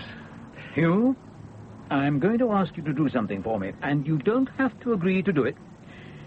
If I give you a telephone number in London to contact, will you report direct to me on the names of any further visitors and on any paperwork that leaves the lab? Yes, I could do if you think it essential. I do. In the meantime, I'll need the names of those other visitors who turned up in Swansea. Oh, I couldn't remember. Miss Price might have them in the office diary, of course. Oh, yes. The young woman in the safe. Is it possible for you to get that from her? Oh, I think so, Major Cunningham. She'll give them to me if I ask. We're due to be married in December. Really? It's December the 18th. My cousin Owen is to be the best man. Owen Cressida? Yes. After all the trouble he caused you in Swansea? December the 18th? Oh, that's marvellous. Just in time for a Christmas honeymoon. Are you still all right for best man? Oh, yes, of course. Leave and Mr. Mizzen permitting. It's practically impossible to get any time off at the moment. I haven't been home for months. But things will be better by then. There's a great big push on to get the thing finished at the moment. Who's Mr. Mizzen? Oh, he's my ganger. Marvellous old chap. Hates the military. He's been where I'm at for over 20 years. He can't stand what they're doing to the place. Well, neither can I, for that matter. Oh, it's just jolly hard work as far as I'm concerned. Hard work? Yes, cutting stone. I don't know what's so secret about cutting stone, but I'm not supposed to talk about it. Why not? Muriel. God knows. Millions of tons of the stuff has been leaving there in a never-ending stream of lorries literally for years. Goodness knows what they're doing with it. Some say it's for shoreline defenses. But why they're building galleries down there, I really don't know. Anyway, there are 17,000 of us hard at it. So they must want it for something, mustn't they? There are how many of you at it? 17,000, all told. Mostly miners from the northeast and from South Wales. They rounded up everyone who wasn't exempted or serving. Where do you all live, for God's sake, all 17,000 of you? In 3 huge camps at the head of the mine. Oh, look. I'm not supposed to tell you anything about it, so let's talk about something else, shall we? Hey, guess who I saw the other day? Captain Baker. Never. Well, who's Captain Baker? You met him in Swansea, after the raid. A tall, good-looking army captain. Oh, yes. He was billeted at Coed Saison. Mother thought he was the bee's knees, didn't she? She did, rather. Where did you bump into him, Owen? He showed up at the place where I'm working. Hey, what if we invited him to the wedding? Perhaps he'd have a word with Mr. Mizzen for me. Make sure I get time off to be best man. What do you think? Why not? Great! Right, we'll have another drink on the strength of that. It's my round. Drink up. Oh. Muriel, tin again? Oh, yes, please, Owen. Right, I won't be a tick. I bet I know where that is. Where what is? That place Owen was talking about. There's only one mine. It could be around here. It's where all the stone for the city of Bath came from. Oh? Where might that be? Whether Monkton, Farley. It goes back hundreds of years. It's vast, apparently. Close by Bradford upon Avon. How do you know all that? I listen to careless talk. Yeah, well, you shouldn't. Don't you ever get curious to know what's going on? Muriel, what's going on is a war. We should just keep our heads down and get on with our work. I'll bet you what you like. That's where he is. Will you stop it? I wonder what on earth they're up to. Have you seen this on the sinking of convoy PQ-17? Yes, Sir Ian, I have. Apparently, that report that Tirpitz had left her anchorage at Carfield to intercept the convoy was bogus and intended only to panic the Admiralty, which it did. I'm sure our briefing was in no way responsible for that, Sir Ian. Well, nevertheless, they withdrew PQ-17's naval escort. I'm at a loss to understand why they did that, sir. And apparently, the Sea Lords considered the naval ship's escort to be more valuable than the merchant vessels they were protecting. So they removed them to the safety of the western approaches, leaving convoy PQ-17 to the mercy of the Luftwaffe and the U-boats. 24 out of a total of 36 ships were sunk. No action is to be taken for obvious reasons. Too bloody embarrassing being foremost amongst them. Are we in any way to blame, sir? Of course not. It's facts we look for, and we correctly reported the facts. Did we? We reported the fact that a report had been received. If the Admiralty chose to take the fact of a report as the report of the fact, well, that's their problem. That's not our responsibility, Robert. Yes, sir. Major Cunningham is here, sir. Cunningham? From security. What's he doing here? We asked for a briefing, sir. Yes. Send him in. Isn't this the fellow that the security boys commended for that Swansea debacle? Yes, sir. He's due to be posted, I gather. Missing the uniform, I suppose. Good morning, gentlemen. Morning, Major. Do sit down. Thank you. I see Commander Gregory is to lose you, Major Cunningham. Yes, sir. They were looking for volunteers who served out east before. Well, back in khaki, eh? Splendid. So what of... Bristol? I'm preparing a report for Central. I'm confident of the situation there now, sir. You'll see from my report that we have our own man there now, and he reports direct to security. Yes, who is your man in Bristol? The lab technician whose contribution in Swansea made the trapping of Alan Davis possible. He uses the code name Denmark on my instructions. Well, Robert, you deal with this. Get me something that I can tell Central. Minimize the cloak and dagger stuff. At least don't rub it in. Just give them 3 facts, easily digested. Very good, sir. I should say, Sir Ian, that my own report is critical of the head of the Bristol team, Dr. MacDonald. Fine. Security is not our concern, thank God. But, sir... Major, I know Sir Ian is concerned about the Bristol project. Can you tell me, is Dr. MacDonald aware that Whitehall has a strong lobby in favour of bombs and bullets, and that the slightest mishap down there could jeopardize the rocket project completely? That, Robert, is MacDonald's problem, not ours. With respect, sir, it could affect the course of the war. Robert, everything affects the course of the war to some greater or lesser degree. Let's not detain the Major any longer, shall we? We must get on. And before he'd even plucked up enough courage to ask Muriel to go to the pictures with him, such was his concern for her that, and I remember this well, with the streets of Swansea ablaze and with buildings collapsing all around him, Hugh returned to where he knew Muriel was trapped and directed rescue teams to where he hoped they would find her, which they did. And they found her sitting in a safe place. Ladies and gentlemen, please raise your glasses to drink a toast to the bride and groom. Bride and groom. Oh, dear. And do the reports match, Mr. Klein? Absolutely like twins. What do we deduce, then? It would appear, my dear Thompson, that Prosper has stolen German prototype plans for us that they, first of all, stole from us. It is beautifully circular. The same information has been smuggled both ways across the channel. I shall have to tell Sir Ian. and he'll have to tell Central. Tell Central what? That Bristol's leaking. Whatever Cunningham claimed, it's leaking badly. I cannot believe what I've been told. You can't close the project down. A month to 6 weeks more is all we need. Whose idea is this? I'm sorry, Dr. MacDonald, but I've been obliged to tell the government that the best way to slow down the German progress is, in fact, to close down the lab in Bristol until a complete overhaul of security is effected. But this is madness. It simply isn't possible the security in Bristol has been breached. What you choose to believe is of no consequence, Dr. MacDonald. You will discontinue operations in Bristol, and you and your entire team will be investigated. You let us down in Swansea, and you let us down again in Bristol. But you don't seem to... A to letter has already been sent to you. However, seeing that you have chosen to burst in here, I will tell you of its contents. You are to report to the Savoy Hotel every morning at 10 o'clock until further notice. And that means until this business has been cleared up. Don't think of leaving the country, Dr. MacDonald. But surely I must be You allowed... may go now, Dr. MacDonald. I shall protest. Yes, I'm sure you will. Good day. Now, MacDonald's team. What will we do about Baker's request that he move Denmark to Tall Fern? Well, he did a first-class job for us in Bristol, sir. We wouldn't have made the progress we have done without him. Unusual for a specific request. The man is good. Word gets around, I suppose, even in security. Right. Transfer to Tall Fern and report to Captain Baker. Inform Monkton Farley immediately. Yes, sir. Now, let's see... What about those submarine bases?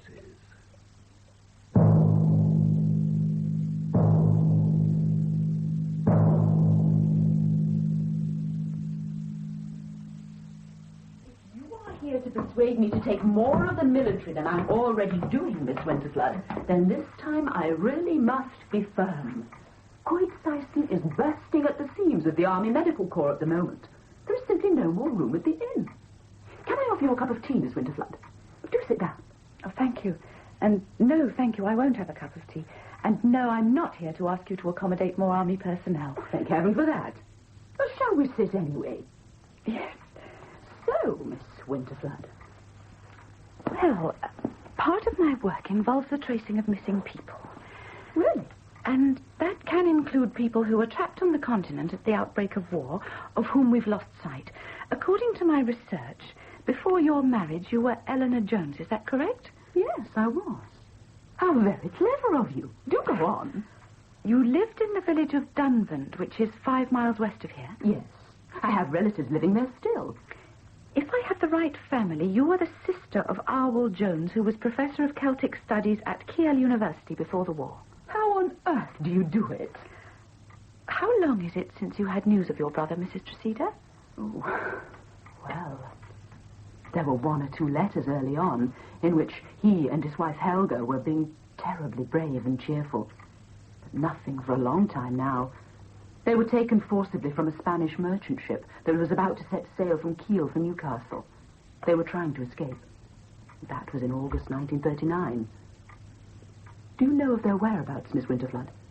I'd be terribly grateful if there is anything you can tell me. Anything at all.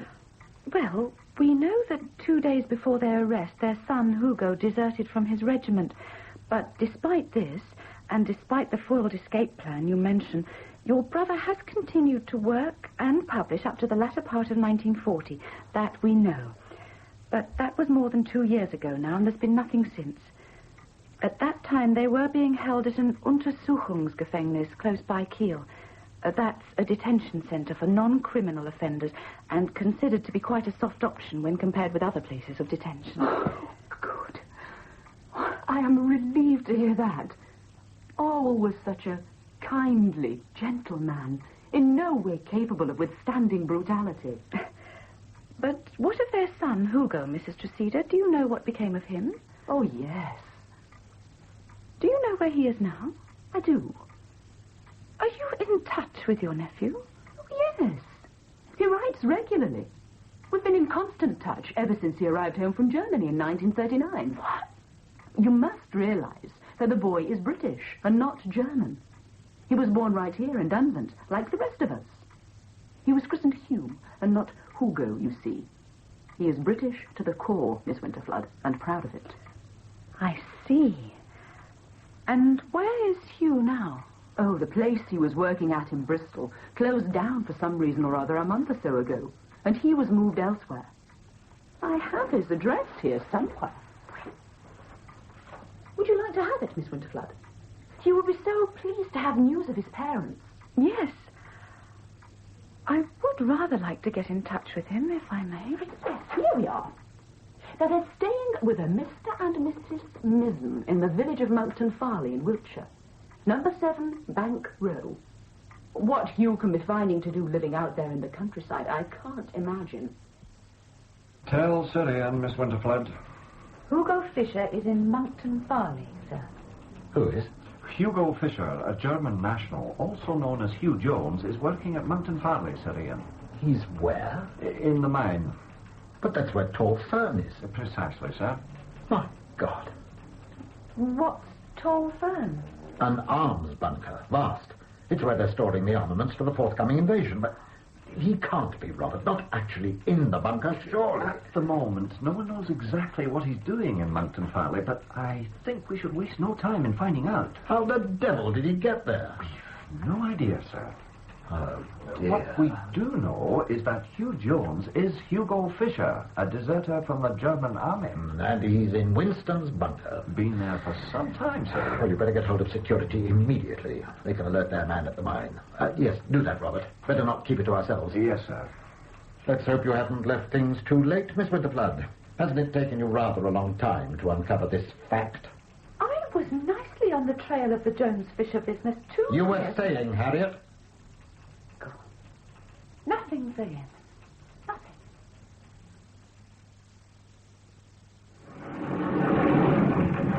You sent for me, Captain Baker. Ah, Hugo. Kommen Sie rein. Ihre Tante hat dem Herrn Winterflood sehr interessante Information über Ihre Vergangenheit gegeben.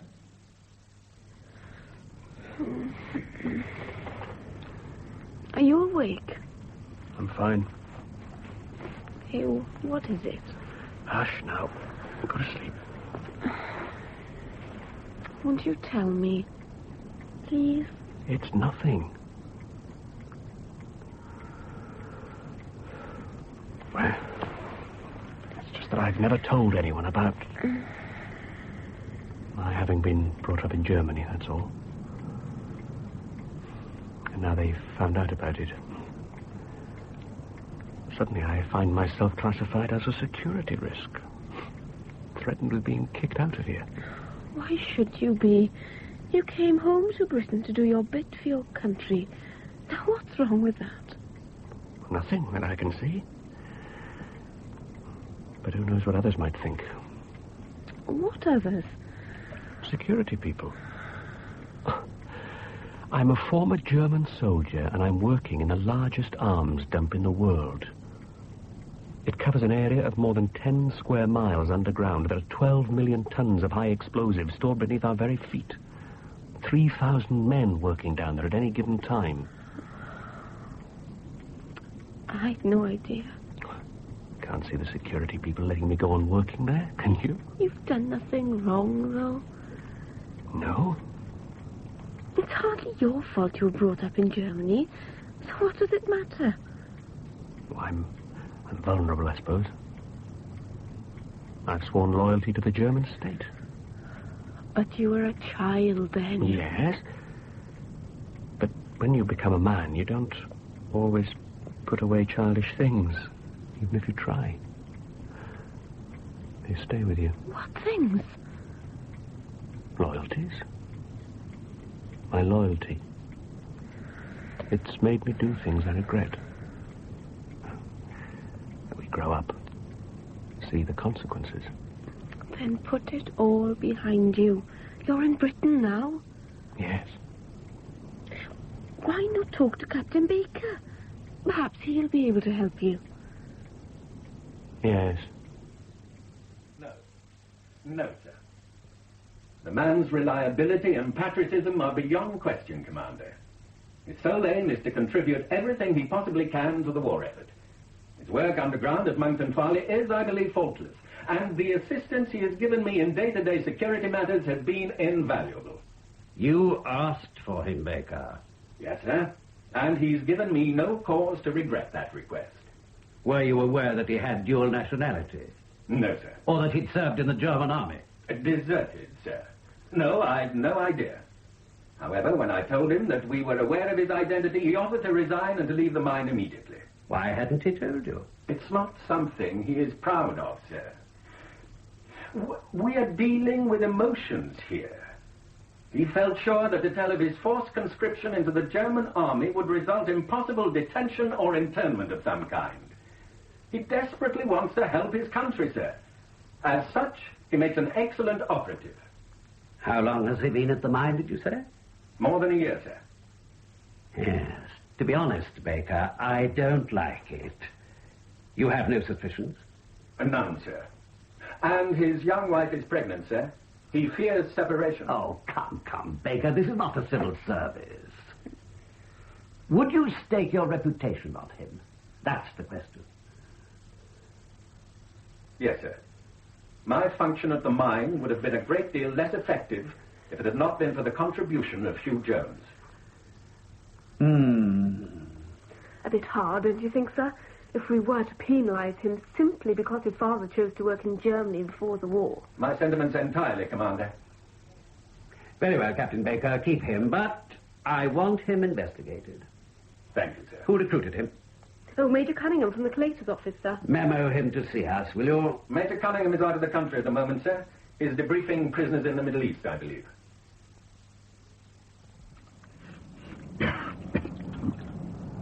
Who's next, Sergeant? Bogusz Zalewski, Major. The Pole who blew the bridge at Alam El Halfa. We've had him in solitary for the past 3 weeks. Bring him in, Sergeant. Next man, Corporal. Right, lad. Now, come along. Sit there. No, sit there. Name? Name? This man does speak English, doesn't he, Sergeant? He does, sir. Name? Listen to me, Zalewski. You escaped a firing squad at Alam El Alpha because you offered to talk. If you've changed your mind, that's fine by me. It'll take me about 3 minutes to drum up another firing squad, and we'll take it up where we left it, shall we? Before we do that, I'll tell you what we know about you. All right? Just so you don't get any fancy ideas about dying a hero's death and taking your secrets to the grave. Your name is Bogusz Zalewski. You were born in Warsaw in 1915. You worked at a rolling mill in the 1930s and later in the steelworks in the Ruhr in Germany. In 1938, you joined the German army and trained as a saboteur. Right, lad. Have it your way. You were caught behind British lines without uniform and found to be armed with a pistol. That's good enough for me. Take him away, Sergeant. You know what to do with him. Prisoner, stand up. About turn. Oh, come on, you heard me, lad. About turn. My name is Bogusz Zalewski. I was recruited into the German army in June 1938. Now we're getting somewhere. What unit did you join and where were you posted? I was sent to a Sonderformationen, the Indian Engineering Brigade in Bremen. Sonderformationen, a unit for non-nationals, sir. Thank you. I want the name of every man you can remember who was serving there with you. Every man? Start with your own platoon. Oh, Hans Axel, Victor Dort, Elfig Erhard, Hugo Fischer, Renner Gunther. Hugo. Ich nehme an, dass Sie wissen möchten, was der Commander Gregory gestern in London gesagt hat. My name is Hugh Jones, Captain Baker. I was born in this country and I was christened in this country. I've forgotten that I once spoke German. And the Hitler youth who swore to fight for the fatherland under the death? Have you forgotten him also? Cabling. These are plans. I've approved them.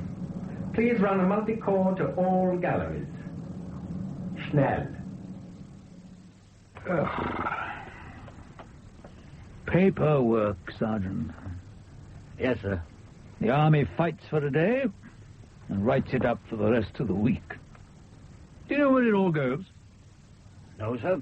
Into metal trucks under St. James's Park, the Admiralty, Piccadilly. This war is generating tunnels of reports. Nothing is lost or ever referred to again. Administration. Here's where the war is won. A man strikes a bargain for his life. Information is gleaned. We follow it up. Take out a platoon. An armored car. Action. Yes, sir. Then we write it up. And everything else. And the tunnels of paper under Whitehall and Piccadilly grow longer and longer. Wouldn't mind seeing them myself, sir. What? You're not a son of the desert, Sergeant Roberts? Oh, sir, no. I'd be off tomorrow if I could. I envy you, Major Cunningham. Aye, you. But that's an end to it. I'm recalled and you stay. Where will you be off to next? Anywhere but Whitehall, I hope. As far as they're concerned, I'm just passing through. Oh, be a sport, Hugh. You could do it easily. You're well in with old Nissen, and that fellow Baker seems pretty matey. Surely between them they could organise something for me. What do you say, Hugh? Will you try for me? I can't, Owen. It's not up to me who works where. And you're a miner, not an electrician or a joiner. You've been saying for weeks that you can't get enough men for that cable job that you're doing. Well, I'm volunteering. I can pull cable with the best of them. Please, Hugh. If you don't help me, I'll be transferred to the coal mine. Think of it. The 15th of December is only just 2 weeks from now. Now, come on, Hugh. Be a sport. Look, if you fail, then okay. At least you'd have done your best for me. So, what have you got to lose? All right, Owen. I'll have a word with Mr. Liston. Thanks, Hugh. I knew you would. Yeah, but don't go building your hopes on it, because I don't think you will agree. Okay? Just try, Hugh.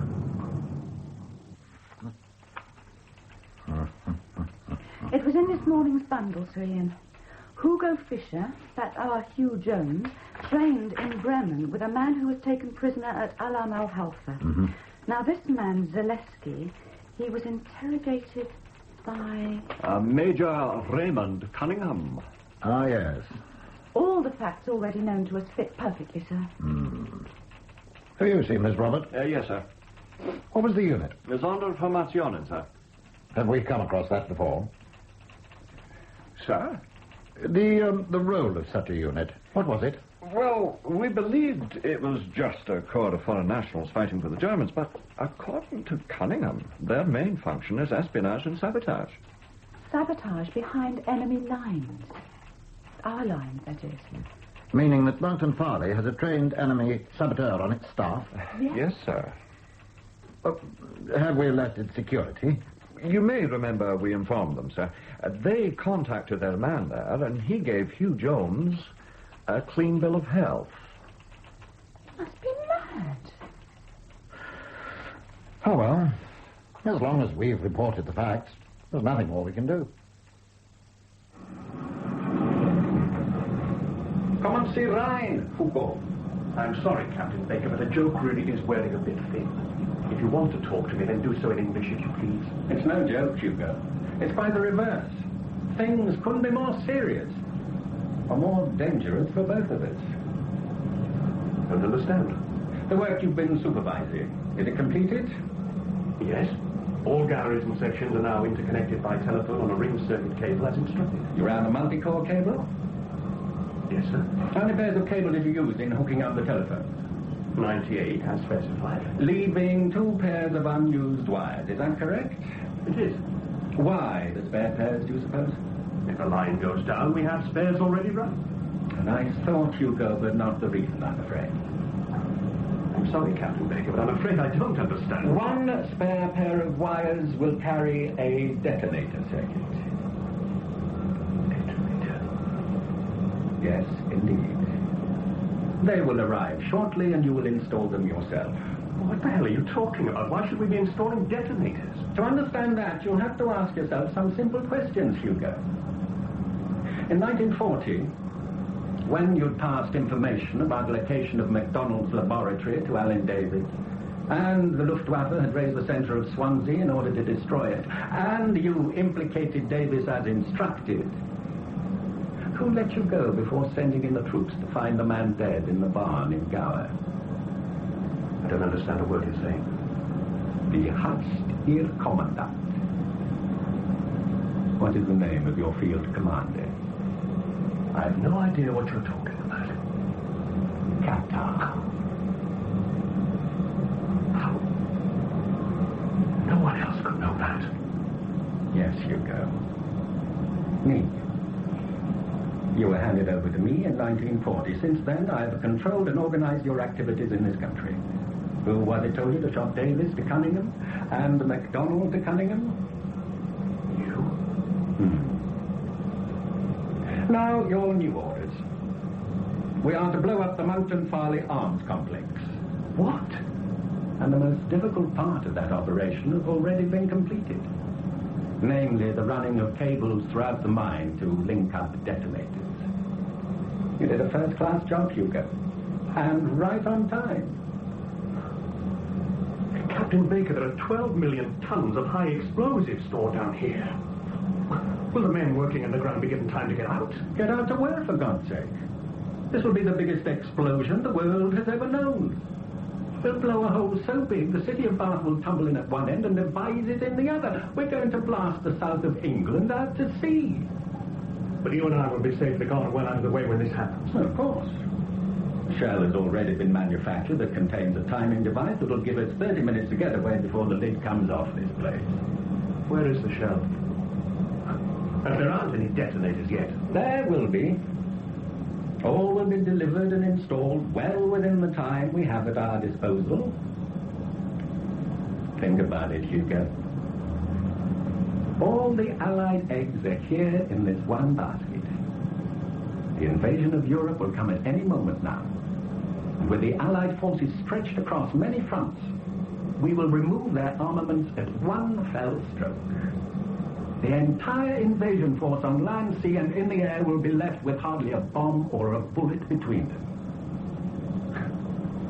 The only difficulty I had in preparing this operation arose because our high command could not believe the British and Americans could be so foolish. With one blow, we can turn the tide for Germany.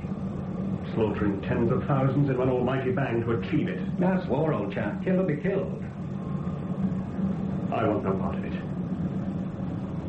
You're killing innocent civilians. You didn't say that before Swansea, Hugh. You killed plenty then. I had no idea then. I have now. I'll have no part of it. Hugh, I can get on the phone and denounce you right now. London will believe me. They have all the evidence already. You might say, I am the dam holding it back. If I step aside, say I was wrong to have spoken up for you. You're dead. I'd take you with me.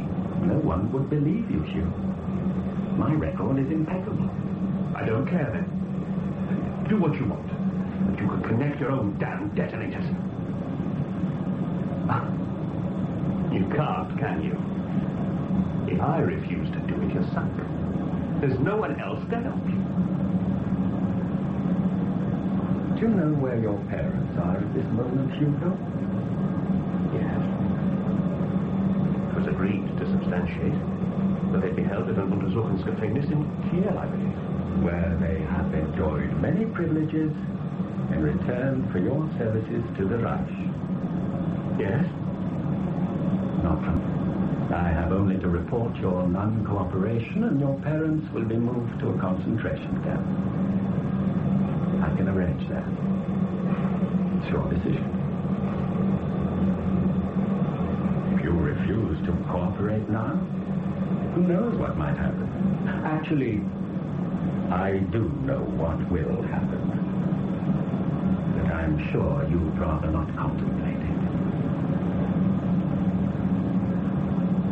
Thank you, Hugo. You may go. I'll tell you the moment the detonators and the shell have made their way into the mine. In the meantime, carry on with your normal duties and please to lose.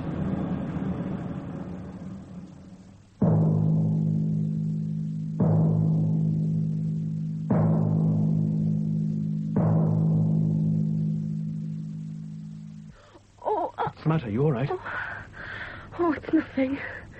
John Henry's off on a route march again, full pack and army boots. He sleeps all day and turns somersaults all night. The little perisher. I'm fine. Oh, just go to sleep, okay? Are you all right? Tomorrow morning, Yes? I want you to pack your bags and move back to Swansea to your mother's house, all right? What? I'm not going to let you have our baby in this tumble-down cottage with no one other than Mrs. Mizzen to look after you. It's simply not on, okay? But we agreed that I was to stay here to have the baby. I've changed my mind. I want you to go. You do understand that whatever I do is done for you, Yes, but... don't you?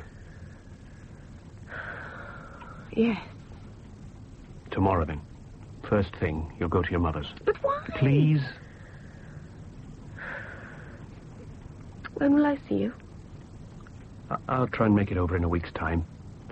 Please. All right.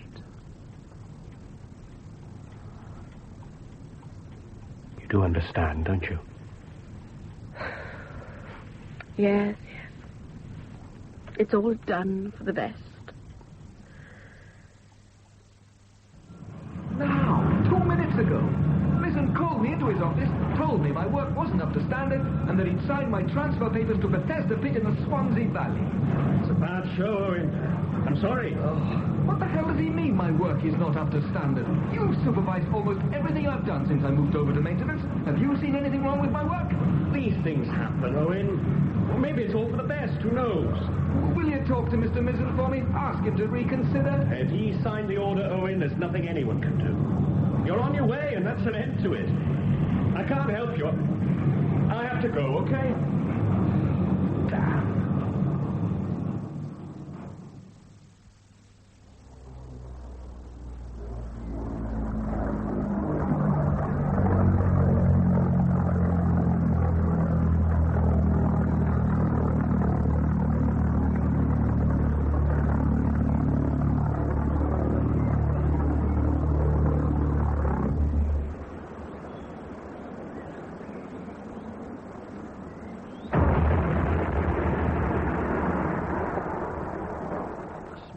Unmanned plane, sir. Its engine cut out shortly after it crossed the south coast. When it fell to earth, it exploded, and no one was hurt. It fell on open ground. A kind of flying bomb. A rocket? Not as such, sir. Good, good. Well, we must be clear in our terminology, Robert. I wouldn't want the facts misrepresented. No, Sir Ian. A bomb, not a rocket. So, no reflection on security. Good, good. I presume this information will be classified. Of course, if they send any more, that'll be difficult, and lives may be lost. Yes. Never mind the speculation, Robert. 3 facts easily digested. Yes, Sir Ian. Maxwell. Yes. Yes, thank you. I shall inform him. Robert, you have a visitor. Major Cunningham. He's on his way up. I thought he was in Africa. Oh, so did I. You didn't send for him? No, sir. Oh. Well, I assume somebody did. We better see him. How far have you got with it? All bar 3 of the detonators are in place and connected. The last one in Gallery 17 will go in at a change of shift. Is the shell in place?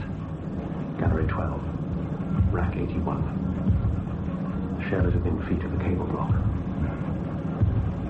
Telephone me the moment it's connected and we'll start the timer running. Better get it right, Hugo. It's irreversible. Mr. Klein, I have been recalled from embarkation leave. I would like to know why. This is beyond me, too, Major Cunningham. I have the telegram. If you didn't send it, who did? I did. You memoed Major Cunningham to see me? Yes. May I have your reason? Hugo Fisher. But that matter is filed, Miss Winterflood. It is out of our hands. It's not filed as far as I'm concerned, Mr. Klein. Major, would you read this out to Mr. Klein, please? It's from your report on the interrogation of Bogusz Salierski. What? What's going on Just here? a moment. This section here. Zalieski also identified the following names. All Sonderformationen members. Yes. And among those names is... Hugo Fisher. Now listen to this from the collator's office. Jones, Hugh, born Dunvant, Swansea, took mother's maiden name and enlisted in German army as Hugo Fischer before deserting to Britain. Has undertaken war work in Goat Street Laboratories, in Bristol University, and in Monkton Farley, Tall Fern. Hugh Jones. I recruited a Hugh Jones. Yes, and you also came across him in the information given to us by Bogusz Zalieski. Jones, is this Hugo Fischer? He is.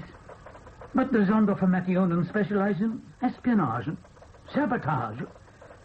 My God.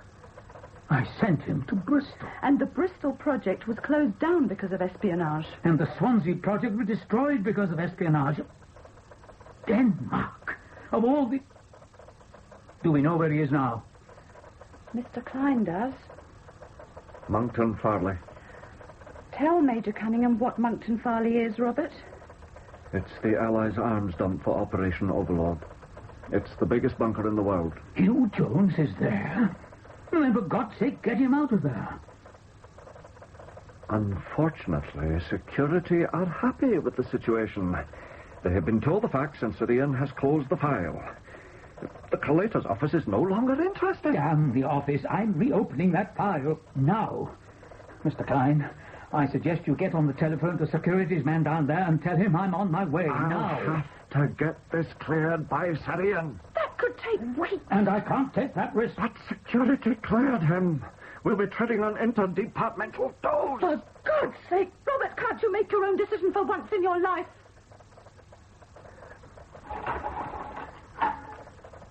Mr. Thompson, a car for Major Cunningham, immediately. Yes, straight away, now. Are we all set? Is everything completed?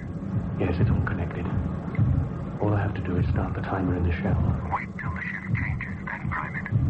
That'll give you just 30 minutes to put as much distance as you can between yourself and this place before the lot goes up. Right, then. This is where I pull rank on you and get the hell out of here. Go to you. And good luck. Evening, Mr. Jones. Everything all right, sir? Yes, everything's fine, thank you, Charlie. I want to take some humidity readings, if that's all right, old chap. Oh, help yourself, sir. I'll take them for you, if you like. No, I can manage fine, thanks. You carry on with what you're doing, Charlie. I'll be out of your way in just a couple of minutes. Righto, sir. Now then. Here we go. Red lead to Terminal 1. Black lead to Terminal 2.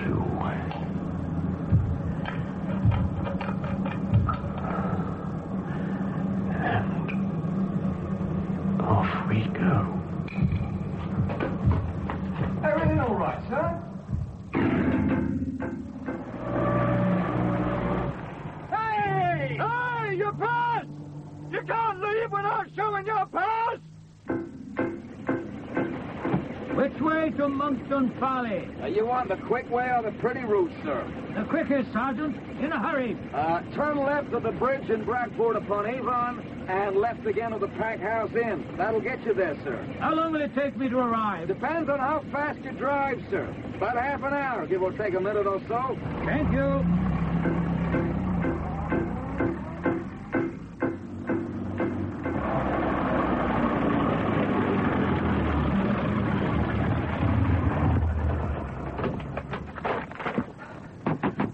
Mrs. Minton, open the door! Open the door! Hey, what's the fuss, boy? What's the matter with you? Into the car. Get Mrs. Minton and get into the car. But don't bloody stand there gaping, man. Do as I say now. She's not here. She's gone to get the midwife. A midwife? What for? What does she want the midwife for? Well, your missus come home. She been at words with her man. Come home to have her baby. She's upstairs now, well on. Phil, is that you? Well on? What do you mean? Oh, great heavens, no! Hey! Hey! Your pass! You didn't show your pass! What the hell is the matter with him? Hello? Tall Fern. Can I speak to your security officer, please? Captain Baker. He's not there. When are you expecting him? I see. Is there anyone else I can speak to? Hello, Mr. Jones. Back again, officer. Here, what the hell are you doing? You can't remove shells from the racks without signing from them. Get out of here, Charlie. There's going to be an explosion.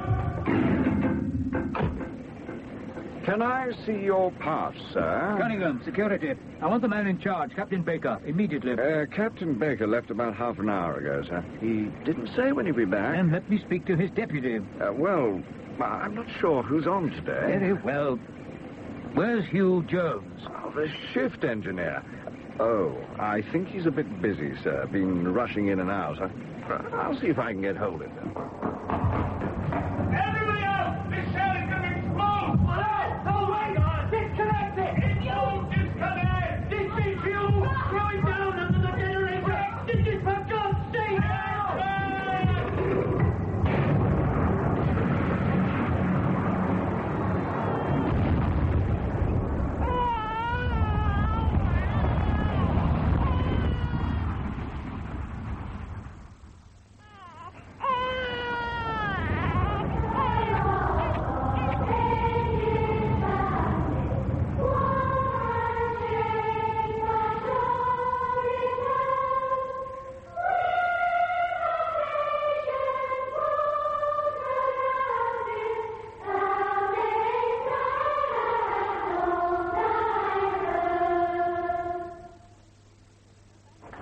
Thank you, boys and girls. That was lovely. Good morning, Mrs. Walker. I'm sorry to interrupt your class, Miss Nissen, but you have a visitor. A visitor? A gentleman's waiting to see you in my office. Hugh Jones. He says his name is Hugh Jones. Good Lord. You weren't expecting him? No, I wasn't. Would you like me to send him away? No. He's my father. Mum told me you died in the war. Later she said you'd disappeared around the time of D-Day. You'd worked in Monkton Farley, something had happened, and you disappeared. No one would tell her anything. They were confused times. It was under that confusion that I crossed to Ireland, from there to Portugal, and then behind the Allied armies into Berlin. She knew you were alive. I know. She never forgot you. Yes. I did what I did so as not to implicate your mother. I thought it was for the best. How did you know that Mother had died? Your Uncle Owen wrote to me in Kiel. I am here to tell you that I'm sorry and to ask you to forgive me.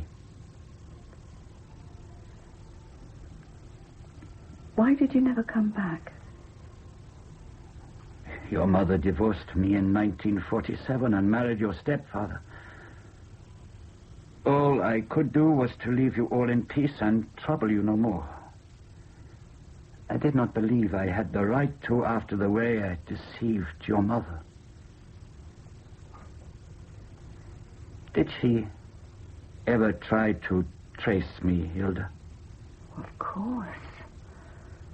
She traced my grandparents, but was told that both my grandmother and my grandfather had died in Auschwitz. All the Ministry of Defense would tell us was that you deserted us. In fact, on the day I was born. Have lunch with me, Hilda. And I'll try to explain why everything had to happen the way it did. You see, the day that you were born, my love, was the day we lost the war.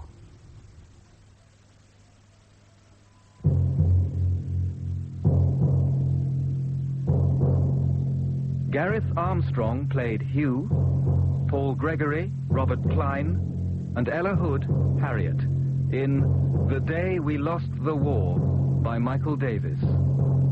Sir Ian Maxwell was Frederick Yeager, Major Cunningham, William Squire, and Captain Baker, Philip Bond. Dr. MacDonald and Mr. Mizzen, Rex Holdsworth, Commander Gregory and Alan Davis, David Lynn, Owen and Thompson, Simon Cuff, Mrs. Tresida, Joan Walker, and Muriel Nicola Bevo.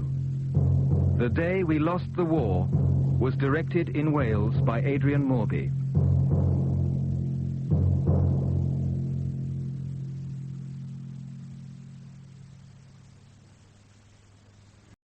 Radio 4. And now, Saturday Night Theatre. Nigel Anthony and Anna Cropper in Spongehenge by David Halliwell. It was the night of February the 10th, 1978, in the small humdrum village of Bailiff Bridge, not far from Brighouse in the county of West Yorkshire. Young Gavin Bagley was making his way home from the Punch Bowl public house, where he'd been having a few friendly pints with his mates and colleagues. He'd just turned into Coronation Terrace, where he lived in humble circumstances at number 41, when the concept that was to revolutionise the whole future of painting and the visual arts in general occurred to him. A concept at once extremely simple and extremely complex. A compelling discovery that was to establish his unquestionable genius throughout the old civilized world. Oh, if only I could think of something world-shaking. If only I could think of anything at all. But I can't. I can't think of anything even mildly different, mildly interesting. Here we go again. Home sweet home. Papa and Mama are sitting reading their papers. Or looking at their papers. I don't think they read them. Pretending not to notice my entrance as usual. I just pretend I haven't noticed them sitting there. Straight through to the kitchen. Enter it all on the other side. Take off my coat, hang it up. And return to the reading room. Sit down, pick up a paper, start looking at it. Pause, silence. All three sit very still like a tableau in a waxworks and pretend to be reading. Wait. What time do you call this? Ah, there it is. What time do I call what? This. What? You know very well. It's 11 o'clock. It is that. So what? So what? So what? It's no kind of time to be coming in. I'll come in when I like. You've been pubbing again. I've had a couple of pints. I've given birth to a drunk. You haven't. Wasting your money. Wasting your time. It's my money and my time. Oh, is it? Yes, it is. Somebody else might have something to say about that. Oh, yeah? Yes. I'll pay my share of housekeeping. Oh, do you? Yes, I do. Well, that's now to crow about. I'm not crowing. Don't talk to your mother like that. We didn't bring you up to see you throwing your money away. We did not. You should be saving. I work bloody hard. Don't swear. I work blooming hard. It's a blooming boring job, and I feel like relaxing a bit at night. What have you got to relax from? I've just said. Your work's not boring. Oh, isn't it? Of course it's not. You don't know what boring work's like. Of course I do. You don't know you're born. Of course I do. Of course you don't. You've got a good job. A very good job. Lots of folk would be grateful to have your job. They would that. It's very interesting. Oh, it is. Yes. It's artistic, isn't it? Artistic? Yes. It's not artistic. Of course it is. It's not. You're in art department at Prusa's, aren't you? Artwork department. Well, that's what I said. Artwork has nothing to do with art. Of course it has. All I do is touch up photographs. Well, in photographs. It's skilled. Not very. It's steady. Not really. Oh, aye, lad, you're lucky to be there. Lucky? Lucky to have a job. Lucky to be doing what you want. Lucky to be doing art. I've told you it's not art. Of course it is. It's got nothing to do with art. Don't tell us about art. We know about art. We know what art is. You've no idea. We've been around a lot longer than you know. I learnt nothing. I knew more than you do now before you were born. You didn't. Of course we did before we had you. Art isn't dabbing blemishes out of photographs. Art is the expression by visual means of feelings, states of mind. To be an artist is to express something. Hey, listen to him. Don't be so daft. What have you got to You express? have nothing to express. Have I? If only I knew. I have. Never. You're not one of these well-bred young gentlemen from down south, you know. What are you talking about? Folk like us don't express anything. Of course we don't. We have to work. Ah, we have that. You want to stop getting ideas above your station? Your station? Yes. We're not living in upstairs, downstairs, you know. There's nothing wrong with us. There ain't. There's naught to be ashamed of. We haven't. There's not wrong with good, solid hard work. That's what you need a bit more of, my lad. I want less of it. We brought you up to be a credit to us. Not a layabout. Oh, like slaving at Prusa's is laying about. It's not slaving. It's what you wanted. It's not. When you left school, We'll let you do it. you'd have been far better off working at Firth. In weaving. A lot more money there. But no, you wanted art, so art it had to be. I wanted to go to art school. You did go to art school. school. I didn't. You did. You did. 1 evening a week? There you are. That's not going to art school. Well, what is it if it ain't? I wanted to go full-time. Oh, don't be silly. You're doing a living. Who do you think we're going to pay for you? I could have got a scholarship, a grant. You'd never have got a grant. Of course you wouldn't. I might have done. Don't be ridiculous. You didn't let me try. We weren't having you making a fool of yourself. And us. Aye, and us. I wouldn't have made a fool of myself. Of course you would. Well, maybe I'm talented. Don't be daft. You have to be well-educated to be talented. You have to have money. You want to drop these big ideas. You do. I get it through your thick head. You're not talented. How do you know? Because we're your parents. Because you're just the same as us. Just very ordinary. Just like we are. I'm not like you. Of course you are. We know what you like. Who knows if we don't? You bigger all about me. Don't talk to your mother like that. Oh, why shouldn't I? Because we gave you life. We brought you up. Scraped and scraped. Nobody asked you to. Don't talk like that. Where would you be if it wasn't for us? I'd be the same as I am now. Nowhere. Don't be disgraceful. Don't be ungrateful. Oh, I've had enough of this. Where are you going? I'm going to bed. Sit down. No. It's not time yet. You haven't had your supper. I don't want any. Can't take a bit of home truth, can he? No, he can't. Oh, well, here I go. Another hand-tinting job. Another wedding photo. Black and white. Why couldn't they just have had a colour photo taken? But it's more arty to have one hand-tinted. A work of art to show their friends. The happy couple. The right pair of Yorkshire puddings. Oh, what shall I start on? Grass. Yes, a nice green for the grass. More attractive than pink for their faces. Wedded, eh? I wonder if I'll be getting wedded shortly. Sandra. I mean, she's a nice lass, but is she the one for me? I mean, if I were a successful painter, I could do better than her. Oh, if. I'm not even an unsuccessful painter. I don't really know how to become one. I just dream. I suppose I could go to night school. But I'm so bloody tired at night after a day here, worn down by boredom. And it's not just here at work. My whole existence in Brighouse stifles me. I don't really fit in with anything or anyone I know round here. Oh, why don't I go away? Oh, I don't know. I lack nerve. I lack application. I don't really know what I'd like to be. It's not always a painter. It can be anything. A great musician, a great brain surgeon, a great marine engineer. I make Walter Mitty look like James Bond. But I can't really see that. How can be done about it? Oh, I just have to go on as I am, I suppose. Well, it's Saturday tomorrow. Soccer. Our team's playing Boothtown. I don't really enjoy playing, do I? No, I don't fit in. I only do it because I daren't say no.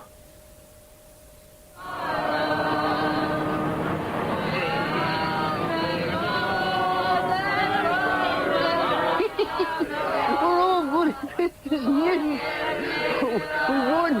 We won. Hey, drivers, if there's any of us. Yeah, I don't know how he can drive. I don't, but he can. He's a genius. Yes, he's a genius. Not me. Come on, sing.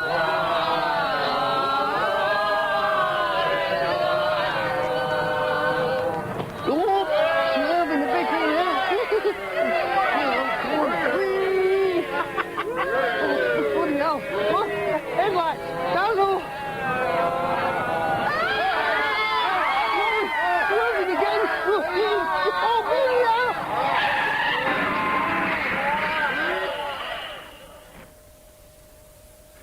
It's lucky nobody got killed. It is that. Yeah. You're very lucky. You are that. You see what comes from drinking? You hardly had a scratch. Well, I had a bit more than that. What more than that? Well, I didn't have to have a blood transfusion. We know that. You don't have to tell us that. Well, so it wasn't just a scratch? Well, not much more. They don't give transfusions for just a scratch. Don't tell us about transfusions. We know all about transfusions. We weren't born yesterday. Oh, you know all about transfusions, do you? We do. You ever had one?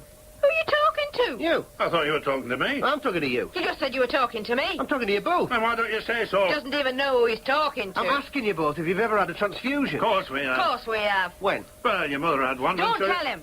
Well... Why should you tell him? Oh, well, you tell him then. I don't want to tell him. Oh, yeah, I remember. It was when you were in the infirmary for that cyst on your backside. Don't use words like that. How dare you to your mother? Well, you were going to. I was not. Weren't you? Of course I wasn't. Why did you have a transfusion? When he was in infirmary for observation. There's no need to tell him that. When he had them pains in his chest. Why do you have to tell him? You told him about me. I didn't. So, you've both had transfusions. What are your blood groups? Blood what? Blood groups. Why should we tell you? Aye. Don't you know? Of course we know. Of course we do. Then why not tell me? Why should we? We're not here to feed your whims. I'll tell you mine. We don't want to know. No, we don't. I'm blood group O. Stop trying to be clever. Ah, you won't succeed. Clever thing is to realise you aren't clever. I'm not trying to be clever. I'm just saying what my blood group is. Well, it's not to boast about. I'm not boasting. I'm just showing you I know what my blood group is. As if we care. We aren't impressed. Well, you don't seem to know what yours are. Oh, you do? We do. Then what? Mind your own business. You don't know. We do. Then tell me. Well... Come on. Well, I'm B, if you must know. B. Aye, and your dad's AB. I could have told What him. does it matter who told him? You should have let me tell him. They can't be my natural parents. I can't believe it. I can't believe it. There must be a mistake. Are you sure about this? Sure about what? About your blood groups. Of course we are. We don't make mistakes. I think you might have. Don't be ridiculous. Come in, Sergeant. I think you've made a mistake. Get them cards with groups written on them. You get them. All right. I'll show you. I will show you who's right. They're right. He's AB and she's B. Oh, my God. The implications. I feel dizzy. The implications. You know what this means, don't you? What do you mean? Doesn't mean anything. It means you can't be my blood parents. What are you on about? What are you on about? It means you can't be my natural parents. What's he talking about? Don't ask me. When I went in the infirmary, I talked to a doctor about blood groups. He told me that a child can't possibly have a factor in its blood that isn't present in blood groups of either of its parents. Where'd you get that from? Just told you, the infirmary. Somebody were pulling your leg. Aye, they felt like a bit of fun. They saw him coming. I told him a taradiddle. He'll believe out. Well, what should a doctor make it up? Couldn't even pass as 11 plus, and now he's an expert on medicinal matters. It's a fact. You can't be my blood parents. Oh, it's a fact, is it? It is. How can it be a fact? Use your head, lad. Use your head. If we weren't your parents, you wouldn't look like us, would you? Oh, no, they're right. I wouldn't. Oh, maybe that doctor was wrong. Maybe I misunderstood him. He can't answer that. No, he can't. No, I can't. He's not as smart as he thinks. I hope this is a lesson to him. Wait a minute. Do I look like you? Of course you do. You look like your father. You look like your mother. What a daft question. No, come on. Let's have a look at the mirror together. Don't be ridiculous. Have you ever heard out like it? We've no time for gormless experimentation. No, come on. You look like us, be told. There's an end to it. Aye. What about supper, ma'am? What'd you want? Have we any of that malt bread left? You're scared. Aye. Tea or cocoa? You daren't compare our faces, ain't mirror? Cocoa. You daren't. Of course we dare. Come on. No. It won't take long. Stop it. Come on, show me I'm wrong and I'll admit it. Well... I'll never mention it again. Well... Come on. Oh, all right. Come on, let's get it over with. Oh, all right. There, you see? What do I see? You've got an head shaped like mine. Have I? Is it same shape? Maybe it is. And a nose, same as mine. Is it the same? Is it? It looks very much like it. My eyes. His eyes. My mouth. Her mouth, yeah. No, not her mouth. My chin. My mouth is completely different from hers. Of course it is. Look at it. Look at mine. Look at his head. Look at mine. They're not same, not at all. Look at her nose. Nothing like. And his eyes are a different shade, almost a different colour to mine. No, none of these things are the same. You see, we're wasting us time. He won't admit he's wrong. Oh, we'll even deny it's evidence of his own eyes. I'm not wrong. Christmas. Why, I haven't just seen it before. I thought I looked like you because I thought I were your blood son. The power of autosuggestion. But now I can see you clearly for the first time. There's no family resemblance whatsoever. Oh, I've had enough of your nonsense. So have I. You're not my blood mother. Of course I am. Of course she is. You're not my real mother, are Yes. you? You're not. Come on. I am. You're not, are you? Oh, stop this. You're not. Come on. I am. You're not. Well... Are you? Oh. Are you? No! Hey? No! Now you're satisfied. No. Oh, you've told I him. had to. Why? I'd had enough. You're not me real parents. All right. What does it matter? Who are me parents? How should we know? You're adopted. Adopted. We kept it from you for your own good. Adopted? Yes. From who? We've no idea. But you must have. You must. How did it come about? Well, we couldn't have any children of his own. Your father couldn't. So we went to an adoption home. They showed us you. We never met whoever had you. They don't tell you who it was. So we decided to adopt you. It was all legal. Oh, what adoption home? Oh, we don't know. It's so long since. Oh, what's it called? Fairhaven. Where is it? Bradford. But it's gone. It's defunct. You sure? Aye. Well, since you're so good at finding stuff out, why don't you check up on it? How old was I when you adopted me? 3 months. They told us your birthday. 3 months. So maybe for 3 months I'd lived with me real parents. No, you hadn't. You'd been in Thorn for 3 months. Me real parents. There's no way you can find out who they were. I'll find out. What do you want to find out Find for? out to you. They're everything. We're your real parents. Aye, it doesn't matter who actually gave birth to you. Of course it doesn't. We brought you up. We lavished everything on you. It doesn't matter to us. You're not the same flesh and blood, and it shouldn't matter to you. It's the spirited thing that counts. You're our son, and you always will be. You're our son, and you always will be. No. I'm not your son. I never was and I never will be. What a revelation. What a liberation. No wonder I never felt at home. No wonder I never fitted in. No wonder I don't fit in anywhere. No wonder I don't know what I really want. No wonder I don't know who I am. I mean, a person is produced by the coming together of the genes of mother and father. It's their mixture which produces new person. Your identity is what you get from those genes. They provide your abilities, your potentialities. They provide, in essence, what you become. Oh, I know that potentiality can be modified to some extent by your environment and your experiences, but only to a very limited degree. No, it's your genes which provide your essential core, your essential being, your essential identity. But if you're brought up in a completely alien environment, like I've been, cut off from any knowledge of your real origins, then you live a conditioned lie. And you remain blinded, deaf and numb to real identity, to real abilities, potentialities and needs within you. I've been living a masquerade with those two people in Bailiff Bridge. Yes, I've got to discover what my real heritage is, what hidden flares I've got, what hidden possibilities. Then I'll know what I can become and therefore what I want. To do that, I've got to discover my real parents, yes. They could be anybody, couldn't they? Aye, they could. Anybody at all. Sie ist daher bereit, wieder in den Völkerbund einzutreten. The ladies not for turning. Blue skies are smiling at me. Nothing but blue skies do. The force that through the green fuse drives the flower drives my green age. Well, sure. You can, light my cigarette if you're of a mind to. First of all, ladies and gentlemen, would you like to hear how the Diddy Men came to make their first record? Promise me you'll go right after sleep because Daddy has got to go out on some very important business. But Dad didn't really Look there for Van Holder when he knocked somebody's off stick out. And then, comrades, there is our old friend, equal pay. Anybody? Yeah. The horizons are unlimited. Of course, that works both ways, yes. I'm thinking upwards, but what about downwards? Aye. My father might be a tramp or a dustbin man. My mother might be a prostitute or a char lady. My real parents might be even more humdrum than my false parents. Yes, yes. I've got to face that possibility, yes. Oh, I don't know, though. I mean, it's possible. But somehow I think they've got to be more special. I mean, I've always thought there was something special about me, and that feeling must come from somebody special. Yes, and I can hope to find special affection from them too, yes. I can love them and they can love me. That's very important, emotional security. Oh, yes, something I've never had from Bagleys.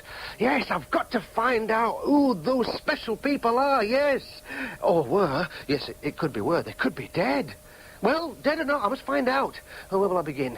That birth certificate me false parents have with their names on there must have been issued by some adoption place or somebody. Yeah, I've got to see me real birth certificate. And where will I find it? I'll ask Citizens Advice Bureau. Oh, there's a document attached to certificate. Owing to the unusual circumstances of this child's admission to the home, it's been thought suitable to append a short notice. The child named John Jackson entered the home as an abandoned child. None of the regular procedures for admission were complied with. Although James and Jean Jackson are named on the certificate as parents, neither of them was ever found, even though an extensive search was undertaken. The child was brought to the home by a man calling himself A. Appleyard, who refused to provide any further information to that contained on the certificate. It was these circumstances which persuaded the relevant authorities to allow the child to be adopted 3 months after its arrival. Will I ever find A. Appleyard? Was there ever an A. Appleyard? Oh, I'm beginning to think it's hopeless. Pint a mile, please. Mild. Aye. I don't suppose you know anything about the houses across the street. Across the street? Aye. There aren't any houses across the street. There used to be, but they've been pulled down. Sorry, I can't help you. I've only been here 2 years. That's 34 pence, please. Oh, yeah. Sir. Hi, young man. Hey? I remember them houses. Do you? Ah, you remember them, won't you, Mrs. Waddington? I do that. She lived round here all her life. Haven't you? Aye, I've been coming in this pub for 30-odd years. You've worn a depression in that corner seat. I've worn a depression in every seat in place. Aye. And worked off a few depressions and all. Aye. Do you remember number 18? Aye, lad. Do you remember a man called Appleyard who used to live there? Albert Appleyard. Well, yes, I suppose it could be Albert. It was Albert. Yes, I'm not doubting it. Did you know him well? Not all that well to nod to speak to on the street, no more than that. Well, could you tell me if he was living in number 18 in 1949? Oh, aye, he would would be. He lived in that house as far back as I can remember. Was he married? Aye, his wife's name was Hilda. Did they have any children? Not as I ever knew about.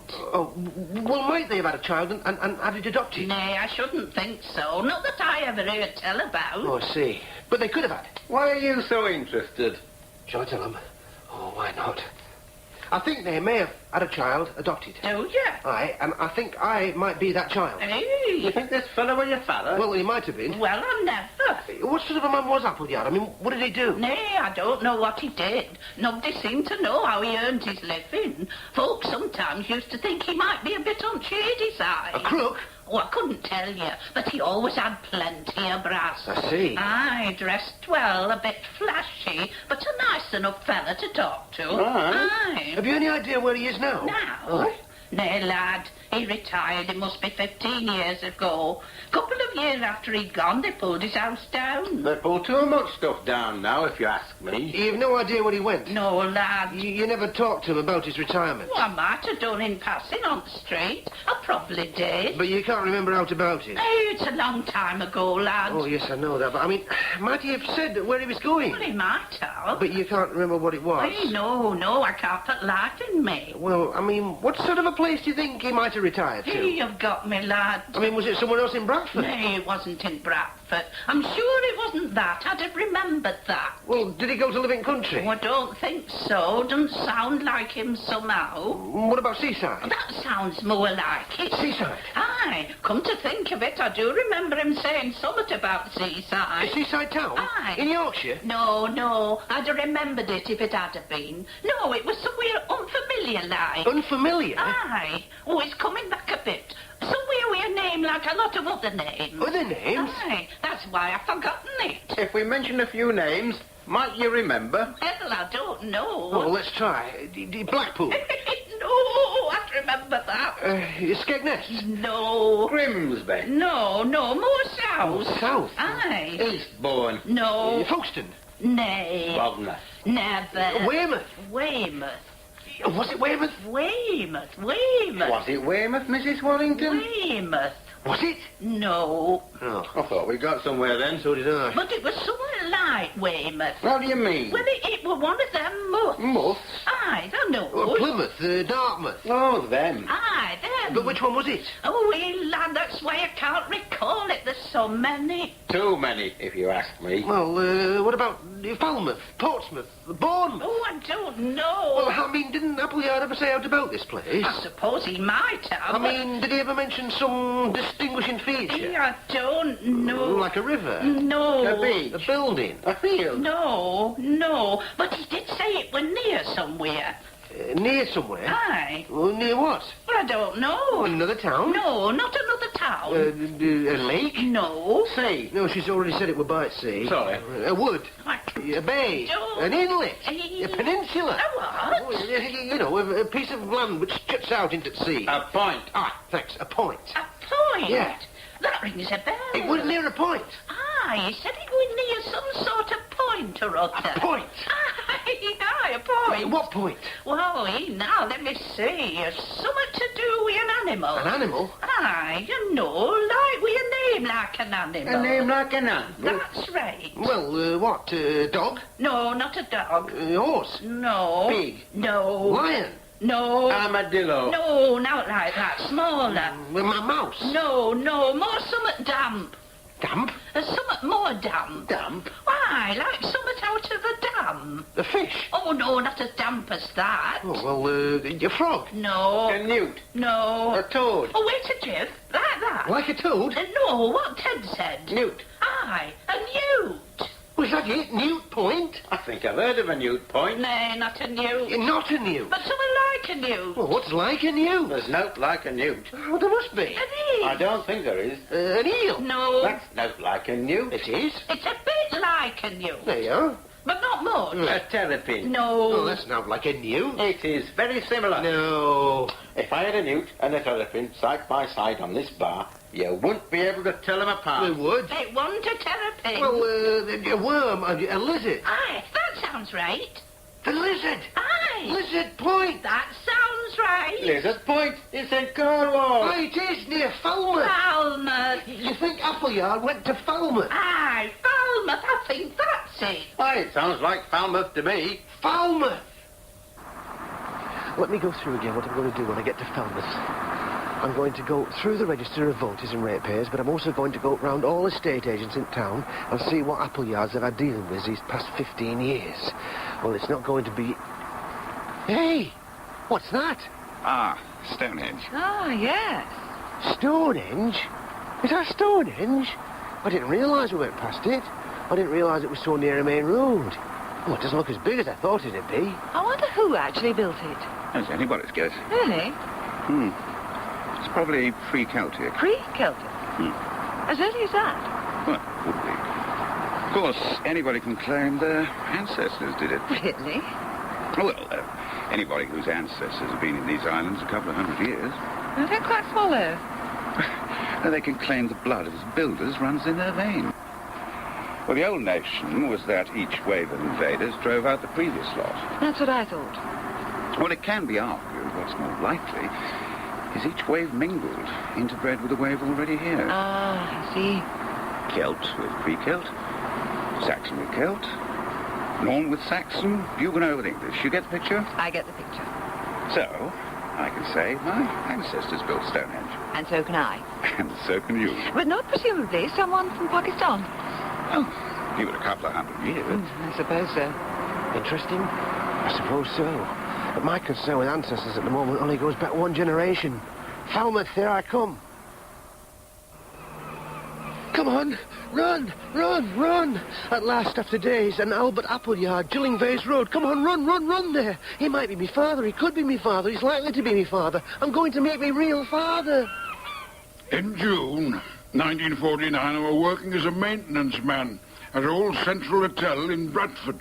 One evening, I'm told to go up to room 28 to fix a radiator. When I get there, I find it's occupied by a woman of about 35 years old with a new baby. As I'm attending to the radiator, she strikes up a conversation and then makes a proposition. She says baby's hers, but it's illegitimate. She shows me a birth certificate and says names on it are false. She wants me to put baby into an adoption home for her. She has money and she'll give me £200.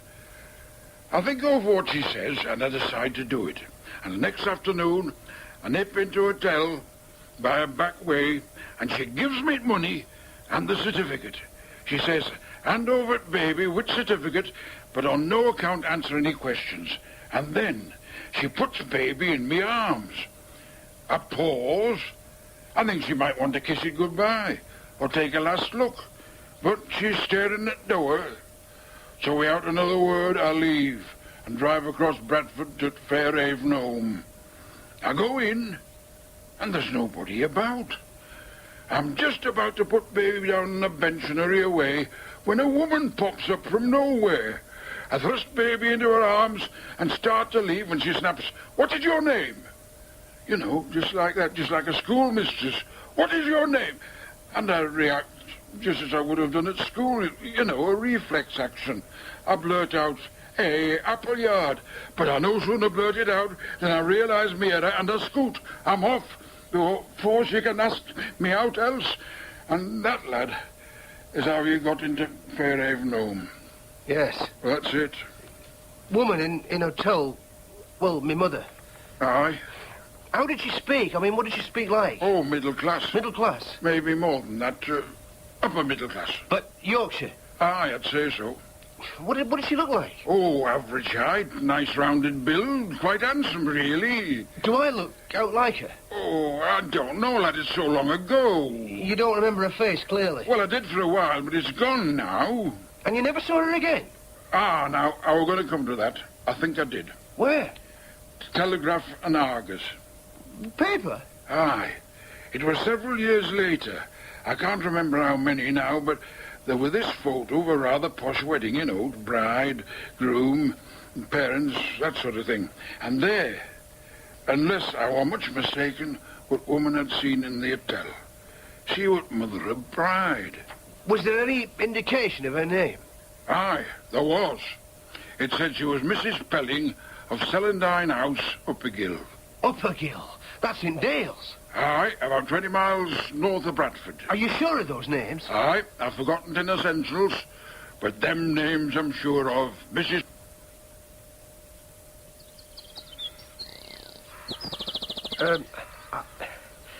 I have reason to believe that I am your son. I beg your pardon?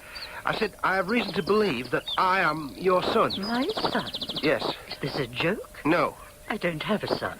Oh, no. I have 3 daughters, that is all. You never had a son? I certainly did not. Of course she denies it to begin with. Of course she gives nothing away. It's only to be expected. Just keep on at her. Break her down. Look for telltale signs. Well, I say you did. This is preposterous. Who are you? I've already told you. What are you doing here? I have reason to believe I am the child you gave away nearly 30 years ago. What are you talking about? The baby you gave away. I never gave any baby away. You had an illegitimate child. How dare you? You took it to Bradford. How dare you? You gave it to a man in a hotel. How dare you? Get out of my house. Could I have made a mistake? No, she's still bluffing. Keep on. She'll give herself away. I've met the man. Get out. His name is Appleyard. He told me all about it. Get out. He paid him £200 to take me to an home. He did that. I was adopted. Years later, he saw your picture in the paper with your name. I tracked him down. He told me where you lived. I'm not mad. I'm not here to cause trouble. I'm looking for my real mother. A man meets a woman in a hotel, and then years later he sees a picture of me in a newspaper. That does not prove that I'm the woman he met in the hotel. She's right. It doesn't. I'm afraid your informant was mistaken. He mistook a picture of me for someone else. Yeah, there's no necessary connection whatsoever. Even Appleyard said he might have been mistaken. Oh, this is a dead end. I hope you find the right person. Yeah. Oh, I'm so disappointed. But am I sure this woman's telling the truth? Yes, I think so. Yeah, but whilst I'm still here, I could have one last go. A sort of bluff. I've now to lose. You're absolutely sure you aren't the right person? Well, of course I am. Yeah, I'm not convinced. Now, look here. You'd have every reason to lie to me. I've been very patient with you. After all, if you gave me away... I think you had better leave. Your own flesh and blood. I'm asking you to leave. Just to save family name. I'm telling you to leave. You'd be as hard and callous now as you were then. I don't have to listen to this. I don't seem to be getting anywhere.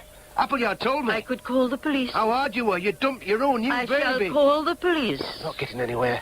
And when you handed me to him to take away, there wasn't a flicker of affection. I might as well have been a sack of potatoes. You're never going to see me again. You didn't even look at me. Never mind kiss me goodbye.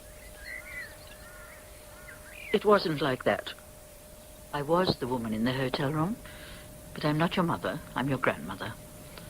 In the summer of 1948, some mill boys from Bradford came hiking through this village, and my husband gave them permission to camp in a field which belonged to him. They remained in the field for several days, and quite without my or my husband's knowledge, Karen paid them several visits. She was only 16 at the time, and she developed a crush on one of the boys who was only 17 himself. I'm not blaming the boy. He was young and inexperienced. But he seduced my daughter in such a clumsy and brutal manner that instead of cementing the relationship, it brought it to an abrupt end.